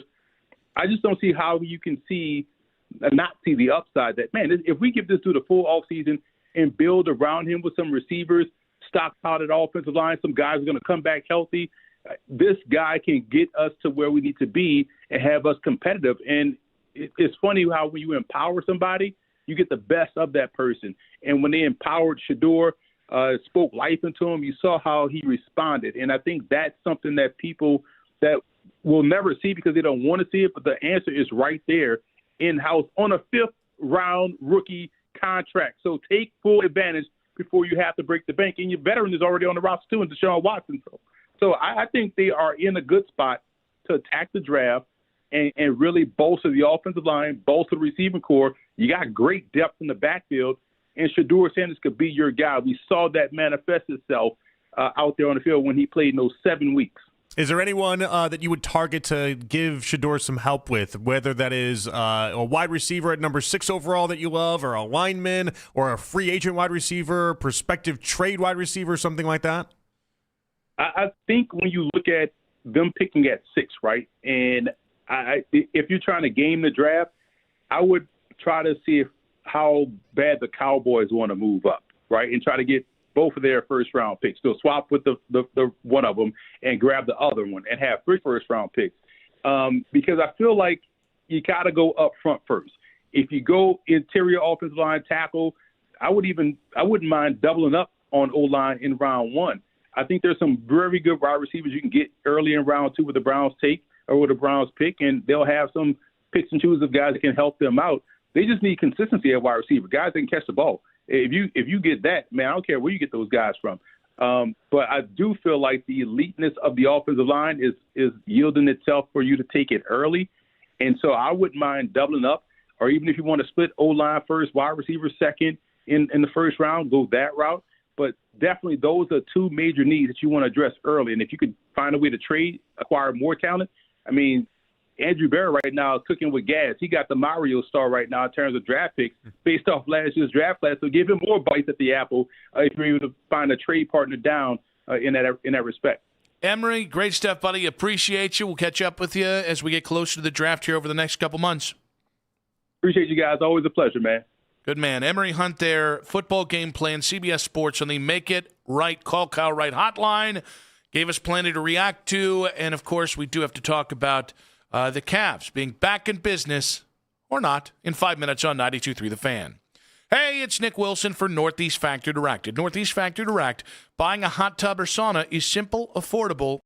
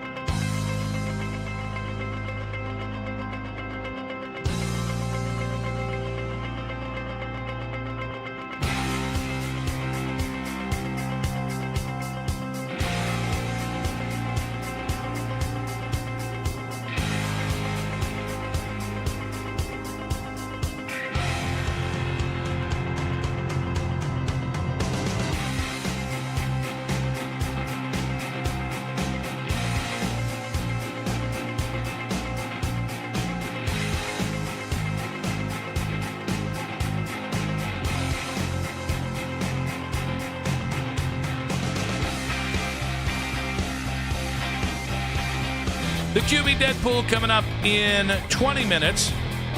We also have Pete Futek coming up at 4:20.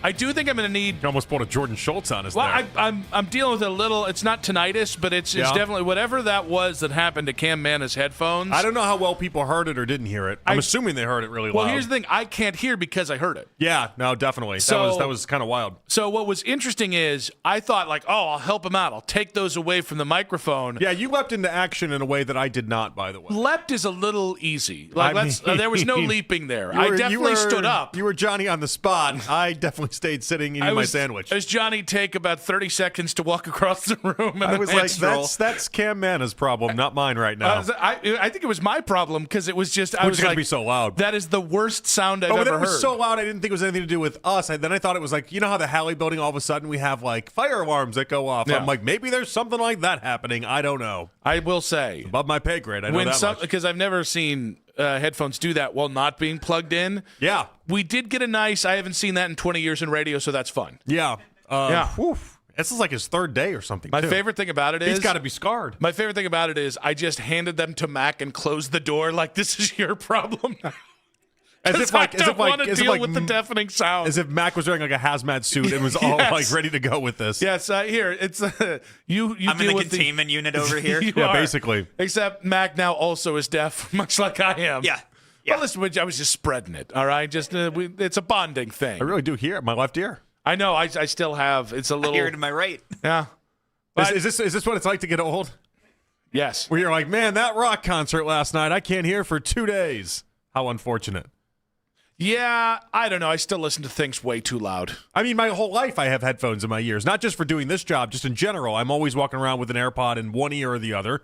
Like that's just how that's how I do life. So although I think I'm helping by doing one ear instead of both ears. I don't think you are. No, I know, but I tell myself it's going to be better if I just put it in one ear, and then like you rotate, and then it's like this over time. It's like I'm listening at half the rate if I put both in. I like that you have a plan for it. It's not a good plan. No, but you have a plan. It's at least an attempt. Yeah, it's an attempt at a plan. That's all it is. It's an attempt. My dad, by the end of his life, and again, he passed away when he was 51, but because he had been a rock concert guy, he had been a radio guy, he had been a MC at a comedy club. Oh, he had no chance. His hearing, you'd be like upstairs. You'd be on like another plane of the house, and you'd just hear Hogan's Heroes at about an 11, and you'd come down, and you'd be like, what the hell? Dude, turn it down. He's like, I can barely hear it. And I was like, well, that's a you problem.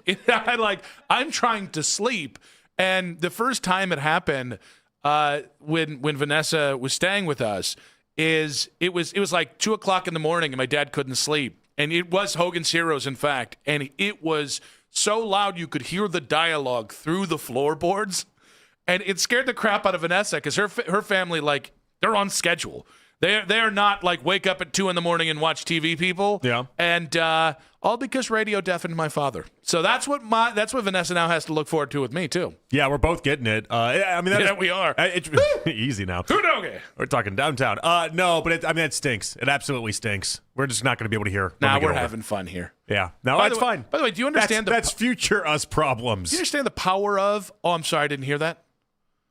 What power exists there? What am I missing? Oh my God, it's great. But don't people just repeat things? No. Yes, but you can just act like you didn't hear things. I don't want to have to act deaf. I'm gonna be deaf. Well, no. But the point is, you can use it as the guys are hearing aids. You're gonna be fine. But you can be like, oh, hearing aid wasn't on. Sorry about that. And they'll repeat it. It's like, it's still not on. Takes a minute. There's an app. No, the real enjoyment is that if people make you mad, you just get to turn off the hearing aid, and then you just don't have to listen to them. And then they can figure out who Grandpa really likes and doesn't like. You know what I mean? That's such a good bit. You can really find that out. Now, this being said, are the Cavs back? 216-474-0092. I appreciate anyone who put the home and away with Philadelphia. It's like it's not a home and away. It's an away and away. Oh, man, really? 2-game series. Away and away. Yeah, we got Disney on Ice. They take over everything. That sucks. Well, anyways, the back-to-back games against Philadelphia, I do appreciate anyone that feels like, hey, this is where we do it. If you get these wins, we're back.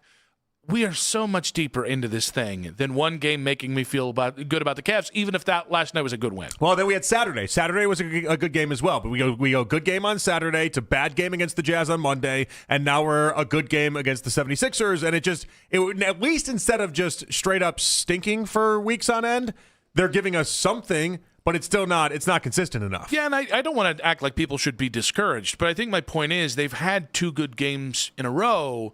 And, I'm not even that discouraged about the Darius injury. Because Monday stunk. Monday against the Jazz wasn't great. And so then we go, Saturday was good, Monday stinks, and then this one was a good game last night. I just think I need 2 really good weeks, 3 really good weeks before I'm buying into this team again. Exactly. They have lost your faith in them for the time being. And I don't mean you. I mean, the general Cavs fan. I feel like they have lost. But they've lost their faith. And you got to work on building that back. One game against the 76ers doesn't all of a sudden do that. And it doesn't. And listen, it was a nice game. Outside of the Garland injury, it was a nice game. I refuse to be one of the people that says Donovan being great is actually a bad thing for the Cavs, because that just feels not true. However, if you start putting these games together and every night somebody else is the guy, I think one of the beauties of last year is Donovan would have a night, and then Evan would have his night. It'd be somebody else every single game. And we'd have a Ty Jerome game, and it's just, it really does feel Donovan or nothing right now, and I think that's, again, it's not a bad thing about Donovan. It is a symptom of a team that just doesn't have what they need yet, and another one against Philadelphia later this week is not going to change that. No. And I just think it's really important that we're very honest about where the Cavs are. I'm not fatalistic. They have everything they need other than health. They have everything they need. I think they have a good coach. I think they've got good enough players. But they're in their own way. And they've gotten to a point where, and it is weird to have this conversation after a win, but they've gotten to a point where the losing isn't enough. The we're going to win and we're going to beat a good Philly team and then we're going to lose to a team that we shouldn't lose, that's not enough for them. The 3-game losing streak that they had a minute back, that's not enough for them. Okay. But here's the thing. It is the NBA. If you don't play hard on any given night, you're going to keep having these instances, these stretches of good basketball and bad basketball, these micro stretches, until eventually it is enough. Well, and that's, it's either enough or you just then you break and that's all it is. I don't think that's going to happen. I understand that that's a possibility, and I don't want to dismiss it out of hand because I think it is a crucial season for this team. But I think they're I think they have so much talent. I would be shocked. I would be beyond shocked. Even with as bad as the first 40 games have gone, I would be beyond shocked if they didn't put it together and salvage a run in the second half here. I cannot dismiss. We're in opposite spots. I like your thinking, but we're in opposite spots here. They have too much talent. I'm playing with the Well, they have a lot of talent, but again, if Garland continues to get injured and if Mobley continues to take these steps back, he's shooting 60% from the free throw. He's turned into a slightly above average offensive player, and that's about it, while being a great defensive player. Jarrett Allen is...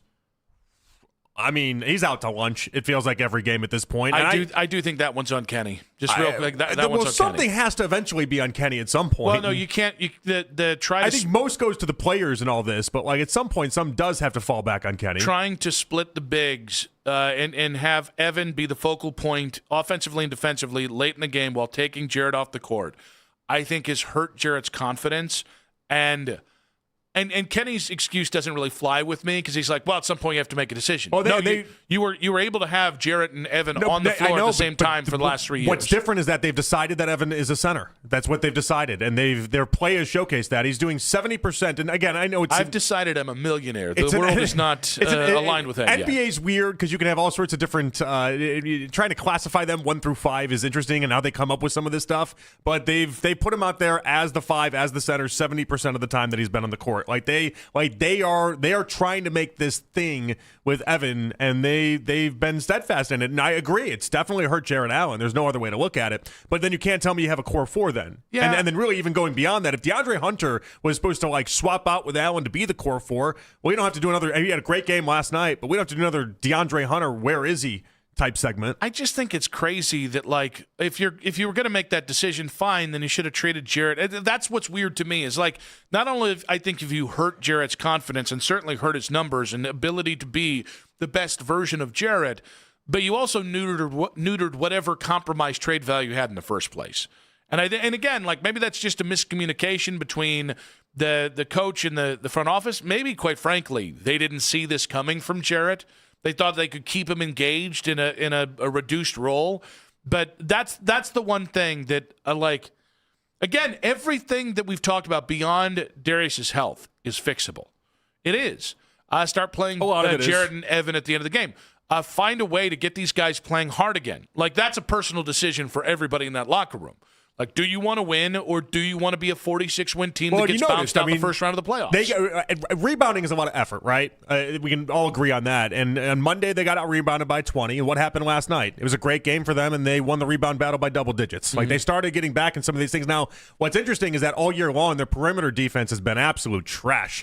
And last night, you saw Philadelphia miss a lot of three-pointers in that game. And it's like, sometimes you do just need some breaks to go your way. But, like, it wasn't anything they did. I thought they put a lot more effort on the boards. It wasn't as if I thought they were all of a sudden hounding everyone in the perimeter for Philadelphia. But it's so funny. Like, I really have not moved one way. I think I've gotten to a point where it's like, you're going to have to convince me with an amount of evidence, whether it's where the offense is, where the defense has been, whether it's health, health just takes care of itself, but just sheer wins and losses. I need like a bulk of evidence before I go back into, well, the Cavs are back, I guess we can stop worrying. Right, but like I'm not convinced that the Cavs are going to all put it together at some point this year. I'm just not. Like they should, though. What happened to the 64-win team? That's the great. If I had that answer, I'd be beyond rich right now because the NBA world's trying to figure out what exactly happened to that 64-win team too. I don't. It's a combination of things. I mean, you mentioned Ty Jerome, and we kind of laugh it off, but like. Look at their bench numbers. Their bench numbers across the board is some of the worst in the NBA. They're 29, they're 30th, they're legitimately dead last in a lot of bench categories, where last year they had a lot of really good numbers. I also think the other thing, they legitimately were one of the best offenses of all time in the regular season last year. Top 5 all time in offensive rating, and now they're not only not top 5 in the NBA, they're hovering around top 10 in the NBA. Like there's been a step back in the little areas. And there's been enough little areas that have made it a big problem. 216-474-0092. The Cavs are back in business or not. Dell in Lorraine. We got about 45 seconds, buddy. What you got for us? Fire sale. They need to get rid of Evan Mobley and Darius Garland. They're injury prone. I call Evan Mobley a Build-A-Bear because he has no spine or backbone. He is useless. It's mean, but it's kind of funny. He is useless. He is useless. I mean, he's one of the 4 best defensive players in the NBA. I wouldn't say he's useless. I call BS because, I went to that game when they played against Milwaukee. That's the only time they show spark. They are terrible on the defensive side. If you want to put Jared Allen under the bus, that's fine. But you got to count about there's 5 man on this team. You can't just blame one. And Donovan Mitchell can't do it by himself. Dell, we appreciate you, buddy. He's trying, though. The Build-A-Bear. I think fire sales are easy. I think trade everybody is easy. And it doesn't mean you don't get to that point. It's honestly not with the second apron. It's really hard for the Cavs to even make trades. What I mean is it's an easy thing to suggest. And in the NBA, it is often, this doesn't work. I guess we're just going to trade Trae Young to Washington. This is their team. That's not what this is. That's not what this season's about. Right. But if this team doesn't turn it around, that is what this summer will become about. Exactly right. The summer is going to be a lot of time for those conversations. This is your team. This is what you get for the rest of the season. If you think it stinks, then I got bad news for you because it's not going to improve in any sort of way with the trade. Hopefully, though, they just get better through. I don't know, Atkinson figuring it out between some of these guys having slumps that all of a sudden aren't slumps. Like I think it's on the players. And some of it is. At some point, you got to have heart. At some point, you got to, and as a team, you have to find that connectivity, whatever issues there are. And by the way, I don't think they're warring. The guys clearly are not enjoying playing together. The vibes are down. Like, none of this is that hard to say, but it feels like in the NBA, if you say anything negative, everybody gets hurt in some way of, well, we're not being dysfunctional. Well, you're playing like crap, and you clearly have more talent than your record says, and the last 3 years says you're a better team. Yeah. But again, like, this is the adversity that you haven't gotten in the regular season the last couple of years. Figure it out. And if you don't, that's the answer. I said they have like this weird championship hangover for a team that got knocked out in the second round. I do think even the Pacers series alone feels like that shook them in a weird way too. I think we should have known that there was going to be trouble when they went into the offseason saying we got to get tougher. And then it's been the same message every offseason. And then the beginning of camp, Kobe Altman and Kenny Atkinson said, they don't need to get tougher. It's like, okay. It's been the same message you just every said offseason. the opposite of what you said. And then they continue to never get tougher. We're plenty tough. And who said this toughness thing? You did. You said the toughness. We just said it back to you. The QB Deadpool coming up in 5 minutes on 92.3 The Fan. Ready for some actual sunshine and baseball? AAA has the ultimate getaway. Blue skies and baseball. Cleveland spring training in Arizona. From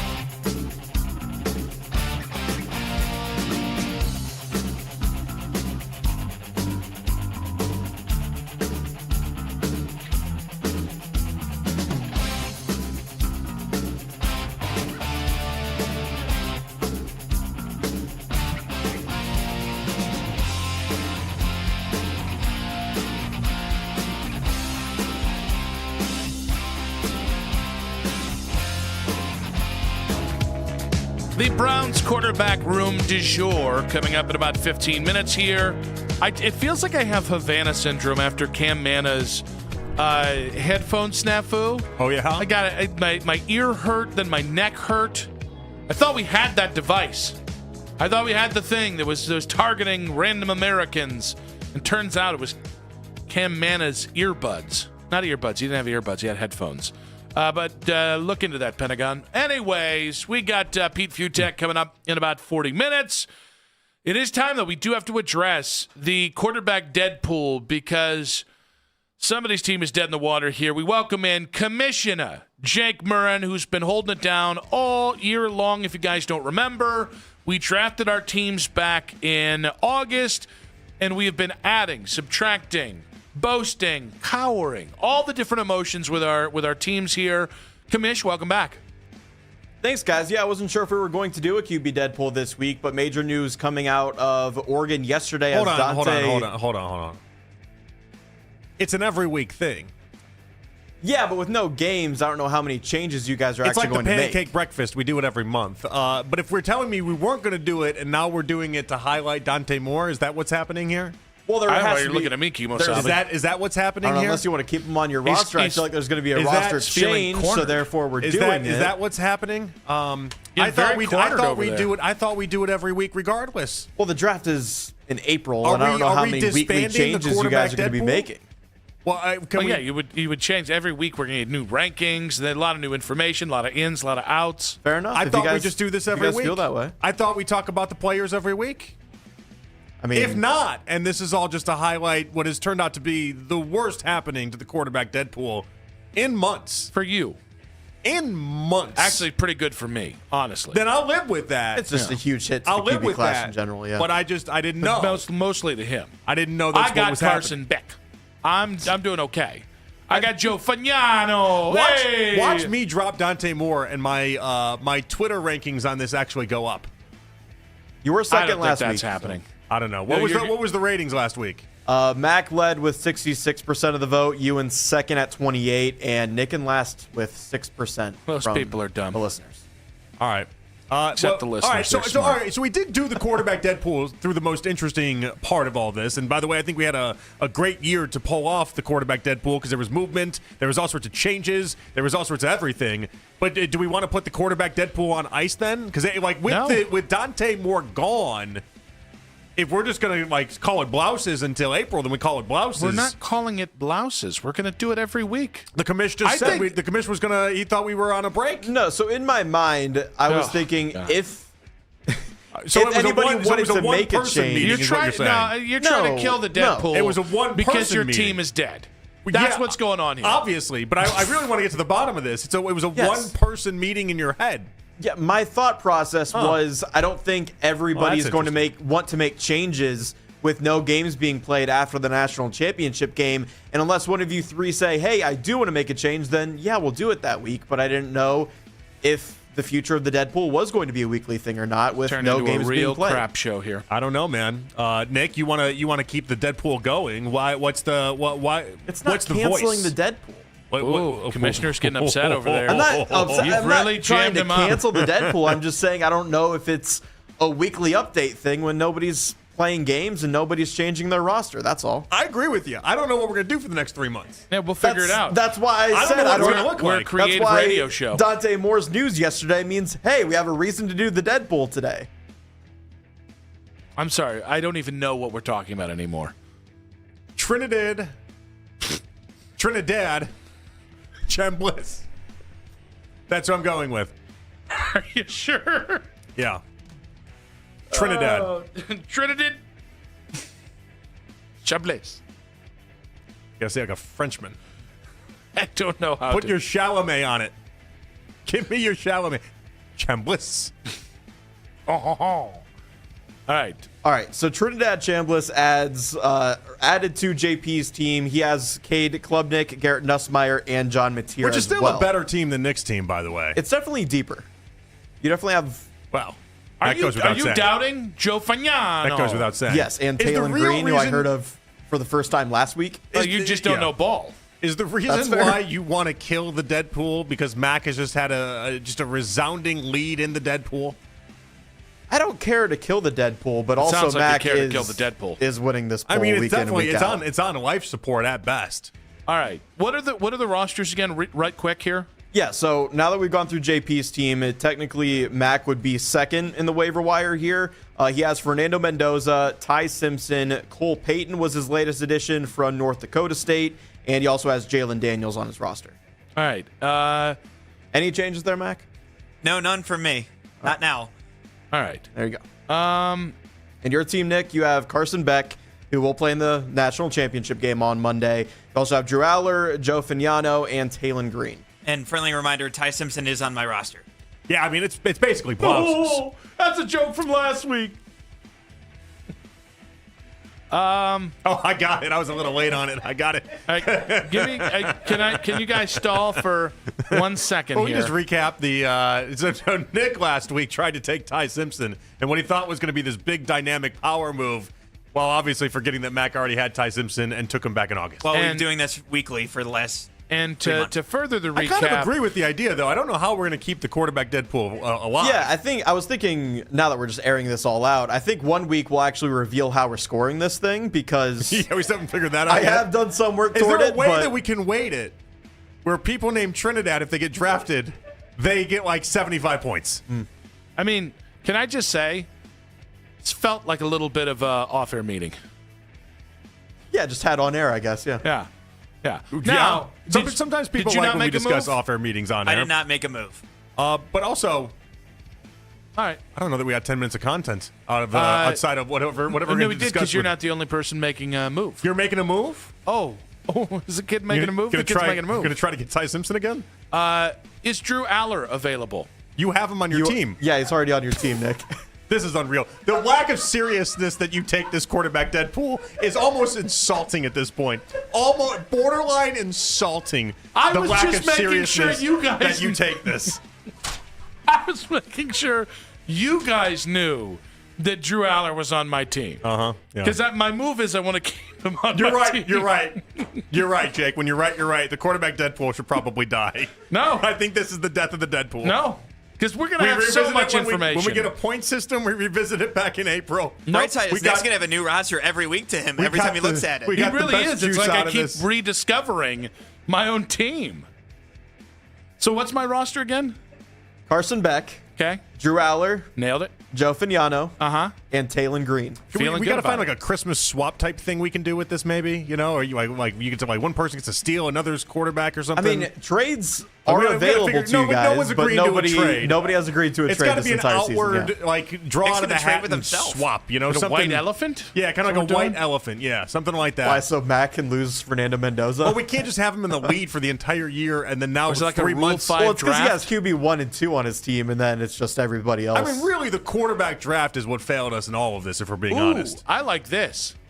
We Yeah. get to take one of Mac's quarterbacks. You get to protect one. You get to protect one quarterback, and then I'll be able to take one of his quarterbacks, and you can take one, and then he gets to pick up another quarterback. Yeah, I don't hate it. Yeah. So Nick would get I Ty do. Simpson, and then JP would go after Well, Cole hold Payton. on. We didn't just say Nick would just get the first grabs at Well, this. that's what Nick was just proposing. Well, I mean, no, none of first this in is the fair. waiver wire because of the way at this is least going. we could Rochambeau You or just picked something. up Trinidad Triggers. So, of course. Trinidad- naturally. Mac is actually first in the waiver wire, guys.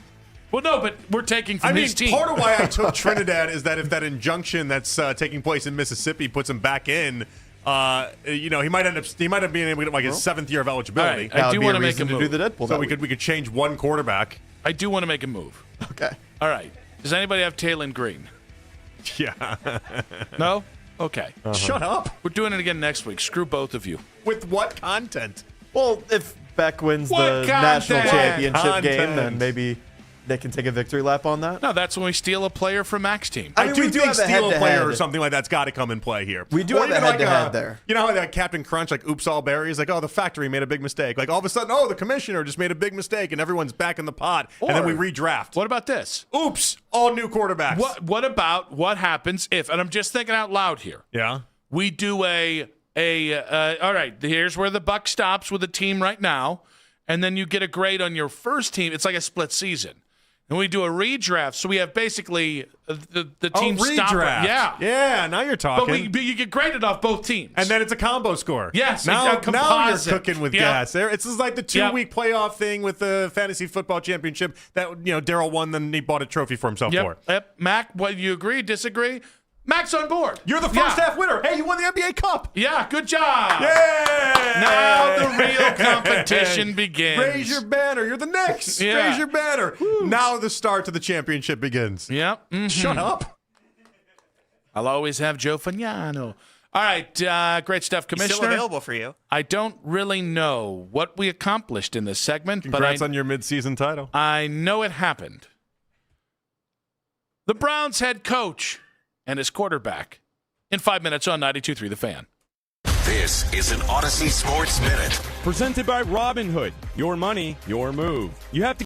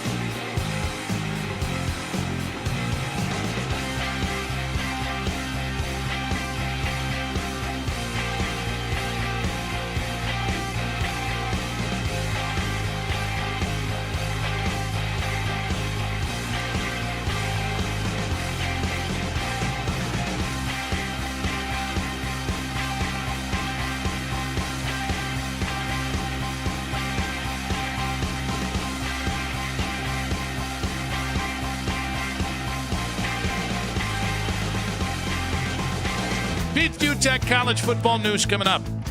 In just about 20 minutes, we'll talk Fernando Mendoza. We'll talk about Joe Fagnano. We'll talk about a little bit of the college football news. Marcus Freeman has come out, the Notre Dame head coach, and said they don't regret skipping the Pop-Tart Bowl. And people have a problem with that for some reason. We'll talk with Pete Fiutak about the many things on that. Are there any college head coaches he would actually say the Browns should look at for their head coaching job, but missed a moment in our show? Use the Rewind feature on the free Odyssey app, powered by Integrated Restoration, your local experts in water, fire, and storm disaster restoration. Let's see here. Jeff Phelps was on one today. Yeah, I like this version of Jeff, by the way. It's not that I agree with everything he had to say, but when he shoots from the hip, he shoots. Now, when he shoots from his hip, it does lead to him saying things like Joe Milton would be his quarterback choice. So everyone loves Jeff, right? Like that's the front part of this. Everyone gets that. We gotta get to the front part. I mean, coming from someone that consistently championed Shedeur Sanders for as long as I have, you'll find the next part of this really funny for some people listening out there. But like Jeff's quarterback takes sometimes are really out in left field. Like sometimes they're not great. Sometimes consistently for 10 years, his quarterback takes they're always way different than everybody else. Kind of a rough lead in because we're going to play a bit of sound from Jeff Phelps today, who said, basically talked about running it back with the quarterback room and what that could mean and who could start. I am just fine if these are the Browns quarterbacks next year when they go to training camp. Deshaun Watson. Drink. Shedeur Sanders. Drink some more. Dillon Gabriel. Just start chugging at this point. And somebody they bring in for a camp arm. In building the team and with a first-year coach, I'm perfectly fine with them rolling back with the three guys they have right now. And my hope would be Deshaun Watson's the starting quarterback. Play Deshaun for a year, let Shedeur develop a little bit more, fine. Or play Shedeur, there's Deshaun, he's getting paid, he's hanging out, whatever. And Dillon Gabriel's still here. I think Myles Garrett just asked for a trade. All right. Good to see Daryl on the up and up and very on the content side of things. Who's very involved there, yeah. Yeah. Now, that being said, I don't think it would be the worst thing in the world. I would rather you settle with this quarterback room going into 2026, and I still think you can have success with it, rather than make the wrong move at quarterback. Is that fair? Well, I mean, yeah, if the other option is already an admitted wrong move, what am I left with? Okay, drafting Ty Simpson with a 6th pick. To me, I'd rather bring the three guys back. Like, everything's relative. So I think if you start Deshaun Watson week 1, I think that's real problematic. And not from a fan perspective necessarily, just from the idea that first off, I don't think he can play football, but let's put that to the side for just a second. He's too injured. He can't stay healthy. And so, like, if the whole basis of this is what Deshaun's going to beat out Shedeur in a camp battle, I think that's one of the paths that Jeff carved out there.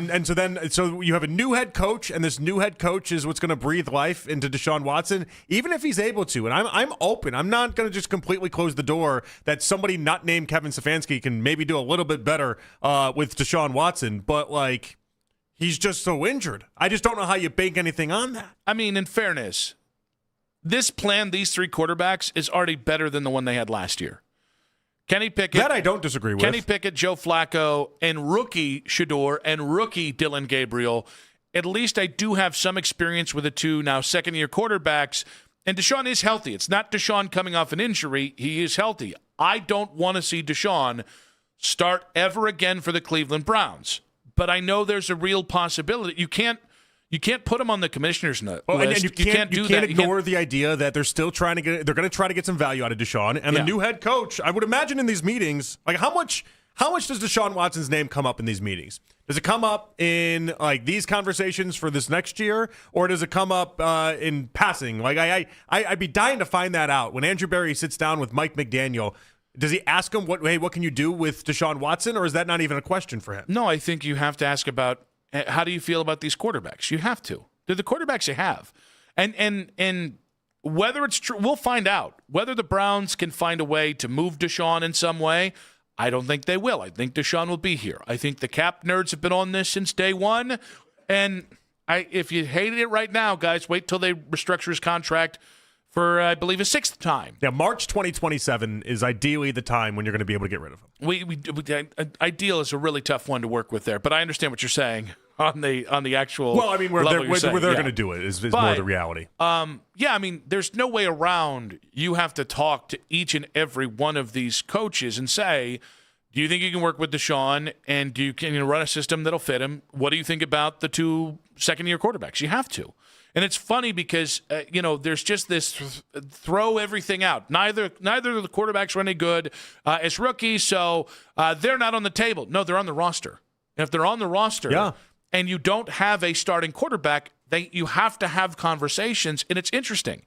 I, like you, don't have a lot of faith if Deshaun's the week 1 starter that 2026 is going to look any different than it's looked like with Deshaun the rest of the time.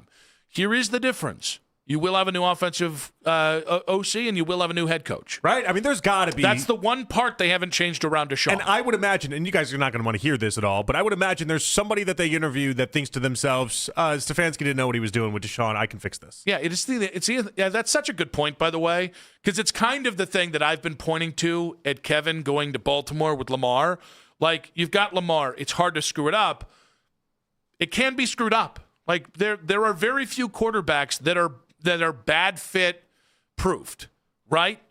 You could honestly, I think why Matt Nagy's going to be out of Kansas City this year, and whether he's as a head coach or an offensive coordinator somewhere, I think because they realize the offense since Matt Nagy came back and was helped constructing it hasn't been very good. Mm-hmm. Yeah. So but conversely, I guarantee you Bill O'Brien, who had success with Deshaun in Houston, saw how Kevin deployed him and said, this isn't how you do it. Right. And then they talked. And then I'm sure he's talked to somebody that's been involved in this coaching search and was like, this is how you'd get the best out of him. And then they present that. And it's whether or not the Browns are interested, though. Like, if they have some presentation of Deshaun Watson, are they like, oh, we're intrigued by this. I do want to see how this plays out. Or for them at this point, is it a non-starter? It's just funny, and we're going to play some Mary Kay sound later on this. I don't think we're going to have time to do it right now because Mary Kay was talking about how the Browns quarterback position factors into the head coach search. It is knowing what Andrew Berry, what his 3-year plan is for this quarterback room is widely important to any literally, Grant Udinski saying yes to this thing, or some kid that might be 3 years away from getting a head coaching job. It's incredibly important to at least have that conversation and begin it on the right note. But I do think, I hear everybody talking about how bad the quarterback position is and why, in fact, this is why the Browns are going to be bad again next year. It's just not where my focus is right now. Because there's not another Fernando Mendoza, because Dante Moore's going back, and I think that's the right choice for him. Because I don't think you should draft Ty Simpson with a 6th pick, but maybe I'm open to it. That second first rounder, or maybe even the second rounder, because I don't see any hugely great upgrades there, and even in the free agency market or the trade route, Mac Jones, Kyler Murray, Tua, these are some of the names that we can kind of talk about here, and none of them bring me some sort of confidence that they're massively better than what you have. So I'm not saying they shouldn't do everything they can to get better there, but I'm like, all right, see how that materializes, make that O-line good, get a number 1 wide receiver, and let's see if honestly, if you get a little lucky with a quarterback in one way or another. And you do never know what can shake free, and you don't know how aggressive they're going to be, and that is always a part of the NFL. Like last offseason, there was a 2-week-long conversation about Matthew Stafford wanting to be traded or not wanting to be traded. You know, like these things do happen, but if you're waiting on that and you're banking on that, I think that's horrendous. And I do think that's what the Browns were trying to do last year in some respects to how everything ended up shaking out. When they got Flacco and they got Kenny Pickett, I think in that entire stretch they were waiting for something to shake free, that they could be aggressive, they could make that move, and it just never materialized. So if they do retool, here was Jeff Phelps' other thought on it. Forget Deshaun, forget Shedeur, forget Dylan Gabriel. Go after the top guys in free agency and make Daniel Jones, once he heals up, or Malik Willis your starting quarterback next year. Why didn't you lead with that? Because I don't think it's as likely. I still think their best plan of attack is to wait for 2027 and see if you can stumble into something in 2026. I still think Daniel Jones this year was a flash in the pan. I don't think it's the dumbest idea. I don't know that I'm in love with the idea. And the Malik Willis thing, I think Malik has talent to be a quarterback in the NFL. I don't know that he's a starter. And I think a lot of people are weighing a very small sample size of success this year in Green Bay. Right. Where he was okay. Like he was games. He was a good backup in his role behind Jordan Love. Yeah. A lot of people are saying that he should get a chance that I just don't know I'm comfortable banking all of next season on if I'm the Browns. And how this is going to look. And so that's a little bit different, right? Are we going to have a Daniel Jones versus Shedeur Sanders camp battle, or are we going to have a Shedeur versus Deshaun Watson battle? Like, how aggressive are they going to be in that spot? Because, like, if you mention Daniel Jones or you mention Malik Willis, I get they're not the greatest players in the world, but it still is more money you're spending to the quarterback spot than you're already spending Deshaun's salary on to begin with anyway, which is a top-tier talent as far as the amount of money you're spending. 216-474-0092. What is the state of the quarterback room, given everything right now where they are? Because it feels like Deshaun is the guy most likely today to start week one. And I don't know what can change that other than a camp battle where Shedeur or Dillon Gabriel overrides him in camp. Pete Fiutak, College Football News. We did have Albert Breeder. We've had other people come on and say, hey, the Browns could look to college, not just to the pros for their next head coach. We'll talk with Pete Fiutak about what names might make sense in that regard, and we'll get you ready for Indiana-Miami in the national championship game coming up in 5 minutes on 92.3 The Fan.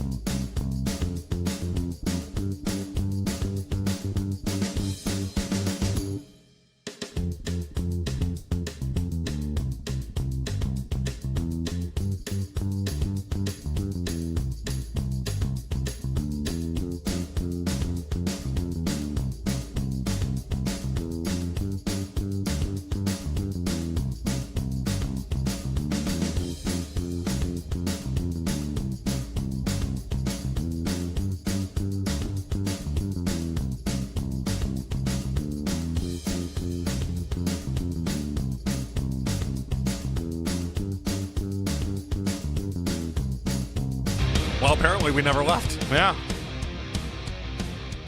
I'm so looking at the confused. board now. He's so confused. Good Lord. How we doing? We do have the lead coming up in about 40 minutes. You heard about this? Have you seen about this? Have you heard about this? We got Indiana, Miami coming up in just a couple days here for the national championship game. And one report says the Browns could not just be looking at the NFL ranks, but also in the college ranks. It goes back to what Albert Breer had to say. And the reason those names haven't been publicized is out of respect for those coaches, don't want to get them in trouble and whatnot. Meanwhile, we got Marcus Freeman. The Steelers are interested in him, but will he interview? All these many things. And to talk about the college landscape, we head out on the Make It Right, Call Kyle Wright hotline, and welcome on College Football News' Pete Futek. What's up, buddy? Are you interested in Indiana, Miami? Yes. Yeah, I am too. Okay. Yeah. Are you not? I also got. Well, I got to wait 6 more days, but yeah. Yeah. I guess it's this thing is still an amazing story. I mean it's unbelievable. Crazy fun stats in our new era. This is the first time ever Miami's won 13 games in a season. It's in Indiana has only got the 2 double-digit win seasons under Cignetti, and that's it. I mean, the stats, the craziness of this story is still pretty amazing. I'm just hoping it's not boring. I'm just hoping Why is it brands? Are the brands upsetting you? Why do you think it's going to be boring? I do hate Mendoza a lot, if that helps. You're not into the whole look. He's got several different things happening at once here, but yeah, he's an interesting cat. Can't stand him, Pete. Can't stand him. Even if he was the Browns quarterback somehow. But, well, then I'd love him. You know that. No, it's an interesting thing, but it's just for some reason it's all right. The Indiana thing is so great. I'm just hoping it's not I guess the Oregon game was so awful, and Indiana has this way of turning teams into quivering puddles of goo at the moment. And it's just sort of this college football playoff has been more about disappointment, I think. I mean, Indiana's been great, obviously. But Ohio State never showed up. They never put their foot on the gas until it was too late. Oregon was miserable and I'm not going to say they lost because they didn't have the running backs. That didn't help. And all right, the Ole Miss thing was okay, but no one ever thought they were going to get it. It just seems like we're heading towards something that if it's Indiana 35, Miami 17, okay, Cignetti's awesome, but we know that already. And I'm just hoping that this turns into a good game. But how will you contextualize this? Because not only did they beat Ohio State in the Big Ten title game, but you mentioned the Alabama game and you mentioned the Oregon game, and where you said they just turned into droopy puddles of mud or whatever you described it as. And it's this isn't just they're not just winning; they're dominating. If they have a dominant performance against Miami, are we talking all-time team?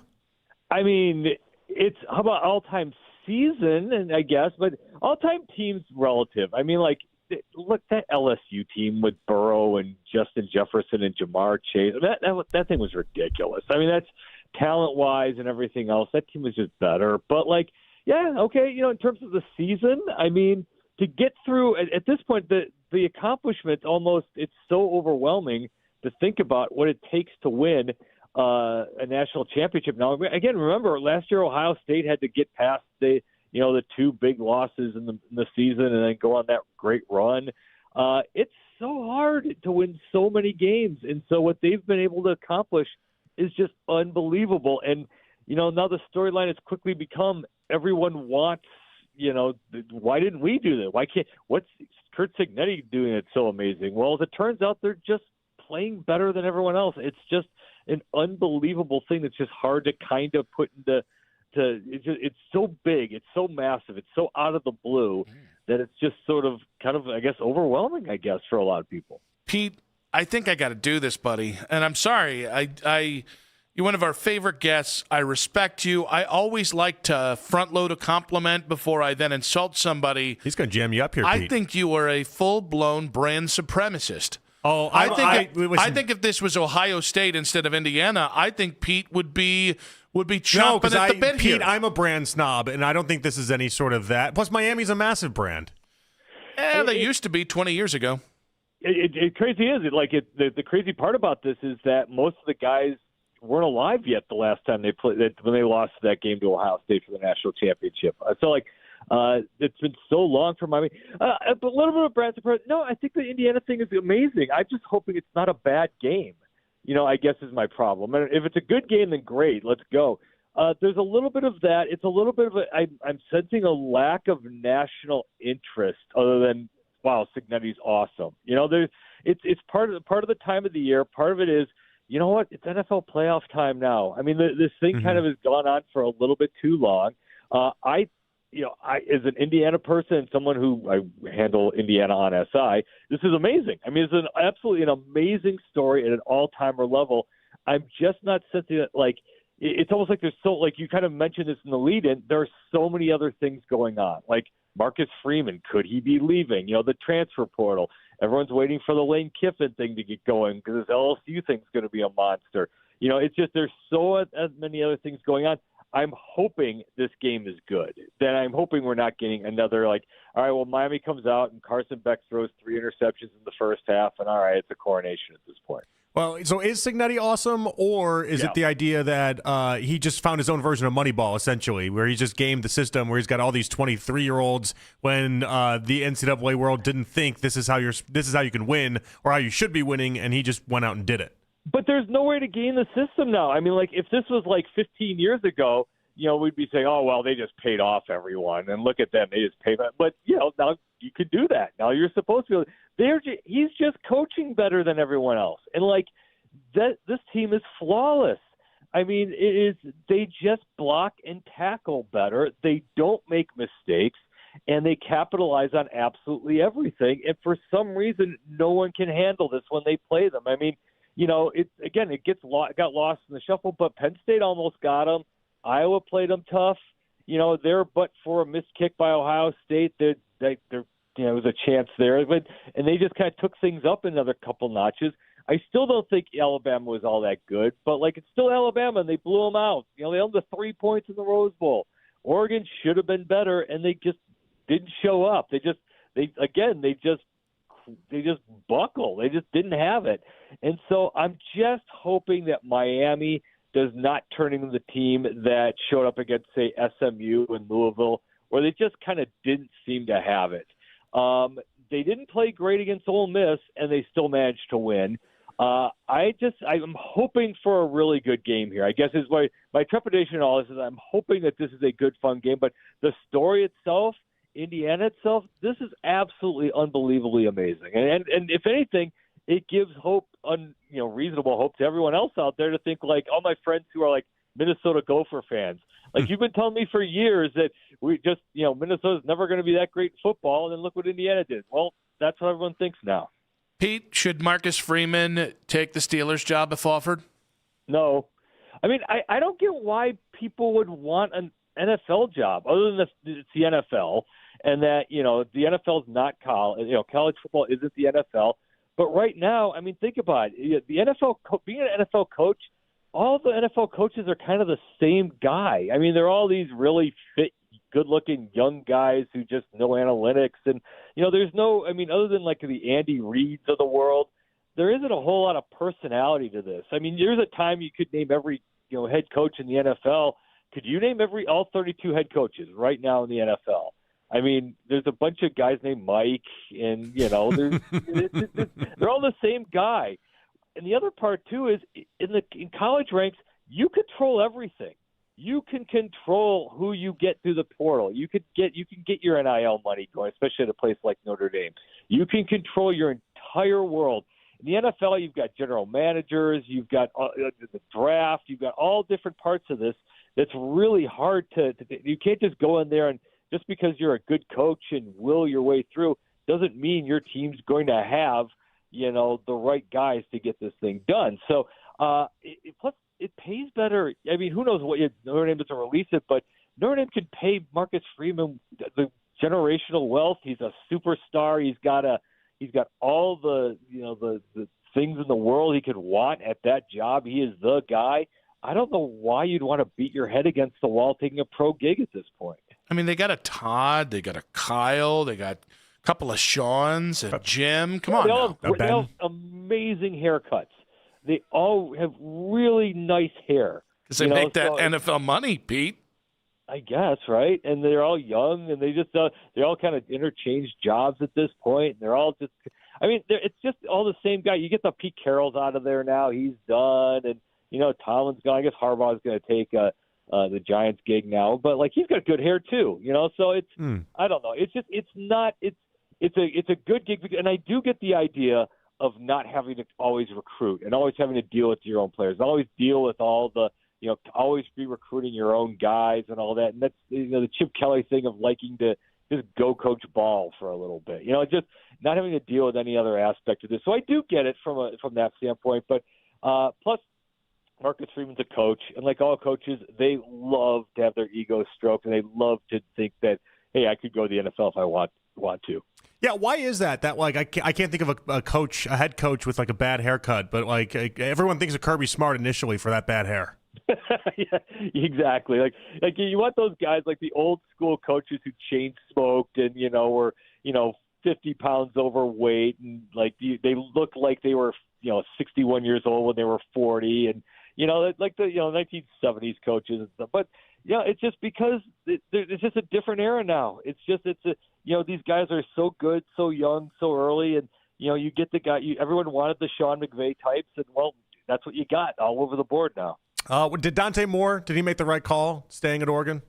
I don't think so. I mean, I speaking of being overweight and everything, I'm a Bill Parcells belief guy who's like, look, if you want to be in the NFL, go to the NFL, and it's kind of a red flag if you're not. I mean, I get it. He's, is a quarterback, okay, maybe he doesn't want to be a Jet, maybe he wants more time back in, and the idea of like, oh, I like being a college student. Well, Dante Moore said yesterday it's been a long year. He's got to go to on a vacation for a while. Well, classes started in Oregon like 2 weeks ago. So like it's not about being a college student.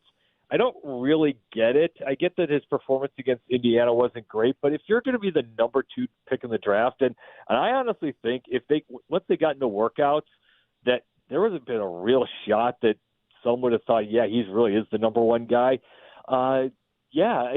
You go to the NFL, go learn there. If you're an NFL quarterback, go be an NFL quarterback. And now, you got Fernando, which you don't like, Ty Simpson, which I'm guessing is a NFL quarterback you really don't like. And what else you got? I mean, Drew Aller at this point, Cade Klubnik. I mean, there's not a whole lot out there in terms of quarterbacks in this draft at this point because you just took away the number 2 guy. So you're saying you're out on Ty Simpson for the Browns with a 6th pick? Oh, God, don't do that. Wait, I'm still a Shedeur guy. I still kind of think, that's the quarterback's not your problem necessarily, shockingly enough at this point. But, I mean, Ty Simpson's okay. But, look, if you couldn't throw for 9,000 yards in the Kalen DeBoer offense at Alabama, I don't know. It's just there's something missing there that I'm not a real big fan of. I still like Dante Moore, and I do think from Fernando at the Raiders is going to be pretty good. Pete, great stuff, buddy. Appreciate you. There, guys. Pete Futek there on the Make It Right, Call Kyle Wright hotline. He's become hip to it, hasn't he? He could not have gotten off the phone call quicker there. Here's the thing. We've gone from Indiana's a great story, but once they get in the playoffs, Ohio State's going to dust them or somebody else is going to expose them, to now Indiana's just going to murder Miami, and it just doesn't matter. I kind of hope they do murder Miami just because I love the idea that there's no answer for why they're destroying teams the way that they are. They're a really good football team, but there should be something deeper than this. I will tell you. Like at least the Joe Burrow I want to thing. see the Miami meltdown if they lose to Indiana of all teams in the national title game. At least that LSU team, when you say Joe Burrow and Jamar Chase and Justin Jefferson, when you say it out loud, because we have so much NFL experience now with this, it's like, oh, that makes a lot of sense. I don't think we're going to have that 7 years from now with this Indiana team. They've got multiple receivers that are going top 100. Yes, they don't have Jamar Chase and Justin Jefferson. They do have Fernando Mendoza, but that's where it stops, and that's what I think is really interesting. Oh, I think they got tons of NFL guys. I don't know they have Jamar Chase. Yes, they have a lot of NFL guys, but not guys at skill position players that are the best at their position. Like the problem or the difference there is that it was very obvious at LSU. I think Clyde Edwards-Helaire was on that team too. Like it was very obvious at LSU when it was going on, the amount of talent that was there and the generational talent at each respective spot. Whereas with Indiana, there's a lot of talent. I'm not saying there isn't, But I don't think 5 years from now we're going to have that same, like, oh, yeah, these guys all play together and they're all the very best in their spot. We'll react to what Pete had to say and talk about the quarterback position factoring into the Browns head coaching search in 5 minutes on 92.3 The Fan. Buy the boat. Buy the one of your dreams. This January 15th through the 18th, climb aboard hundreds of boats at the IX Center. It's the Progressive Cleveland Boat Show, presented by Toyota Tundra. Buy tickets today, clevelandboatshow.com.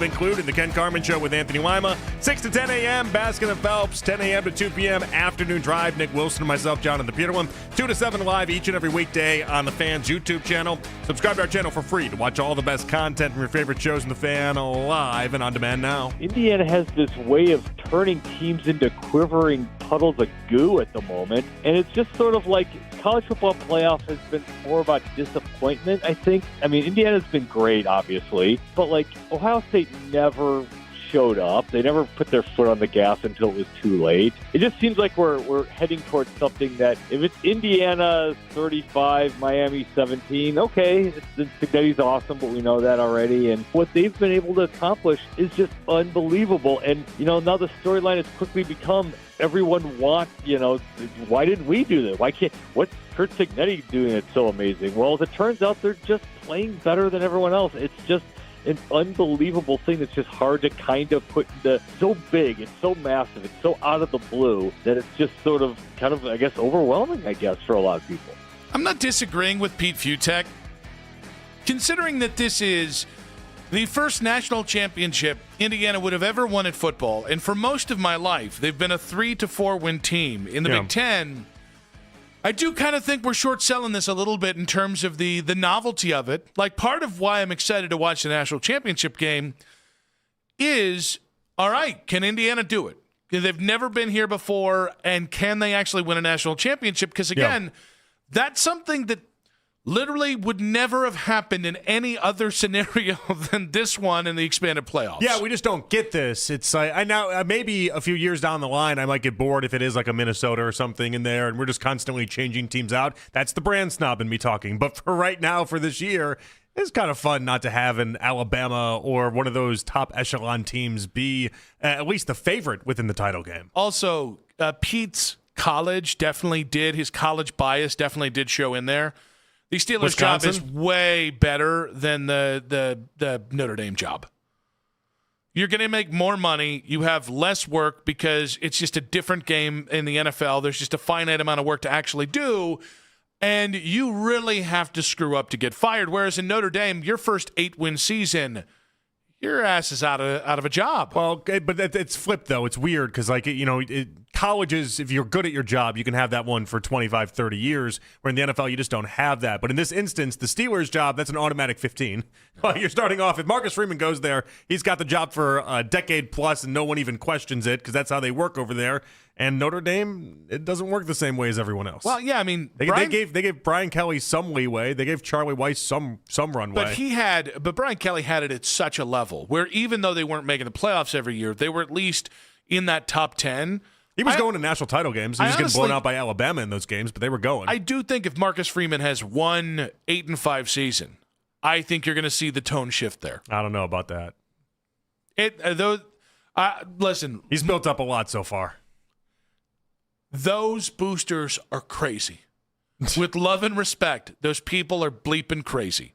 They think that Coach Era's walking through the door, that Newt Rockney's walking through the door, that it's that easy, no matter how many times the college football ecosystem shows you that it's not. Did you see the shove incident that happened with he was at his kid's wrestling event? Yeah. And I guess he shoved a guy, and they tried to bring assault charges on him. Yeah. And as quickly as they tried to bring assault charges on him, everything just kind of went away. Yeah. At least it felt like it. And then all of a sudden it was like all the Notre Dame people were like, that's not a shove. What are you talking about? In fairness. They stuck up for him in such an interesting way. In you fairness, get to shove one person, Marcus Freeman. I think it's because there was nobody that was going to make a case the other guy wasn't a huge turd. Oh, I think that was a part of it. Not just that. That's like the Mike Tyson hitting someone on the airplane, where it turned out that everyone's sided with Mike Tyson because the guy just bothered him and pestered him for an hour. Plus, it's all right, you get to hit one person when that happens. Plus, getting pushed is not assault. Just while we're there.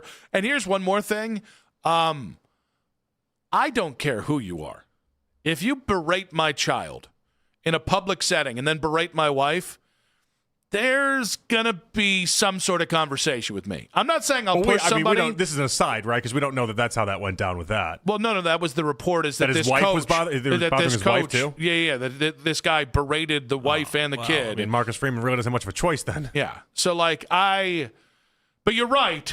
It does go away very quickly. In college, where in the NFL, it doesn't. I actually would say that would be the one thing. You can really screw things up in college, but because of how those ecosystem works, where it's just this other side of that, though. Well, because it's a small town, so everyone talks and everyone knows everything. Even in big towns, it's a small town. But Mike Tomlin, I mean, we heard rumors all year long about what was going on in Pittsburgh. That now, by the way, has come back in the last 48 hours to really kind of surface around. What rumors? Yeah, no, we're not talking about those. You can search on the internet for yourself. With incognito tab? Well, if we had video of what was happening, yeah, but there's no video out there. There's a lot of people talking in these streets. We heard that for months, though. Yeah, like that was months, and then obviously then you could see steps away, and he puts it for family reasons, and people are like, oh yeah, you probably should be with your family. In fairness, probably should. In fairness, almost ruined it. You almost should be. NFL media is just one giant game of telephone. I'm not trying to be a D here.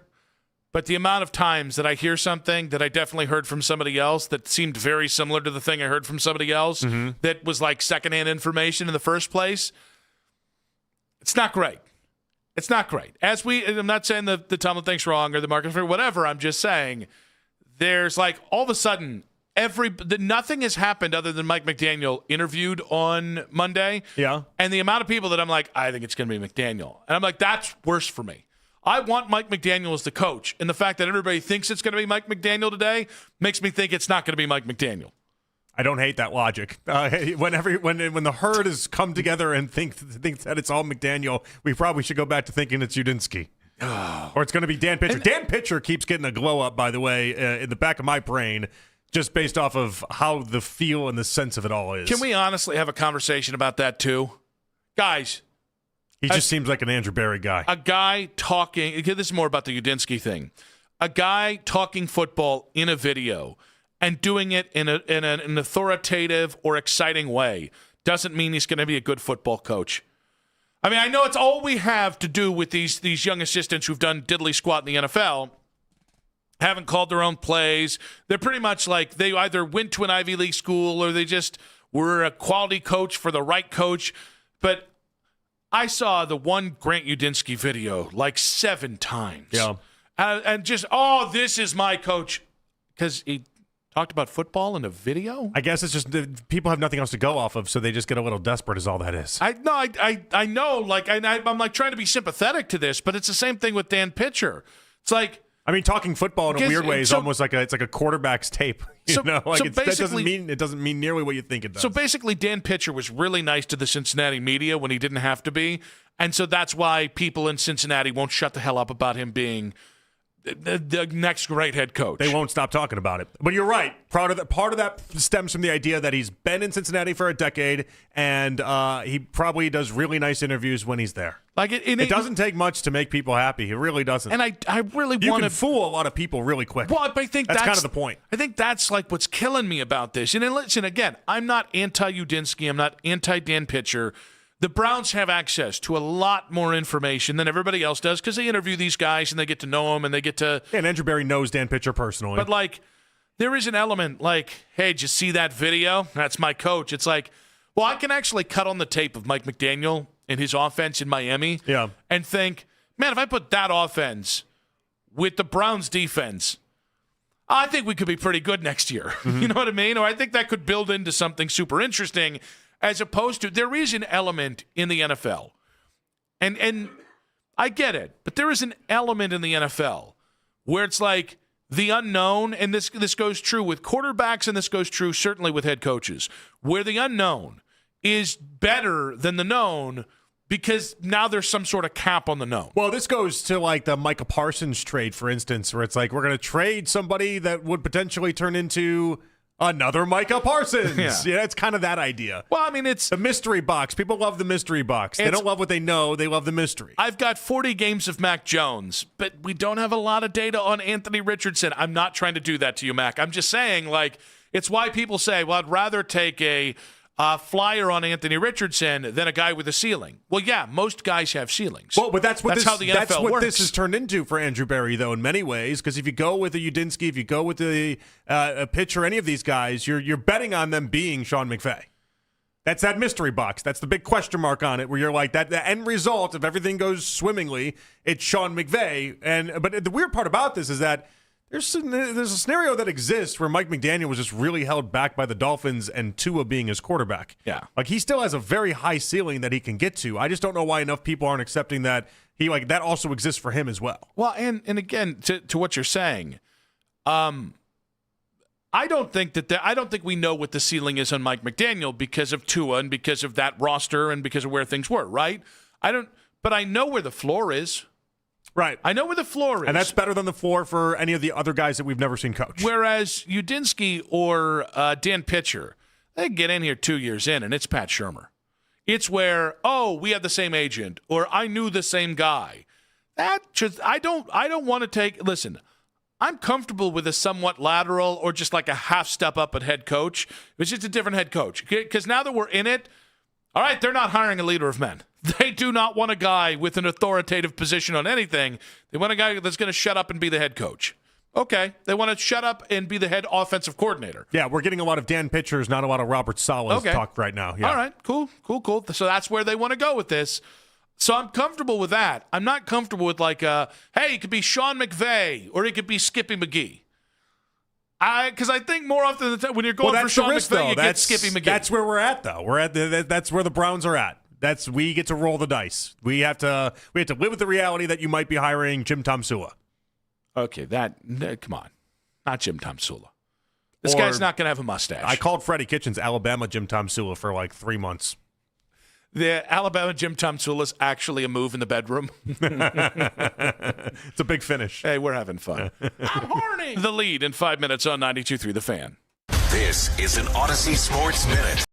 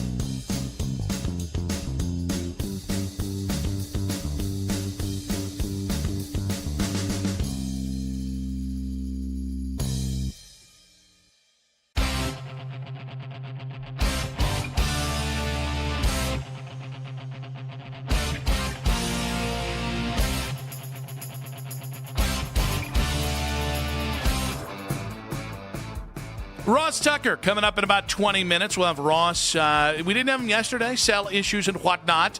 We'll get his take on Kevin Stefanski's next landing spot. We'll get to John Harbaugh in New York. Are they going to the Super Bowl next year? Oh, boy, I don't know. And where the Browns are going to go with their head coaching search. But little news to pass along here because I completely missed this within this last hour. Jeremy Fowler sending out that Rams pass game coordinator Nate Scheelhaus will handle his head coaching interviews Friday. So he's going to have basically a car wash. The Raiders, Steelers, Ravens, and Browns all going to interview him. It feels like he knows he's not a serious candidate. He's like, if you're going to give me these interviews, all right. Is it just his Zoom and then they hop on and off? Yeah, I would think so. Or is it they might their find individual Zooms and then he hops on to different Zooms? So wait, you said this is Friday? Yes. I was going to suggest they actually fly out to him, but we have Udinsky on Friday too, don't we? Yeah. No, Udinsky's Saturday. Udinsky's Saturday? Remember, because they're still in the playoffs. Because they're still in the playoffs. Jesse Minter, I believe, is Friday. Oh, yeah, Minter's Friday. That's right. Because they're still in the playoffs, you can't meet with them in person till, what, next week? Yeah, that's right. So, this is just hey, it's another one of those long phone calls, right? Well, there we go. Exploratory, extensive calls. So that's fun. Yeah. He's going to hate this. Yeah. How do you sleep at night? Like, do you have one of those he just likes his name being in there, and that's good for him. And then outside of it, he knows he's not getting these jobs. I think it's just a preliminary interview. I think it's a preliminary interview, and then if you pass to the next round, I'll see you next week. Well, and so, all right, so the in-person interviews permitted after the divisional round for candidates whose seasons are over, and then the AFC NFC championship teams can't be interviewed until their season ends. So at the earliest it would be next week, but you could have to wait until February? We could have a long time on some of this stuff. Yeah. Hey, this cost us Dan Quinn in place of his carbon copy clone, Mike Pettin. Remember that. Well, but Mary Kay made the suggestion earlier today that like the Browns are going to do second interviews starting next week. So like, have the longest second round interviews ever. How many rounds are we doing? We turning this into my ESPN Bristol thing where it's going to be 5 rounds, and then they're going to have them pass a test beforehand. See if they know ball. Yeah, like what are we doing here? Huh? They go 75 rounds. I will say if second rounds start next week, that's what Mary Kay said. And they want to wrap it up in the next 2 weeks. Come on down, Mike McDaniel. Yeah, Come on down. And Mary Kay Cabot of Cleveland.com joined the Morning Boys earlier today. She talked about John Harbaugh heading to New York and how the Browns' QB position factors into the head coaching search. The quarterback factors in absolutely in a huge, huge way. And I'm sure that Jackson Dart was an attractive piece to the Giants job. There were others. Of course, it's a huge market. He'll make a ton of money there. I'm sure that whatever else he wanted, they're willing to do whatever it takes. But I'm sure Jackson Dart was a big piece of it. And you guys saw that Brian Daboll even called John Harbaugh to extol the virtues of Jackson Dart. I'm sure that had a lot to do with it. The Browns have an uncertain quarterback situation here. And unless you feel really good about Shedeur Sanders right now, you might have second thoughts about taking this job. I mean, even the Browns haven't committed to Shedeur Sanders yet. So you would be taking this job on a little bit of a quarterback leap of faith, whereas you know what's going on in some of the other jobs. Yeah, it's interesting. I mean, if you like Shedeur enough, it's not that much of a leap of faith. But there are definitely going to be coaches that look at this and say, Andrew Berry, you got to fix this thing. You got this thing turned around because I'm not going to be able to do this a year from now with Deshaun Watson and Shedeur Sanders. But I'd say that's a really easy way to talk yourself out of getting the job. It's just wild to me how much 8 games factors into Jackson Dart swaying head coaching jobs. And again, he looked good this year. He did. I don't know he's a franchise quarterback, though. And I think a lot of people got swept up in excitement on how he played. And again, you should if you're a Giants fan. There was nothing that he did this year that suggested he's a franchise quarterback. I mean, John Harbaugh obviously made the assessment that he thinks he's everything. So, like, this is part of the bet. It's part of the future of how we talk about Harbaugh is his evaluation of Jackson Dart before we ever really knew if Jackson Dart is something great or not. And there is a part of me that goes, if a head coach can't get past Deshaun Watson, Shedeur Sanders, and Dillon Gabriel, I don't know how smart of a coach he is. And I'm not talking about for Harbaugh. I'm talking about for like the rest of these guys because it's a year. Even if that is your quarterback room, which I don't know that I'm certain that it is, even if it is your quarterback room, that can change drastically in 1 year's time. And maybe it'd just be weird that there would be a coach that can't see the forest from the trees here. And also, maybe it's just me hanging around Coach Riz a little bit too much. I don't know. But, like, what's my joke with Coach Riz all the time? There's not a quarterback that he hasn't met that he doesn't like. He finds the good in every one of these quarterbacks constantly. And he'll constantly find things and be like, I can work with that. Yeah, we can definitely get this done. This is great. And so that's how most of these coaches actually think and operate. They don't look at it with like, oh, this guy's got a limit, this guy's got a ceiling. They look at it in, well, I can get this guy to here, and I know I can get this guy to here, and then they go from there. And that's how their mentality it is. It's not putting limitations on these guys. Emory Hunt, CBS Sports, joined us today at 3. He explained why Mike McCarthy's an ideal fit for the Browns job. Why not go and interview a Mike McCarthy and then just kind of put him in the mix with everybody else, unless they feel as though they've already gone down that path. They've already heard what they're going to hear. But it would always be a good thing, in my opinion, just kind of circle back and see what he thinks about this roster 5 years removed from the last time he interviewed. Listen, in his spot where he has no job, no leverage, he better not be dismissing anybody, right? So if the Columbus Aviators call, he better go ahead and take that call. So, I don't think there's no back channels of him dissing or anything going on like that. I feel like this is an underrated job, a job that is actually better than people think it is because of this rookie class they just signed, what the defense looks like currently, and the potential to really stockpile the offense. So if any coach is, downplaying the Browns or dismissing the Browns, they're missing out on a huge opportunity. Completely unnecessary shot at 10 Gins, Columbus Aviators right there.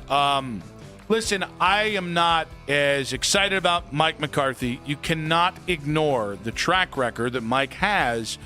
And I think you could do worse than Mike McCarthy. He would not be my number 1 candidate. I don't think he's in my top 3. I think it's really curious that the Browns haven't interviewed him to our knowledge yet. He's been D.B. Cooper. I can't find. Where is he? It's he so interviewed confusing. for the Giants job and the Titans job as well. Okay. Why he's not popping up with the Browns in the slightest bit? And I don't know. Is that Mike saying, "Hey, don't even bother. Don't waste your time"? I think it's more likely the Browns said, hey, remember when we talked to you about analytics and then you went out and laughed about how you lied about analytics? Also, this is not good for Jim Schwartz or anybody else, but it does really seem like if they're going to hire a head coach, it's going to be a younger guy. And like Mike McCarthy's not young. Like it seems like Andrew Berry's got that really dialed in. He's got an age limit. Like Leonardo DiCaprio. Andrew Berry's got. Well, no, I think the problem is he didn't have much of an age limit. Oh, well, no, his age limit there was an upper limit. Oh, for an Leo. upper limit. Oh, yeah. Okay. If you're above 25, that's a no-fly list for Leo, who's 50. Not great. More from Emory Hunt as we asked him about how the Browns should address their quarterback room this offseason.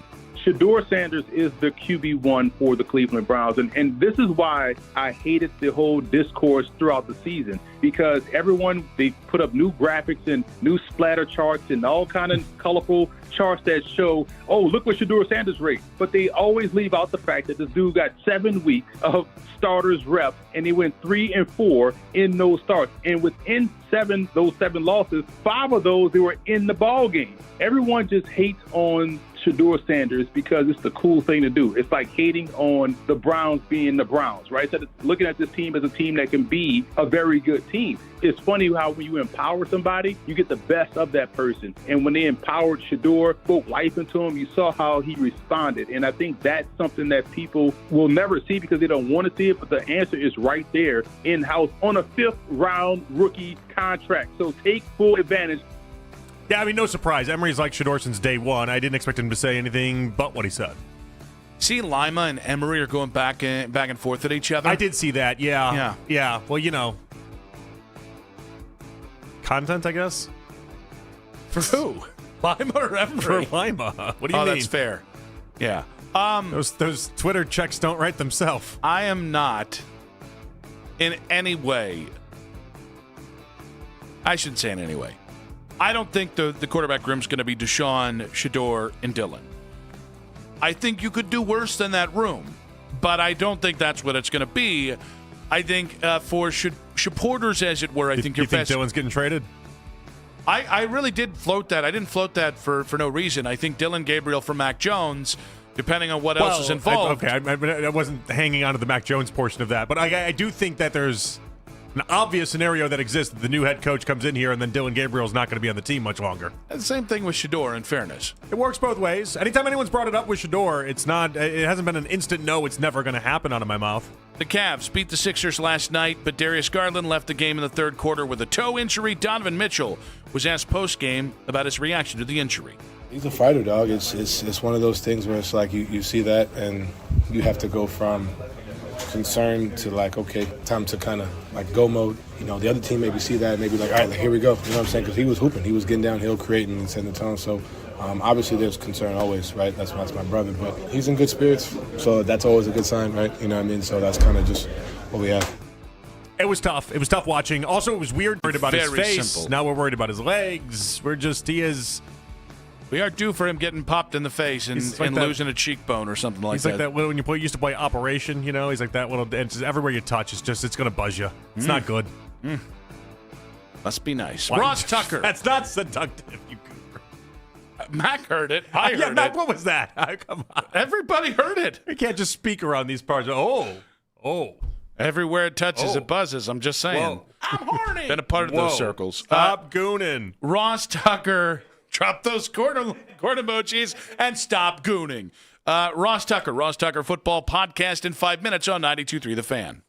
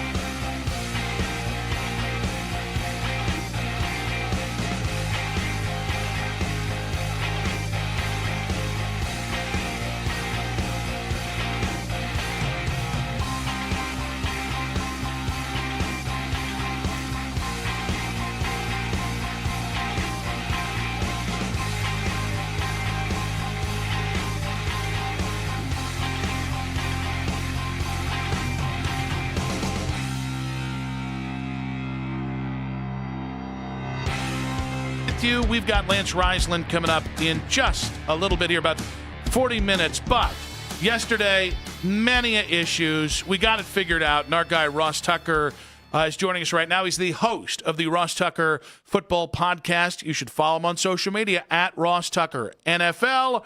And, of course, he joins us courtesy of FutureFans.com, and he joins us on the Make It Right, Call Kyle Wright hotline. Ross, what's up, buddy? What's up is I want everybody in Cleveland to go to FutureFans.com because I don't know. Nick, how old are your kids? I've seen your Instagram. They're older now, right? 15 and soon to be 12. Okay. Well, I don't know if you've experienced this, but I have with my daughters and my nephews. Kids don't want to watch the whole game anymore. They don't want to watch, like, Browns games. They want to be on their iPad, or they want to be in the other room, or maybe they'll look up if there's a touchdown or, like, they hear somebody yelling about a big play. It's just not the way it used to be back in the day. And my philosophy on that is there's no better bonding than watching 3 hours of the Browns with your child or grandchild or whatever. Whether they're good or bad, if they stink, guess what? Your kid should have to go through it just like you have your whole life. It's a bonding experience. You're in this thing together. These guys have cracked the code, futurefans.com. Definitely check it out. If you want your kid to sit there and watch the Browns with you and bond and have that quality time, thank goodness these guys have figured it out, futurefans.com, because it's actually a real issue with sports leagues these days. They're scared very, very badly that they realize kids aren't watching full games. So that's why these guys did it. That's why I invested. FutureFans.com. Check it out for sure. All right, Ross. That sounds great. We'll definitely check it out. All right, let's get into the coaching search. As of right now, obviously Harbaugh's off the board. Where do you think the Browns stand? Well, first let me ask you this. Mm-hmm. How devastated were you guys that Harbaugh did not even – like how devastated were you and or the listeners that Harbaugh didn't even seem to have Cleveland in the mix? I think there were some people that were upset, some people but were. that We we weren't. Yeah. Why were you not? One, it didn't seem that realistic from over the last week, just where things were. And two, I don't think head coach has been the major issue with the Cleveland Browns. Actually, by the way, I also think there are other candidates I think are going to be just fine here. Give me a couple. I think Mike McDaniel. Yeah, we're both really high on McDaniel. To take Tua to the playoffs the way that he did, and basically how he did everything in Miami. I know it obviously didn't end well, and people have a lot of problems about whether he was a leader of men, etc. But I think he's just such a genius offensively, and I like him a lot. He's a wizard. So the pros of McDaniel are absolute offensive wizard. And what they did in the run game in Miami second half of the year was super impressive. And obviously Tua was not great, which is why they benched him. And I give him a lot of credit that team did not quit on him, when it looked like he was gonzo midway through the year, and they kept playing hard. The negative, and I'm sure you guys have heard this, I know players and coaches down there, and they tried to tighten things up this year, but that doesn't work. You can't put the toothpaste back in the tube if you're more or less letting the players run the show. And, I talk with multiple players and coaches that, there's certain guys, Jalen Ramsey, Tyreek Hill, et cetera, they more or less could do whatever they wanted. And I think that's a tough culture to win with. Now, what I would say to you is, does that disqualify Mike and say you can't have that because he's not whatever you guys called him, leader of men or whatever? I don't think I'd go that far, but he doesn't have a good enough culture. Or can he do it if he starts from scratch somewhere else? In other words, you can't, after 3 years, all of a sudden be the guy that's going to be more of a disciplinarian and run a tighter ship. That just doesn't work because, these guys have been there for 3 years. They know what you've allowed. But I'm a big believer that people can learn from their mistakes in life, and perhaps he can come in and chance number 2 and learn from what he did and make the necessary changes in Cleveland. I mean, how you suggested McDaniel in Miami was very similar to how people felt about Kevin here. In terms of exactly what I was running thinking a too, very, by the way. very loose ship, and that was part of the problem. I would have loved more of maybe a better communicator, maybe somebody who was a little bit more rigid in terms of doing things a certain way. But it doesn't seem like Andrew Berry has any interest in any of those guys. So that's interesting because I never heard that about Kevin. I didn't know that. You'd have to inform me on what you guys have heard about that. I would say he comes across as an outstanding communicator, but I don't know, if he's a disciplinarian or whatever, anything like that. All right, let's get into some of the other guys, because if it's not McDaniel, it really does feel like Barry has his eyes on either Nate Shieldhouse, Grant Udinski, Dan Pitcher. Those are the 3 young ones that keep popping up over and over and over again. Is there any one of those 3 that you particularly love, have a story about, something you like? Or is it relatively unknowns for yourself? Well, the pitcher thing I don't really get, and I've told you guys that before. I don't really understand that. The Bengals, I feel like, have underachieved. He doesn't call the plays there. I don't know. I mean, they have an elite quarterback, the best pair of receivers in the league. I don't. He might be the greatest coach of all time. I just don't. To me, I don't see that. I have no problem with anyone trying to take somebody from the McVay tree. The McVay-Shanahan tree and what those guys have done, it's so impressive that if you told me, hey, we're going to take a young guy that we believe in. I actually just watched his video about Shieldhouse and all the stuff he does for McVay. You guys have probably seen it. Mm-hmm, yeah.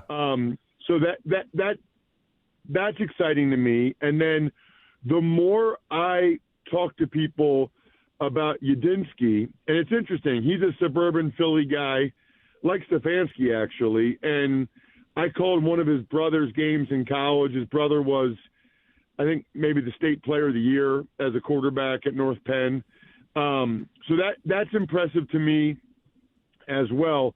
People rave about Udinski, and what Jacksonville just did is super impressive. So I would say out of those guys, I would lean more Udinski because, Shieldhouse and what they've been doing, with McVay, they've been good for a while now. So that's not like, I don't even know how long Shieldhouse has been there, but it's not like he was part of the turnaround, I don't think. Whereas Udinski just totally turned the whole Jacksonville Jaguars program around, which is what you want to have happen in Cleveland, right? So I would tell Udinski to come in, and I would want the exact program, everything they did in Jacksonville. Let's do that exact thing in Cleveland. Whatever Cohen did with the culture, whatever he did to get Trevor Lawrence to play the best football of his career, everything they did in Jacksonville. I told you guys last week, I thought they were the best team in the AFC. Wouldn't surprise me at all if they went to the Super Bowl. I picked Buffalo to beat them just because I thought Josh Allen would go crazy when he needed to, and he did. But I like Udinski because of what he just did as opposed to Shieldhouse being in L.A. with McVay. Ross, you're the best, buddy. We know you got to run, but thank you again for catching up with this week. We'll talk to you next week. Thanks, Ross. Sounds great. See you guys. Later, dudes. That was Ross Tucker. Of course, Ross, the Ross Tucker Football Podcast at Ross Tucker NFL. You heard him there on behalf of FutureFans.com on the Megan Wright. Call Kyle Wright hotline. It's interesting. I think this is just a really important thing for everyone to kind of acknowledge here. No one really knows Dan Pitcher, Grant Udinski, or Nate Shieldhouse. That doesn't mean they're not going to work out. But this is why when we point out, hey, I saw this video on him and now I'm in on him, I'm not necessarily as comfortable with that. It's really interesting to me about how it's even diehard NFL dudes who call games every week are like, I've heard of him. Well, and that's kind of spent where a lot we're of at. time with him. Yeah, and like Ross he goes all the way across the country. He sees all these different games. He talks to everybody, and and it's not like he's got an extensive a lot to go off of here now. But what I do find interesting though is I think his reasoning for Grant Udinski just kind of. I just tend to disagree with it. Like, in theory, it's great. In theory, it makes a lot of sense, right? Go to Jacksonville, see what he did in Jacksonville, see how he turned it around. We're trying to be Jacksonville. We'll just copy and paste, make that thing work, right? It's easy. I think more of what Albert had to say about Udinski in this, where that Liam Cohen is the one that has his hands in all this. Liam Cohen is as involved as you could possibly be as a head coach. He just isn't one of these guys that's like, all right, Udinski, you're in charge of this and make sure it works. Like, no, he's very, very hands-on. And so it's always good to be around people that have turned it around and have made that change. That's not a negative, but also don't fall for the idea that Udinski is the one that made Jacksonville sing this year. Yeah, that's also the tough thing with Shieldhouse. Like, I hear people say, oh, he's so involved. It's like McVay calls the plays, and that staff has been cooking for about a decade now. That doesn't mean he can't do it. Doesn't mean he can't do it. But it's in terms of, it's just so hard when you're this early. You can do it. The McVay thing is a little bit different, though, in some respect. And you might not buy into this. I don't even know if I 100% buy into it. But the idea... I'm ready for the spin. The idea that at least we got proof that you can go from McVay and you can go elsewhere, and clearly something is seeping into the DNA of LaFleur or Zach Taylor or Kevin O'Connell. Like being around McVay, something is happening. Whether that's a work ethic, whether that is just seeing how McVay goes about his business to then copy that, like something is catching on. I just don't know that after 1 year of Liam Cohen, all of a sudden he's got the stuff, the secret sauce to be able to have that catch on. The only thing we didn't get to ask Ross, because we were pinched for time, he was very, very gracious. He wanted to do a couple different times, couldn't fit it in. So him doing that was really great. I know I joke around with him and give him crap. That was really nice of him to make sure we got 10 minutes with him today. Only thing we didn't get to that I wanted to was just where does he think Stefanski ends up?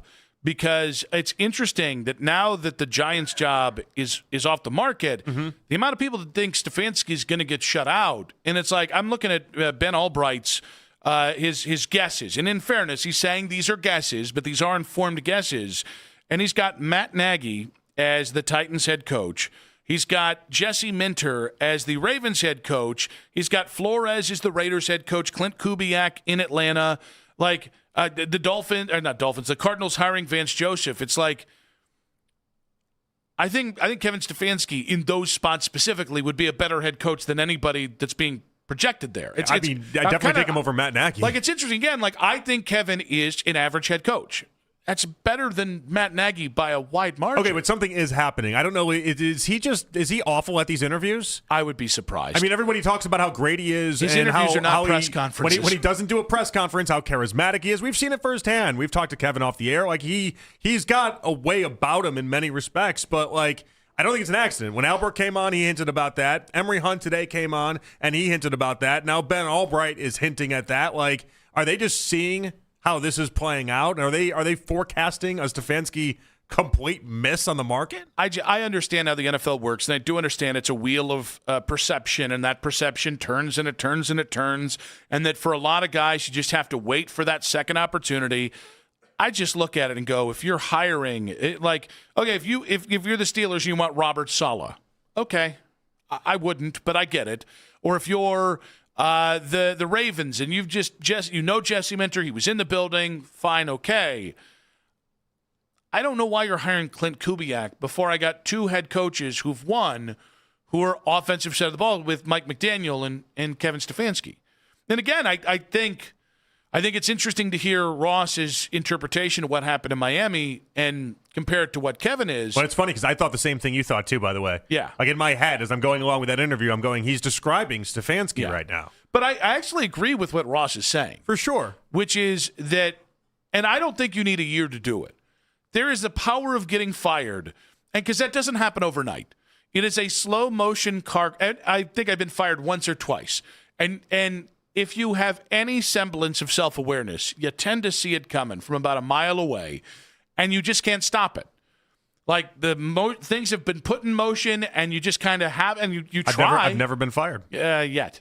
Give it Well, time. you're not in radio until you've been fired. That's true. That's what people tell me. So I'm still not even in the business. That's true. You know what? You're It'd just never a happened. plucky upstart. Well, But no, I also, do think there's an idea. If you've never been fired this deep into your career, you're probably being taken advantage of at some point, right?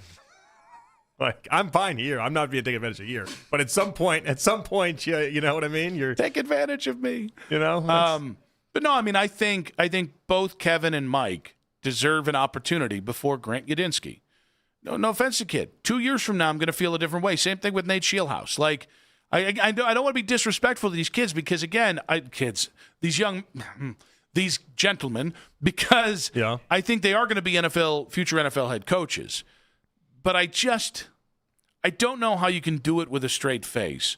Well, there are two guys, and again, this isn't Matt Nagy. But if you're Matt Nagy, I mean, there's a lot of time in between, obviously. But if you're Matt Nagy, you're probably trying to make some of the same cases that Stefanski's making in these rooms. Yeah, but I took Mitch Trubisky to a playoff game, and I'm a doink from being into the divisional round of the playoffs with a Bears team that wasn't expected to do anything. Like you're all in this room. You're making a lot of the same cases. The only thing I would say is Kevin had success with a lesser quarterback before he got to Cleveland. Mike McDaniel, as an OC, he did, yes. But Matt Nagy, whereas Matt Nagy as an OC had Patrick Mahomes. Matt Nagy exists in the NFL because of Patrick Mahomes. I mean, again, if you get in a room, though, you see how you can get to a spot. But I liked more the idea that he was trying to get McDaniel in a new spot to basically have a new identity. It's kind of like when you're on like 8th grade and then you're going into high school and you're like, well, I couldn't all of a sudden have a completely different identity from 7th to 8th grade. I've known all these kids my whole life. But going to high school, going to a different school, maybe you have a new identity. Maybe you do something a little bit different. Like, I am curious about that. If McDaniel or Stefanski could be different in a different spot. What does John Harbaugh getting the Giants job mean for Kevin Stefanski? Wish him the best. I think he should take the Tennessee job. I think he should make a full court press for either Tennessee or Vegas jobs. Because I think they give him young quarterbacks I think he can work with and disprove any of the thoughts we've had with him at quarterback. At least it gives you a chance. I mean, at least going with Cam Ward or Fernando Mendoza, at least you can say, well, I at least had a quarterback that fit what I wanted to do, and I failed, but at least I tried. Which just continues the whole narrative, though, you know? Like, and even within that, I don't think either one is a win for Stefanski. I think the Raiders are more of a win than the Titans. If I'm him, I'm still holding out hope that Baltimore comes calling. But here's the thing: you cannot wait till next year if you're Kevin.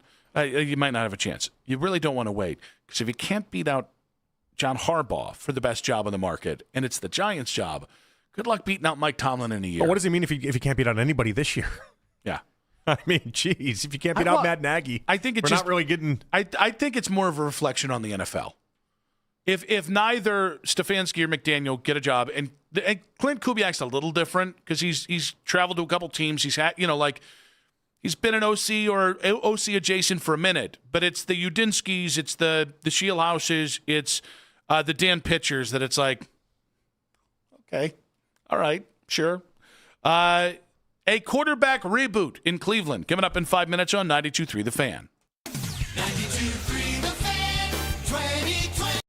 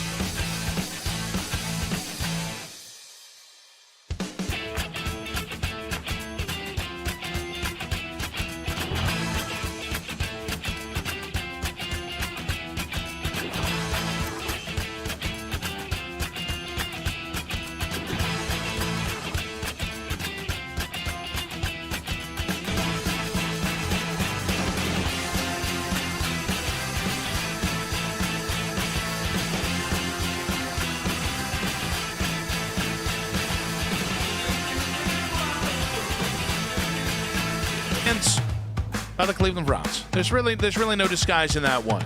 We'll see what else we get into with Coach Lance, though. Obviously, doing a lot of draft profiles this time of the year, so we have that. A lot of people getting ready for that 92.3 The Fan night at the Cleveland State game. Yeah, Come on now. a great night. If you're out there, out and about, Mac and I will both be there. I like that you... Ted, the imaging guy, is going to be there. I like that you are making sure Mac gets the fringe benefits of working with radio here. Without you, Yeah. I think Mac would be a little lost here. Hey, why is that?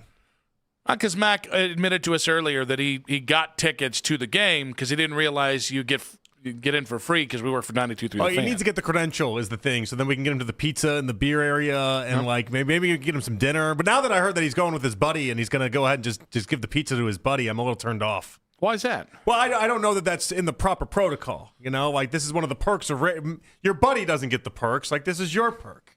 Well, but if he took a girlfriend, well, then I'd want it to have a chance. Well, the point is, if you get the free pizza there, but if you I guess. took Elise, yeah, you would expect she gets the fringe benefits as well. What's so different about a friend? First off, my wife and a friend is two different people in a big way, I think. My wife is my friend. Exactly right. But, I don't even know. I mean, this is your best friend, though, right? Yeah, one of them. Oh, you know that. what? If I was Matt, I would not like the sound of that. One of them, yeah, his voice went up. Rank your other friends. Yeah, one of them. This is the guy that you talked the most about, I would imagine. I mean, I've stood in other friends' weddings, so that's where. Oh, this is dirty pool. There's a Matt's backstory not here. getting pizza. There's a backstory here. And apparently, this is why he doesn't get pizza, because he got married and you weren't in that wedding. Actually, no, I had another friend that got. I've had other friends that I've known for longer as well. Wow. Matt is one of my best friends. No, I don't think of my best friends in that way. I just think of my best friends. You weren't in Matt's wedding, though. Matt didn't get married. I thought he got married. No, it's a real sore What do subject. you mean? It's a real sore subject. It's gal I thought left this him. was built up. I thought they were married and then she left. No. No. No? No. I don't know the guy. It's all off of your stories. Oh, that's even sadder. Or is it? I don't know. It might not be. It might not I be. think the getting Actually, married you know and what? then getting No, left because is you're the not. No, more because tougher one. he's not like a divorced person. That's not a bad thing. Who cares? I don't know what's worse. Watching you try to land the plane. I don't know what's. Well, I'm trying in not real time. sounding like a real a-hole. I'm trying in real really time. good for me. To try to figure out what's worse, but neither one is great. But neither one's awful. Many people are happy. He in these was scenarios. engaged and then they broke up. I think that's one way to put it. Yeah. Well, is that the right way, or is that just one way to put it? Yes. You see how I don't know if he's married or not married? You see the vagueness Well, it's that really I'm dealing hard with? to say the man got left, Why? buddy boy. Why is that so hard? Because we got feelings out there. He's going to have pizza tonight. Not now. I'll take away his feelings. Oh, now I'm delivering him pizza. Now I'm taking him pizza, and he's going to be fine. All of a sudden, it's... Matt, I got a pizza. I got some beer for you. Matty Nice. Let me come over there. Matty Nice. JP's going to be massaging his shoulders. It's all right, buddy. You're better. Hey, You're better than her. Don't you worry about her. You and Mac are going to find people much better. Also play for your team. Oh, good. What? Pew, pew, pew, One pew, pew, pew, pew, pew. murder. So anyway, I don't know that. I mean, it's station pizza. I don't know that you get to bring it to Matt, but after this, bring him whatever you want. I don't think it's just station pizza. I think it's station and accompanying pizza. I don't know that answer. I don't think that's true. I don't know. I didn't even know that there was a credential He's for not. it. He's so not. I don't Matt's know not either. credentialed. I think, but like Elise isn't credentialed. For instance, if she went with me to this game, she's not credentialed. That's not how it works. Yeah, but I think you just have to assume the sale. I don't. Last time we did this, You're kind of too much of a rule follower for my liking. Me, Ken, Anthony. You're a little bit of a renegade. Well, I mean, what is this, like the Steelers' third quarter? Matt could just go up and be like, I also work at the Fan, but I forgot my credential. Bang, biscuit. Give me my pizza. Everyone there knows that he doesn't work there, though. So it's going to be like, Matt, why are you here eating our beer and our pizza? Who's everyone? But not the people handing out the beer and the pizza. This guy have a little bit of confidence with it. I mean, it'll be like an open table with like a bunch of like tubs of pizza or tubs of beer, and then pizza. Like this isn't Tubs of pizza. This isn't like a hard thing. I think I've been called a tub of pizza before. But this isn't a hard thing. This isn't a bad thing to navigate here. But like you act like he's crashing like a royal wedding. I don't act like anything. I'm ready to give the man the pizza. I just didn't know the results here. I just didn't know he was willing married. to give him anything plus pizza at this point. I don't know your points. I don't know. I think you've lost your point. I think you lost the point. So, you guys going to enjoy it? I mean, I don't know. I plan on having a good time. No? Mac? Yeah, I think so. It'll be a good time. It's nice. We support Ken and Anthony out there. A lot of 92.3 The Fan listeners. It's going to be a real nice time. It's going to be a real nice time. It's going to be a very nice time. If you guys are going, make sure you say hi to us all. Make sure you grab make a piece of pizza, maybe a a tub of beer. If you happen to do like a chant of like, "Where's Nick Wilson? Yeah. Where's Nick Wilson?" Well, I hate do to tell you, very well for my hate ego. to tell you, he won't be there. Yeah. He won't be at this game. No. So, but a chant would be I nice. have a tub of pizza. A chant would be nice. I actually thought it was the next game. So I'm just going to be going to yeah? the next Cleveland State Yeah, game who's by that myself. one? Who's that one against? Valpo. Valpo. Yeah. It's not a bad guess. That's not a bad That's guess. not a bad You got guess a at chance all. of it being right. Our senior research analyst, Mac Robinson, whose third best friend, Matt, is going with him. Youngstown State. Oh! There we go. I should have known. I'm gonna show the morning show a lot of love. I'm gonna support their outing. It's gonna be a really nice day, really nice night. I hope you have a good time. This is good. I'm gonna have some pizza. I'm gonna have some beer. Just too bad you're missing it. Mm-hmm. Yeah. So I'm just a little upset by that. That's all. Why is that? We'll get over it. Why are you upset about it? Well, it'd be nice. I want the "Where's Nick Wilson" chance. I want people to be like, "Hey." So then you don't want me there. But I want people to be like, "Hey, can I have a selfie with Nick?" Right when Ken is standing right there. That'd be really nice. That'd be really funny to me. And that won't exist now. That won't exist. But they can ask for a selfie with you. Yeah, I know. That'll also be fun too, and really or funny. Mac and Matt. Free all pizza. enjoyable. If they're asking for selfies with Matt, we might have an issue. I'd also like them to ask for a selfie with Nick, except they're asking it to Ken. That's funny too. You Come see, on. like there's a lot of Come funny on. things that can happen. Come on. Or they scream, "Hey, Ken Carmen!" and it's just you there. That's funny too. Strike that, reverse That's it. a lot of that's a lot of fun. So you really just want me to feel uncomfortable there? No, I'd like to have somebody to hang out with. Is the truth. You got Mac and Matt. Mac's busy with Matt, his third best friend in life. I think it might be more like fifth best friend. I thought it was Or first. is it just before off this the board combo. altogether? I mean, geez. Is it more like here are my four best friends and then there's Matt? Because that feels really offensive. It's fine. I'm gonna hang out with Ted. We're gonna have a good time. I definitely don't want to go. We're gonna have a good time. It's gonna be a good No, time. it's gonna be great. You guys are a good hang. Yeah, gonna be a good time. Hopefully, they make Ken shoot a halftime shot or something like that, or a free throw I want to contest. see Lima shoot. Oh, well, then go to the game, Mr. Basketball. Then I go wanna to the see game. that- I know. I want to see what his high school basketball prowess was really like. Yeah. He's got hoops knowledge. Let's see if he's got the skills. I don't You know can that tell he- Max Struess to start taking notes. I don't know. I don't know. We needed that. Geez, there. that's a little much. I mean, it's been a long time since he shot a basketball. If he played in high school, No pizza for you. If he airballed it, I mean, would I scream airball? Yeah, but am I gonna beat him up over it? No. It's been a long time. He's in his 40s. Lance Reisland. We'll be talking head coaches. We'll be talking quarterbacks. We'll be talking the quarterback plan for the Cleveland Browns in 5 minutes on 92.3 The Fan.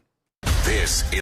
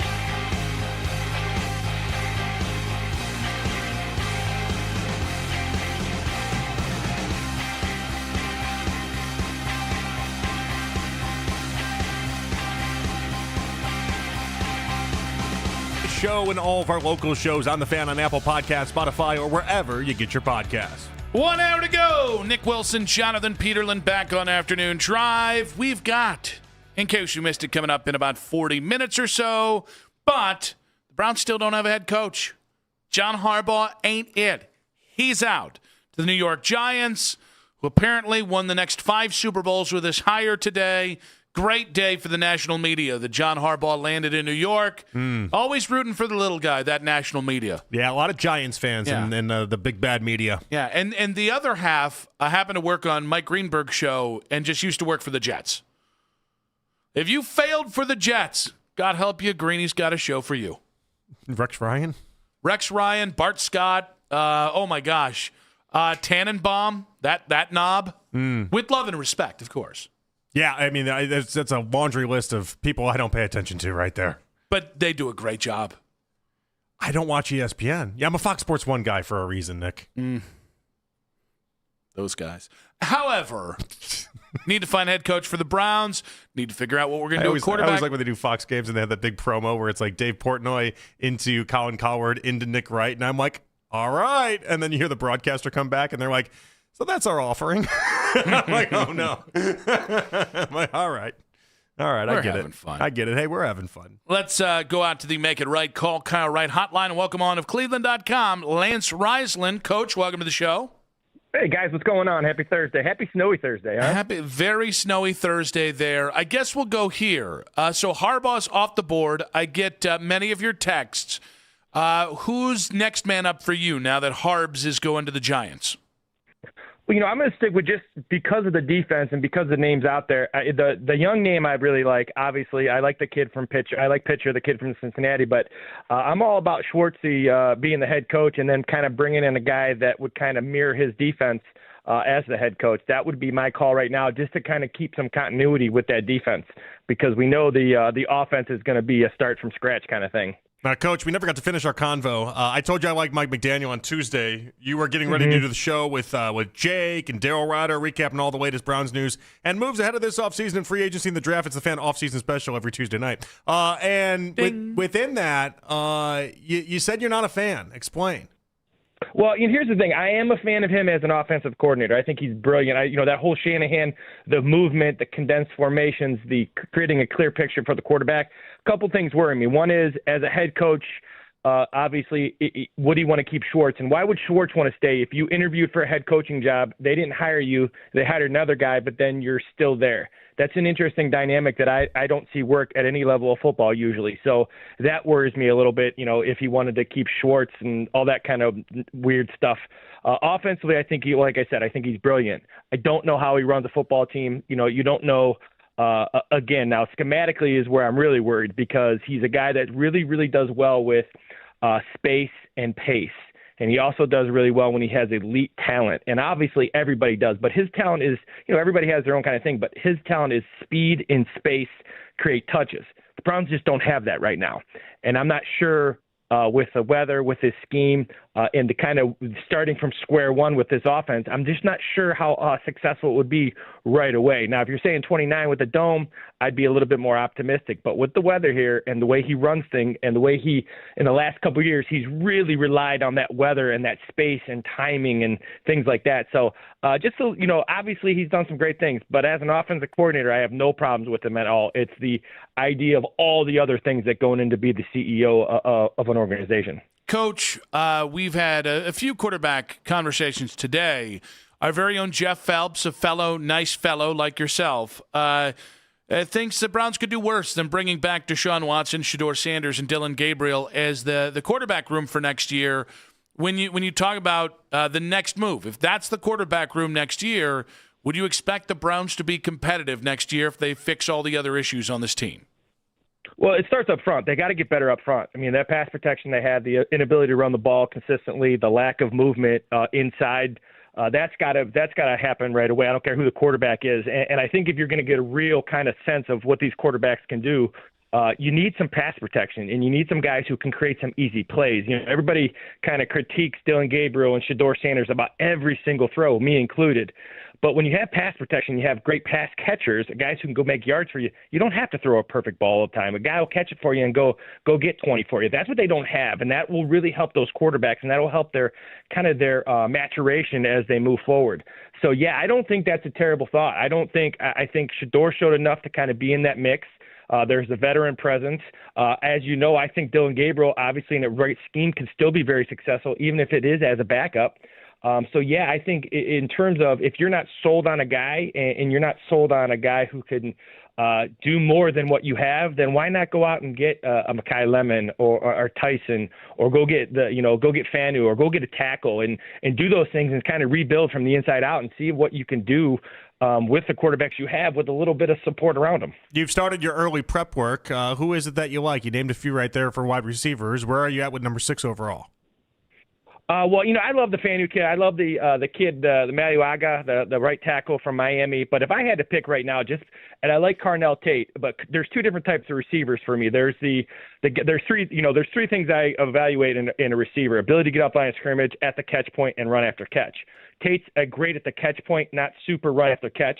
Lemon is probably not as talented going to get the ball as Tate, but you're talking about a guy for me right now as I'm starting early in this process. He's the best guy in space with the ball in his hands. That's what the Browns need. He can play inside or outside. I just like his ability to kind of take some short balls and kind of get some chunk yards without everybody having to be perfect. And for me, that's what the Browns need, his flexibility inside and out. It immediately makes Jerry Jeudy number 2, which I think would really help him. It kind of helps Fannin. If they can get that guy outside for me, that's where I would go. Obviously, I like the Tyson kid out of Arizona State, but his injuries kind of bother me. Lemon is well put together, and then I don't think you can lose if you're not happy with Ced Tillman and you don't think he can help you. Then he becomes Carnell Tate becomes that big-bodied guy who can go get the ball, especially in the red zone. So I thought it was really interesting. I don't think it's a mistake that the Browns ran a specific offense 2 years ago, and that Jerry Jeudy was very productive. Then come this year, they go back to kind of the on-schedule throws, a little maybe tighter routes, and all of a sudden Jerry Jeudy kind of disappears. And I know it's more than just what the wide receivers are being asked to do, but do you look at, when you're talking about all these wide receivers, are these guys like scheme specific, or do you see these guys being able to go across multiple schemes, or are there better fits out there?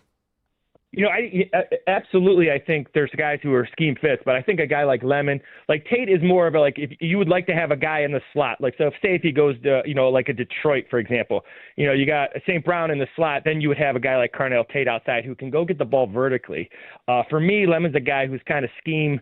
I don't really think of him as a receiver. I think of him as a touch guy. So on my call sheet, it would be touches. And you're creating touches wherever it may be. Because he can play inside or outside, you can use him in motion. You can use him out of the backfield. He's got a pretty thick lower body, so injuries hopefully won't be an issue. He's just a guy who's explosive with the ball in his hands. And for so many years, even when Kevin was rolling kind of with the offense back 3-4 years ago, everything has to be right. And when the Browns are rolling, it's 12 to 15 plays. That's hard to do without making mistakes. Great teams have those drives, but if you get 12 possessions a game, which we all kind of, base everything on, you need 2 or 3 possessions that a guy goes and makes plays for you. You don't block everything right. You don't throw it right, but a guy just makes a play for you. That's what they need on offense, and that's what they've really struggled with. Even the receivers ahead, a guy who can just simply make everything better because he touches it. I think that's crucial for an offense moving forward, especially with young quarterbacks. Coach, I think you're the perfect person to ask this question, too. Andrew Siciliano was on Baskin and Phelps a couple days ago, and he was saying he's not the biggest fan of a Jesse Minter type, someone that doesn't do what the Browns' defense currently is if you brought him in. How much does that matter, do you feel like? We brought this up with Brian Flores. He runs a 3-4. It's not really what the Browns do. Like, if you were deciding on a new head coach, would you let that stand in the way that they don't run the defense that already exists here, that Miles is the most comfortable in, et cetera? Well, I think, for this particular job, I think you have to kind of match that a little bit. And, a guy like Chris Shula, he does that with the Rams a little bit more than Jesse Minter does. Now, Jesse Minter comes from the Mike McDonald, the Wink Martindale kind of line where they're very multiple. So it's not like, very rarely, JP, are any of these NFL teams, even college and high school now, where they're just a forefront or an odd front. Everybody's pretty multiple. So you can get your guys where you want them. If you want them isolated on a tackle or a guard, you can kind of do that now just through the kind of the evolution of offense, and what you're going to see on these downs. So Jesse Minter is a guy who is going to be more of a too high shell. I really think the guy that would make sense if they brought in a defense guy would be Chris Shula, the guy with the Rams. I'm starting my work on him tonight. He's a one high hat guy. He's a guy who plays a little bit more man coverage, a little bit more cover three, likes to have guys down the box. But I think where the Browns are at, I think that's got to be part of it. You have some guys who are in their prime and some high-level guys at all three levels. I think you got to, bring in a guy who's not going to completely change that because your offense is bare bones right now. So I do think in this, usually I would say no, but in this particular situation, I think it's important they get a guy who is flexible enough to make this scheme work for what the Browns have done the last couple of years. All right, Coach, we got the divisional round coming up this weekend. Denver versus Buffalo, New England and Houston, Seattle and San Francisco, Chicago and the Rams. Of the 8 teams remaining in the NFL playoffs, what teams do you have the maybe highest belief that they can not just win this weekend, but, win a Super Bowl? Well, I'm going to go with the Rams, and I'm actually going to go with the Bills. And here's why. Because I think quarterback play at this time of year really is important. And I got to think that Josh Allen's going to carry the Bills. I don't know why I feel that way. I just feel like he's kind of on a mission. He's kind of making everybody around everybody on his team better.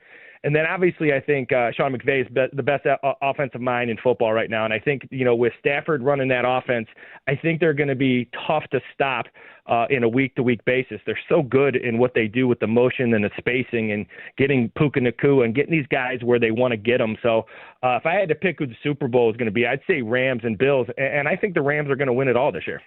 Coach, my Vegas people have really paid attention to the idea that Stafford's 1-9 in his last what was deemed as a cold weather game. I heard Tom Brady today discussing the idea that why he was so good throughout his career is they practice out in the cold, and he became really just used to playing in cold weather games. He understood how many layers he needed, etc. Chicago's got that advantage. They do. When you have a team like Matthew Stafford and what the Rams are, where it's a lot of guys that play in a warm weather place, they don't get to do the cold. It's supposed to be not as cold as that Browns-Bears game in the regular season, but it's supposed to be really, really cold. What do you expect out of this one? Well, as you and I have talked about, my big thing always has been wind.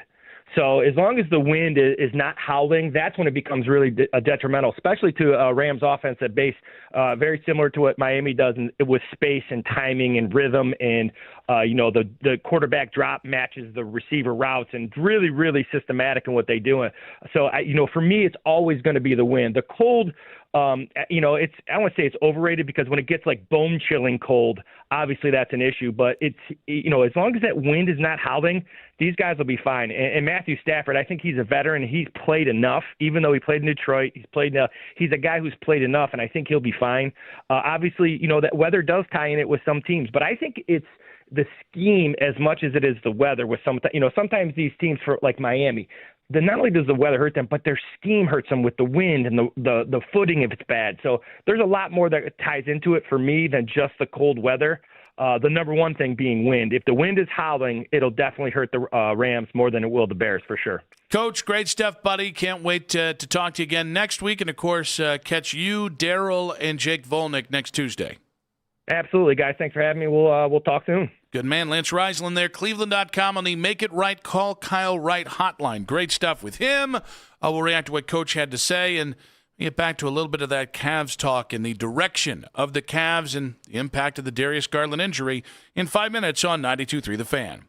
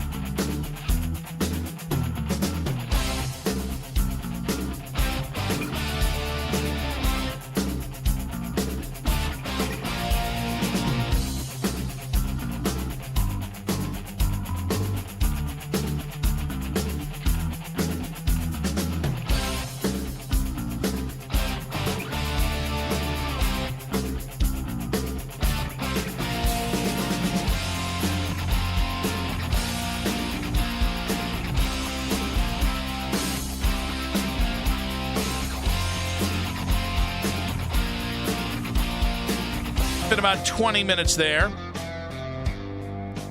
Go Cavs. What's that? Am I the only person that didn't panic when Darius Garland got hurt? What did you call him? Cavs. Why are we doing that? We're having fun. Is that not allowed? It's allowed. It just, I didn't know if you just misspoke there for a second. No, it was on purpose, yeah. That was on purpose? Yeah. Go Cavs. Yes. I don't think it was on purpose. Was it on purpose? It was. You just want this to be my version of euphemism? That's kind of it, yeah. Kind of it. Then oh no, I said it on accident. Did they help?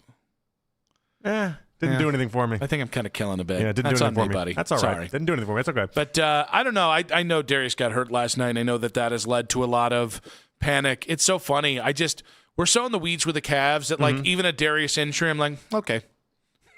Well, at least we got clarification on what exactly he injured after Atkinson said that it was a different foot than everyone saw. It is not the great big toe that he had surgery on. It is, in fact, his other great big toe on his other foot. That is what I thought was really, really funny. Was like the good news is it's a different toe. Whoa, how is this good news? Also, another great big toe, though. He's got great big toe issues. Listen, was that going to replace Achilles' heels? Darius Garland's great big toe, is that going to be the new euphemism in Cleveland? I've never seen anyone have a great big toe issue ever, and now he's had multiple great big toe issues. Yeah, it's so weird with Darius, and it's so funny on whatever day it is, who is the ire of Cleveland sports fans like frustration.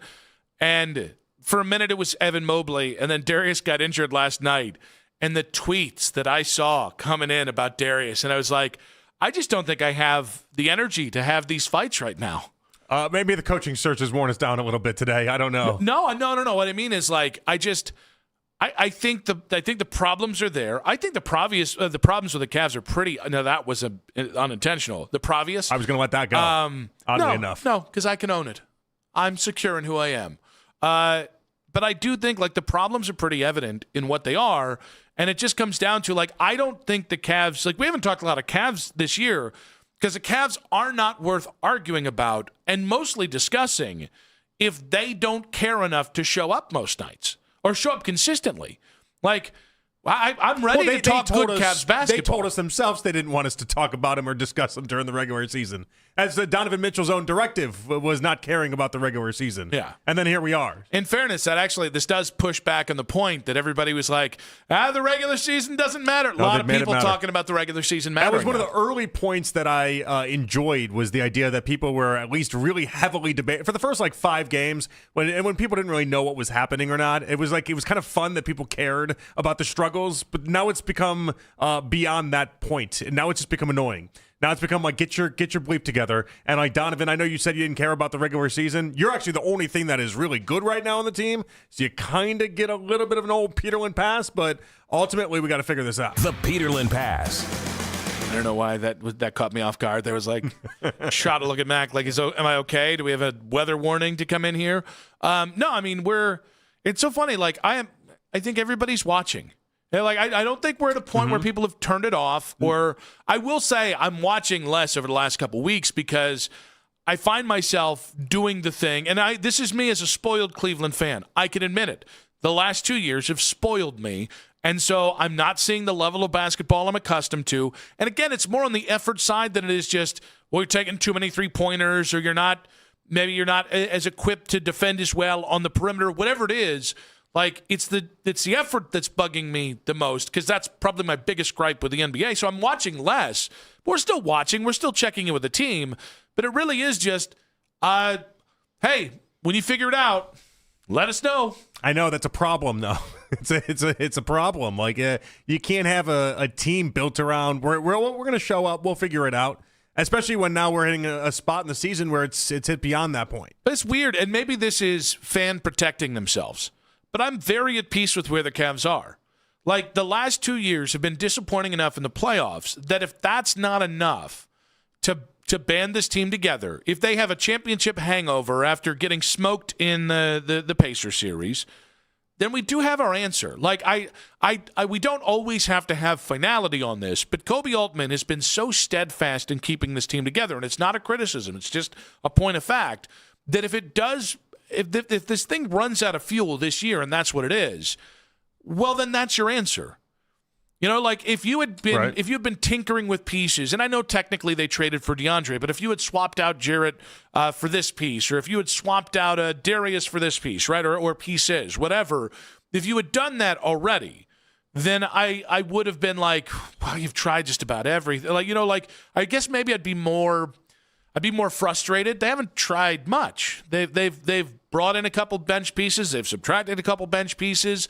Like, it's been all about this core four, and so they put themselves into, if it doesn't work out here, well, the value of Darius and Jarrett is just not going to get you what you need to build around Darius, Donovan, and Evan, which means you're going to have to choose between Donovan and Evan, and the delaying the smaller conversations is leading to the greatest conversation. And there's a part of me that's like, all right, I guess, like, I have no control over this. I guess this is just where we're going to be. But I think the frustrating part is that as basically everyone that watches the Cavs a couple years ago were yelling and saying you can't have two small guards and you can't do it with the two big guys up front. Like, this is not constructing a basketball team. This is not how you do it. And it seems like if you fast forward now, we've all kind of in a weird way been proven right. And it stinks that we had to get there, but like if that's what this ends up with at the end of this season, if they go out in the first or second round, like, it was a good job, good effort by Koby Altman, and it's been much more competitive than I think some people thought it would be. But ultimately, I think there's going to be a lot of people saying, "I told you," when I'm not looking at this like this was the end of the world. Yeah, well, again, it's like runs like this. But people happen. are ready though. But people are ready to do the "I told you so," which I don't know that we need to. Like, this was as good of a 4-year run. I heard Phelps do it today. Phelps was on a run today. Everyone knows he's an "I told you so" guy. He was on a run. He was on a heater with quarterback takes too. God bless him. But his whole thing was like, he's like, I've been telling everybody forever, you can't win with two small guards, and like this, we found that out. Well, but I guess my thing is, like, and again, I'm not ready to call it. I said earlier in the show, if you said right now, give me the percentages of they're going to make a run and everything will be okay and it will at least be satiated and interested going to the playoffs, or it's just not going to happen and this is going to be maybe a play-in team or maybe a really 6th seed, whatever, I'd give it like a 80% chance that I think it's going to work out. The fact that we've gotten there in half a season of basketball isn't great, because I was 100% sure you were going to be great this year, but like, I guess there's a point of, like, these runs that we're having right now happen all the time in the NBA. There are teams that have a couple draft picks hit. They're built wonkily because, you know, it was the guys, not the wrong pieces, but it was an undersized point guard. It was a defense first big. It was this, that, and the other. And then you just never get it right around them. Those 4 to 5 year runs happen. Washington's had like 2 of them since the last 15 years. Every team, Portland had one post LaMarcus Aldridge with the 2 underside guards they have. Like, there's a part of me that's like, at some point, it is like the Simba holding in the sky circle of moment or circle of life moment. It's the NBA. This stuff happens. This is why when a team actually puts it together and does something like what OKC has done, it's just so incredibly impressive and holy crap. I guess I'd ask you, what do you think what are your expectations now for the season? My expectations are you get it together. Well, I think a lot of people have changed, though. If we're talking like Eastern, it used to be like Eastern Conference Finals, NBA Finals. I feel like everyone started the season with NBA Finals or bust. Then they brought it down to Eastern Conference Finals, and now I genuinely don't know where people are. Like, is winning, is getting out of the second round, is that the main goal now? I don't think we should have changed our expectations. If you get to the Eastern Conference Finals, then it's a success, and then you have, I guess, bandwidth to continue. As wide open as the East is. As wide open as the East is. Like, once the Halliburton injury happened in the finals, I think a lot of people were just kind of projecting out it's NBA Finals or bust. And then I've seen it slowly move further and further back. I don't think we should move off our expectations. You've got, it's a little less than 40 games. You've got 37 games, figure it out. And if you don't, but then you're going to have to break it up. And I don't love going into times where this is an artificial deadline, but there are real deadlines. There's Donovan's next contract.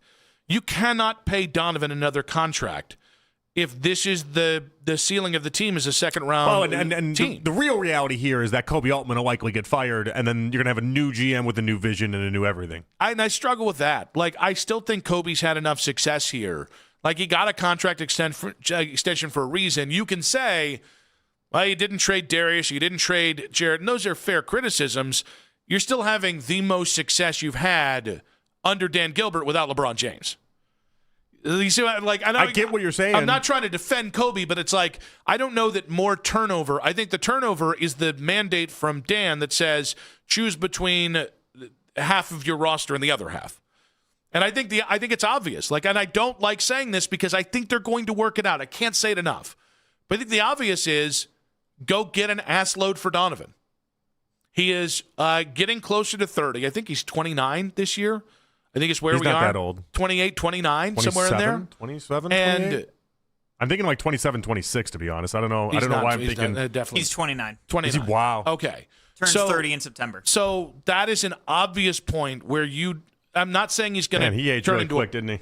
Well, it's 4 years. You traded for him when he was 26, and it used to be in the NBA at 33, you're cooked. I mean, like, there's nothing. Now, some of these guys are doing a little bit more, but he's also an undersized guard. The shelf life for Donovan, this is not being that old is not that's not great. And again, I don't love having this conversation, but the teams that do it wrong, I remember being in Charlotte when they had a pretty strong offer. I don't remember the exact details, or I'd tell it. A pretty strong offer for Kemba Walker. And Kemba this was right before Kemba really had like the zenith of his NBA career. And they had, I think it was at least one first and a couple nice young pieces for Kemba a year from free agency. And it was as good as you were going to get. And Michael Jordan said, nope, it's Kemba's team. We're going to build around him. Kemba left a year later for Boston. You got Terry Rozier for him. And I think it was 6 months later. It was probably a year later. Kemba's career as a headline starter was done. I mean, it just goes very quickly for a lot of those guards. A lot of those guards. And so, like, it's interesting. Like, again, I'm not trying to be fatalistic or negative. And I would imagine but Donovan, I think this is where we are. Donovan opts out of his the option that he's got. I would assume he declines it, and then I would assume he gets a max from someone else, and it's like his one last chance to really make a run for it. But if it doesn't work out this year, the reality is that Donovan's going to be labeled as a guy that never made it out of the second round. Well, but I still think you're going to be able to get... That's not only just here, that's in Utah, too. I still think you're going to be able to get a home run for him. You're going to be... And honestly, I think you might be able to get the pieces that you can... Like a big two, maybe another wing, maybe a true power forward to play next to Evan. Like, I think you are going to be able to get the pieces necessary to build around Darius and Evan, even if right now I think fans are saying, well, I don't want that. Well, you don't really have leverage with Darius given his injury history. And the one thing you haven't done with Evan, and this is where it might not be the worst idea, and again, this is all if, because I'm saying this in a very zen state. I'm not mad at the Cavs. I'm just in a very realistic spot of where they are, what they can do and what they might not do. The one thing you haven't done is built it all around Evan. And God bless Donovan. He is so good. I can understand if him having the ball as much as he has is an impediment to building an offense around Evan. Now Evan has not taken the ball and run with it. Totally fair. Right. But you cannot have a situation where this happens with Evan and you don't at least try and build an offense around him for real. Instead of, all right, it's not working, go back to Donovan, in the fourth quarter. I think that's what they're going to do if things start to get tight. And I think that's what they're going to do in the playoffs too, by the way. Their playoff plan is going to be the same thing they did last year. Yeah. It's Donovan, go save us. I was talking like next year, but I hear what you're saying. I mean, for this year. Yeah. No. It's Donovan, go save us, go figure it out. Like kind of what you saw last night in many ways, ideally, where they had a big enough lead, but Donovan scored 27 in the second half. Like, he owned the third quarter. In case you missed it, coming up in 5 minutes on 92.3 The Fan. What's up, everybody? Nick.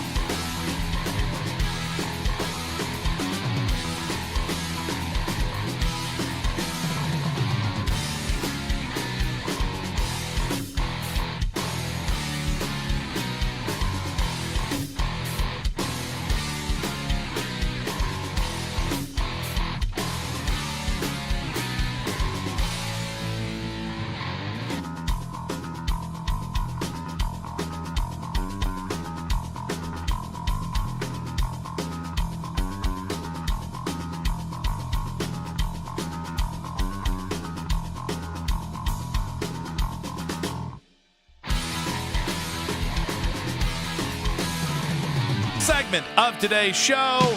Big thanks to our many guests on today's show. Emory Hunt, who not only did he sign up to do the 3 p.m. segment with us today, that also meant he was going to have an online back and forth with Anthony Lima. Godspeed to our buddy Emory Hunt. Pete Futek, 420 Today College Football News. Who's bored? Well, so what was tough I'm is still that I'm still a little frustrated about that. what was tough is that he definitely let us in. He was surprised we both said we're interested in the game. Yeah. I think he thought we were just going to crap all over the game, and he'd be like, "You see, yeah, you're right, because here's why." And then we're like, "No." He couldn't be the most negative guy about college football. I know. But like, we're both like, "Yeah, no, we're having fun with this. This is a good time." And he was very shocked at that. Ross Tucker Football Podcast at 5:20, talking about the head coaching candidates here. Lance Reisland at 6 o'clock. Great stuff with all those guests. Guys, if you missed a second of today's show, don't be afraid to go back and watch it on 92.3 The Fan's YouTube channel. Hit like. We like to be liked. Like the videos. Subscribe to 923thefan.com. And, of course, suck it, Cornlito. Suck it, Cornlito. Drop those corn emojis. People have been telling me you've been a real problem in that chat today, Cornlito. In fairness, I think it's a whole chat. Oh, really? Are they It's out just there today? it's been this week. I don't know what happened. Something got in the water. What I don't know. happened to our nice chat? Are they just... I mean, there are days where it gets problematic no matter what. Well, that's a chat. It was just... I dipped in there a couple times. I'm like, I don't think I can be associated with this right now. You're disassociating from our chat? guys, there are things being said here that cross several lines.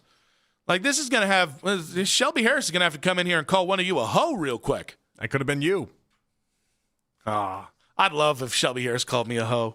Oh, no, I meant you get to drop in and call people hoes. Is what I thought. I didn't mean I'm Shelby. not a hoe caller. Shelby comes out of the corner and is like, "You a hoe." I'm not a and hoe then walks caller. out. No, I can't. I can't. Okay. Yeah. I can call you other things, but a hoe. That doesn't sound right with me. Not very good. You, boo. I also don't know why being a hoe is a bad thing. I grew up in a simpler time, and honestly, I always thought that was a little mean to real hoes. You know what I mean? Yeah. But you practice what you want to become. You're not going to out-freak this freak, okay? I'm horny. I think we're going to get to in case we missed it right now.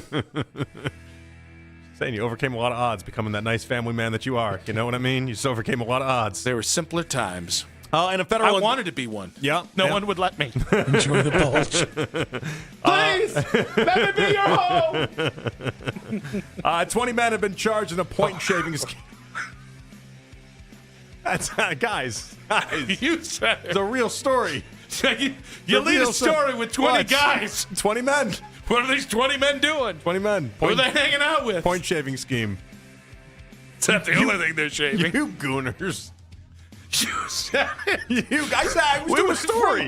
We're doing a story. 20 guys. 20 men.